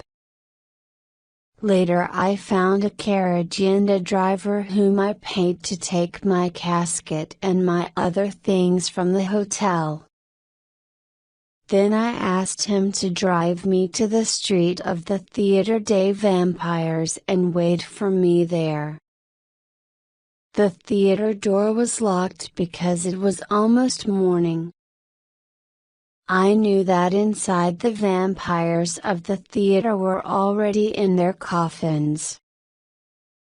Quickly, I put pieces of wood across the doors and nailed them, locking these doors from the outside. I still had the key that Armand had given me. The key helped me to get in through the back door with 2 small barrels of kerosene. I checked Armand's room and was glad that he was not there. His coffin was gone, too. I opened one barrel and, rolling the other before me towards the stairs, I went along the passages, splashing all around with kerosene. The smell of it was strong. I stood still at the stairs with the barrels and the scythe, listening. I heard nothing. Holding the scythe, I went up until I stood in the door of the parlor. No one there saw me. I splashed the kerosene on the chairs, and just for a moment, I stopped at that door to the small yard where Madeline and Claudia had been killed. Oh, how I wanted to open that door! For a minute, I almost forgot my plan. But I knew that Madeline and Claudia were not there. They were dead. There was no time.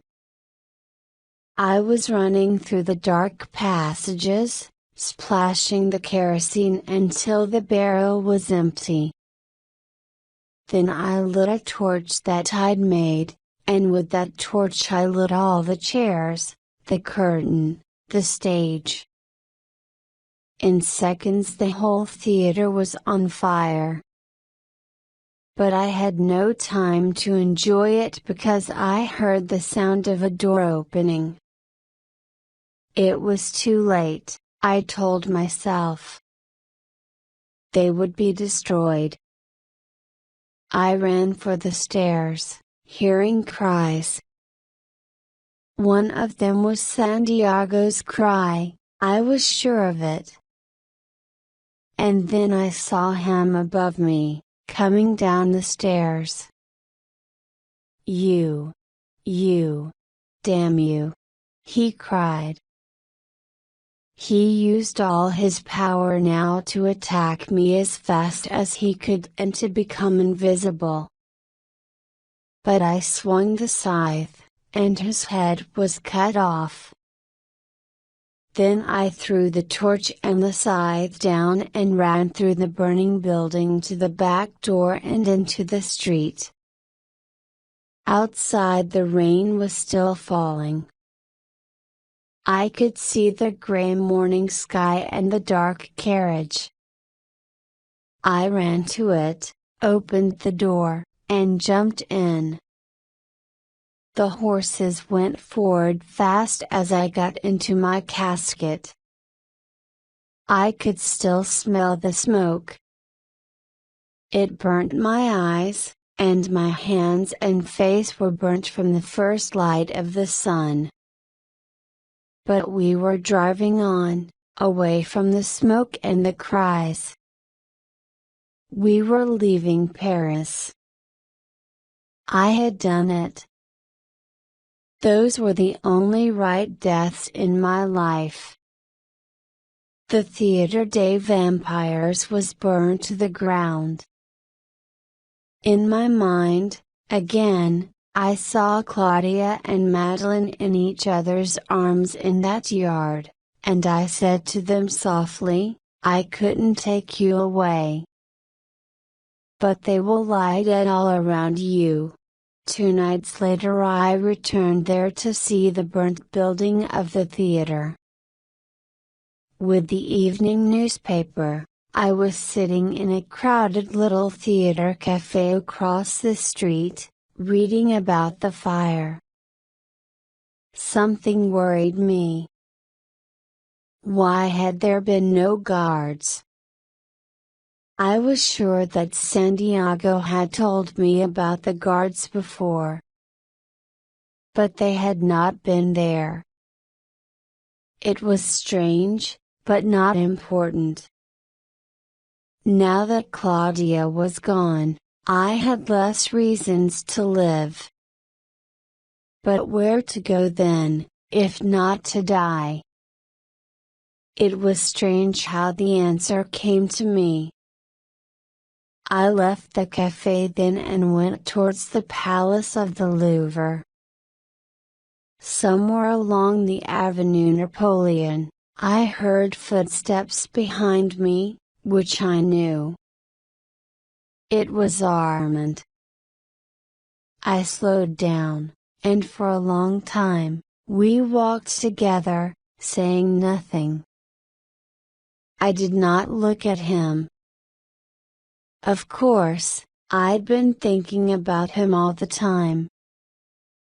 "You know what I've done," I said to him finally. "And yet you are here with me now. Do you want revenge?" He said. "Number. They were your people, you were their leader," I said.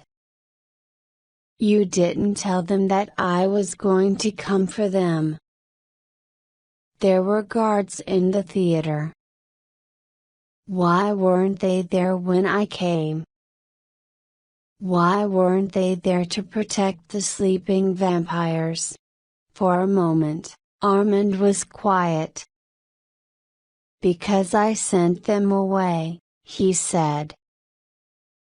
I stopped. "You did this, knowing what I planned to do. But you were their leader.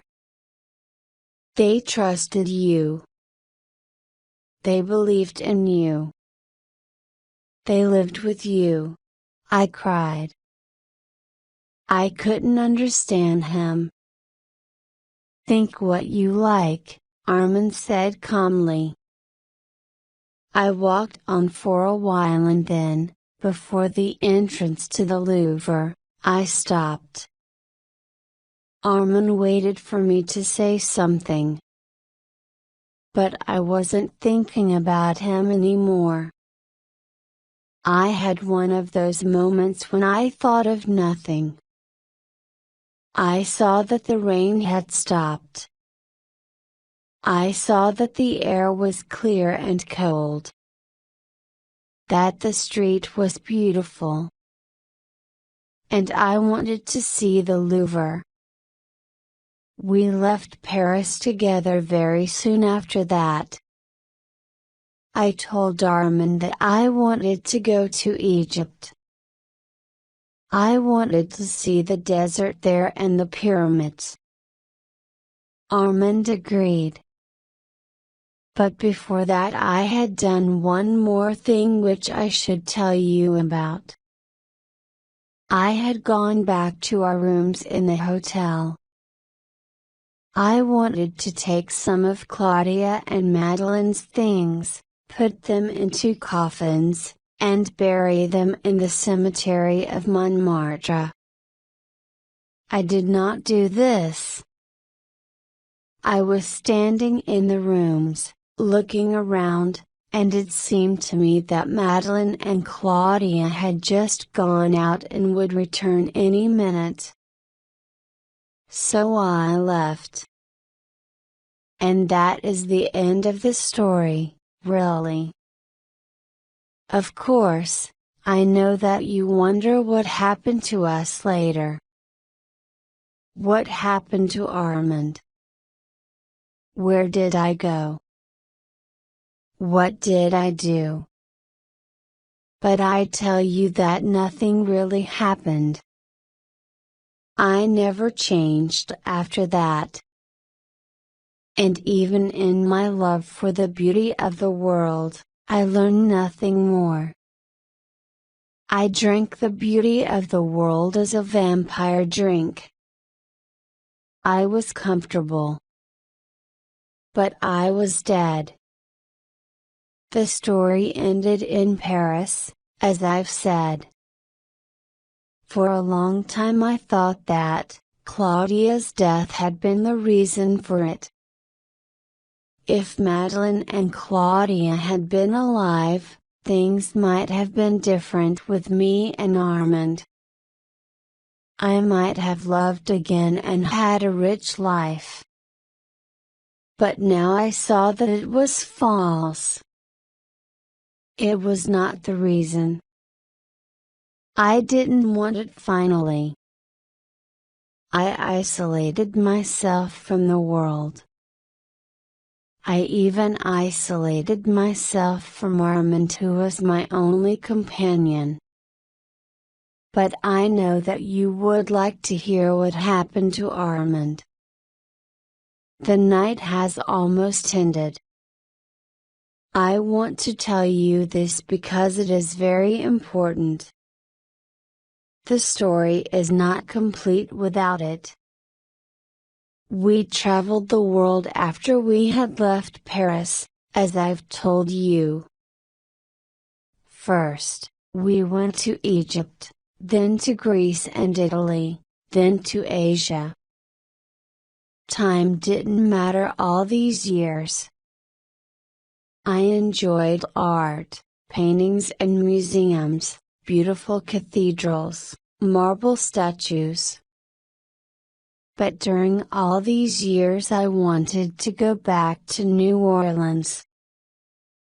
I never forgot New Orleans. Sometimes Armand even asked me to take him there. And I wanted to do this because he asked me. But I didn't. When we came to America, we lived in New York for a long time. Then, finally, Armand told me something that he'd been hiding from me since the time we were in Paris. He told me that Lestat had not died in the Theatre des Vampires. Lestat left the theater and traveled back to New Orleans the night when I ran away from Armand. I cannot tell you what I felt then. I hadn't thought about Lestat at all the night I burned the theater. I'd thought about Santiago and Celeste and the others who had killed Claudia. but when I heard this now from Armand, I understood that I wanted to see Lestat again. And that is how we returned to New Orleans. It was in the spring of this year. When I left the railway station, I knew that I was home. Of course, New Orleans had changed. I could find some of the old places, even the townhouse where Lestat and Claudia and I had made our home. I was sure that I'd find Lestat in New Orleans. And I felt something else. It was sadness, but sadness without pain. One night I saw a vampire in New Orleans, a white-faced young man, walking alone. And I was sure that if Lestat still lived here, that vampire might know him and take me to him. Of course, the vampire didn't see me. I had long ago learned to see other vampires in large cities and not to be seen. So I began to watch this vampire in New Orleans and follow him. And one night, finally, things changed. It was a very warm evening, and I soon saw that young vampire on St. Charles Avenue. I could tell that he was busy. He was walking fast, but I followed him. On the way, he entered a small wooden house and fed on a woman there. He did it very quickly, and when he was finished, he took her child from the crib, wrapped it in a blanket, and went into the street. Soon after that, he stopped before an iron fence of a large overgrown yard and then went in. I could see an old dark house behind the trees. I moved along the fence until through the trees I finally saw a light in one of the windows. The vampire had gone through the gate. I could hear the baby crying, and then nothing. I went to the house and looked into one of the windows. The young vampire was sitting by the fire, talking to another vampire whose blonde hair was covering his face. "You all leave me," the second vampire cried now in a thin voice. The baby started crying again. "You can't keep us with you," said the young vampire. The blonde vampire turned to put more wood in the fireplace, and I saw clearly that it was Lestat. His skin was smooth, without any scars. "You should go out," said the young vampire angrily. "Hunt for something else, not these little animals." I saw then, in the shadows, the small bodies of cats, lying in the dust. "Do you know that it's summer?" continued the young one. "Here, take the baby so you'll be warm," Lestat said. Without thinking, I knocked softly on the glass. The young vampire jumped up, and Lestat got up from the chair. "It's Louis." "Louis!" he cried, surprised. "Let him in." Inside the room was hot, and the smell was terrible. Lestat came up to me and hugged me, and I could see the tears in his eyes. How strange it was that this handsome immortal creature looked and talked like an old man. "Lestat," I said softly. I've come to see you. I pushed his hands slowly away and moved towards the crying baby. So you're Louis, said the young vampire. The child stopped crying. It was looking up at me with its blue eyes. I had never brought death to anything so young. I took the young vampire's chair by the fire and sat down. I'm so glad to see you, Lestat whispered through his tears.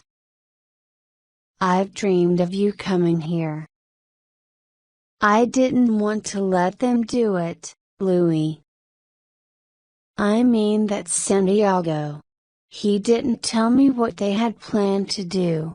I told him that it all was past. He nodded. Past, he said. Louis, you know, she should have never been one of us. I looked at him. No, I stared at him. He said she. She. It seemed then that she had never existed. That she had been some fantasy, some dream. And it was gone long ago.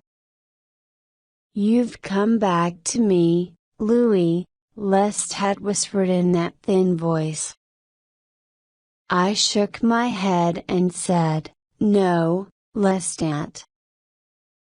I only wanted to see you. But Lestat didn't seem to hear me. Something else was bothering him. His hands covered his ears. Then I also heard it. It was a police siren. Lestat. I said to him. Lestat, it's only a siren. Then the siren was gone. Louis, I can't stand it, he cried through his tears. Help me, Louis, stay with me. I said nothing and looked away. Then Lestat said, You won't stay with me. But I wanted to talk to you so much. I asked him what it was that he wanted to tell me. I remembered his words in the Theatre des Vampires. I had never thought about it. But he only smiled at me.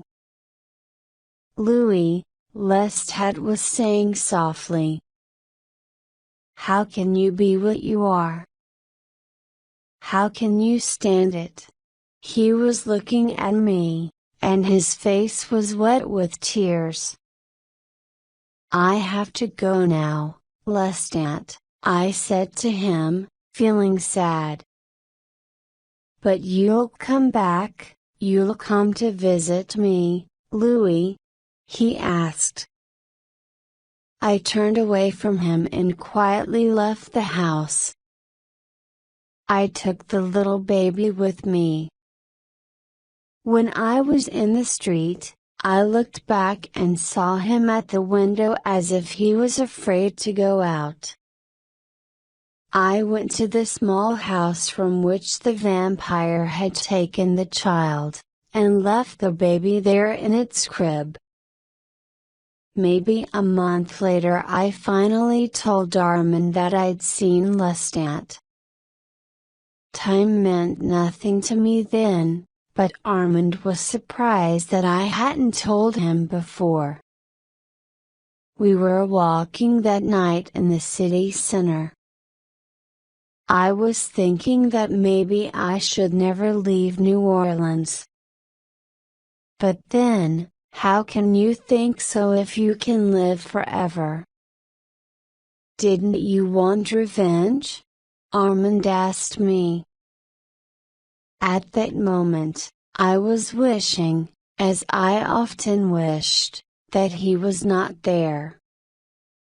More and more often, I wanted to be alone. No, I said to him. Lestat is dying of fear. His mind cannot take this time, this century. Armin looked at me. But didn't you? Didn't you feel anything? He asked me. Nothing, I answered. Did he tell you anything about Paris? He asked me again. I said no. We walked silently for a while, but I was thinking. Then I asked him, what is it, Armand? Why do you ask about it? What could he say about Paris? That he didn't want Claudia to die? Well, it doesn't matter now. Nothing matters now. I turned and looked at him. And what if it was I who? Armand began. Then I saw the pain in his face, in his eyes. If it was you who killed her? Who locked her in that yard there? I asked and smiled. Don't tell me that you've been feeling pain for all these years. Not you. You don't care about these things, I said to him coldly, again feeling that I wanted to be alone. He closed his eyes and turned his face away. You care about nothing, he said. He turned to me, so I could see that dark fire in his eyes. I thought that you would at least care about that. Thought that you would feel the old passion, the old anger if you saw him again. I thought that you would come back to life if you returned to this city. I watched him, I heard his words, but I felt nothing. Louis, you should know that I am dying, he whispered. I knew that it was true, but said nothing. He looked at me for a very long time, and his face seemed very calm. I hope that when the pain of it all left you, you would become warm and filled with love again, with that hunger for knowledge that brought you to Paris. I thought that this part of you could never die. And I thought that when the pain was gone, you would forgive me. All the things that gave you happiness would give me happiness. My power would be your power. But you're dead inside, you're cold. You don't want me to be here with you. And if I'm not with you, then I'm nowhere, he said. What he was asking for was unreal, and that was what I told him. I wanted love, I said. But it's impossible because we do wrong, evil things. I knew it even before Paris.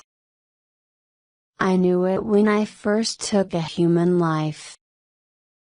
It was my death. I looked for other vampires, for God, for the devil, and it was all the same, all wrong, all evil. I was evil. And when I came to Paris, I thought that I found answers in you. But you were a killer like me, just more powerful. And so that love that you saw in me was gone. And now you see a mirror of yourself. A very long time passed before he spoke. He stood with his back to me, looking down, and I was thinking, there is nothing more to say, nothing more to do. Then he asked if I needed anything else from him. No, I said. What do you mean? He didn't answer. Slowly, he began to walk away. I understood that he was leaving me, but I didn't stop him. I never saw him again. And that's the end of it. There's nothing else. The boy sat quietly, staring at the vampire, and the vampire sat so still that only his green eyes showed life. Then the boy said, "No." He said it again louder, "No, the story can't end like that." The vampire didn't answer him. His eyes moved from the tapes to the window, to the dark gray sky. Then he laughed. "All the things you felt in Paris." The boy continued. "The love for Claudia, the feeling for Lestat. It couldn't end like this." "Stop," said the vampire, lifting his right hand. "I am telling you, and I have told you, that there is no other ending." "I don't agree with it," said the boy passionately. "I can't." The vampire was just staring at him angrily. "Don't you see that your story was an adventure like I'll never know in my whole life? And then you tell me that it ends like that," the boy said and stood up. "But if you give me that power, the power to see and feel and live forever." "What?" the vampire cried. "What?" "Give it to me," said the boy. "Make me a vampire now." What happened then was fast. Suddenly, the vampire was on his feet, holding the boy by the shoulders. There was fear on the young man's face. "Is this what you want?" the vampire whispered. "This? After all, I've told you." "Is that what you were asking for?" The boy started crying. "You don't know what human life is like," he said. "You've forgotten. You don't even understand the meaning of your story, what it means to a human like me." "God," the vampire cried and let the boy fall to the floor. "I ask you, please, give it all one more chance. One more chance in me," cried the boy. The vampire turned to him, and his face was not as angry as before. He looked again at the boy. "I've failed," he said, now smiling. "I have failed. But I still have one chance left. I have only one way to show you the meaning of what I've said." And then he grabbed the boy so fast that the boy didn't see how his neck was now against the vampire's lips. "Did you see?" whispered the vampire, biting him. The boy cried, but it was too late. Sometime later, the vampire put the young man back in the chair. The boy looked drunk. The vampire stood staring at him, and his white skin was now pink. "Will I die?" the boy finally whispered, shaking. "I don't know," said the vampire and smiled. The boy closed his eyes for a moment, and when he opened his eyes again, he saw the sun. It filled the room with warm light. There was no one else there. The vampire had gone. The boy touched his neck. Quickly, he went to the bathroom and washed his face with cold water. He stood still, looking into the mirror. Then he looked at his watch. He went back to the table and pushed the button on the recorder. When he heard the vampire's voice, he listened very carefully. He opened his notebook, took a pen, and quickly wrote down, Lestat, St. Charles Avenue, old house, overgrown yard, iron fence. Then he put the notebook and the tapes with the small recorder into his briefcase and ran down the stairs to the street where in front of the bar his car was parked.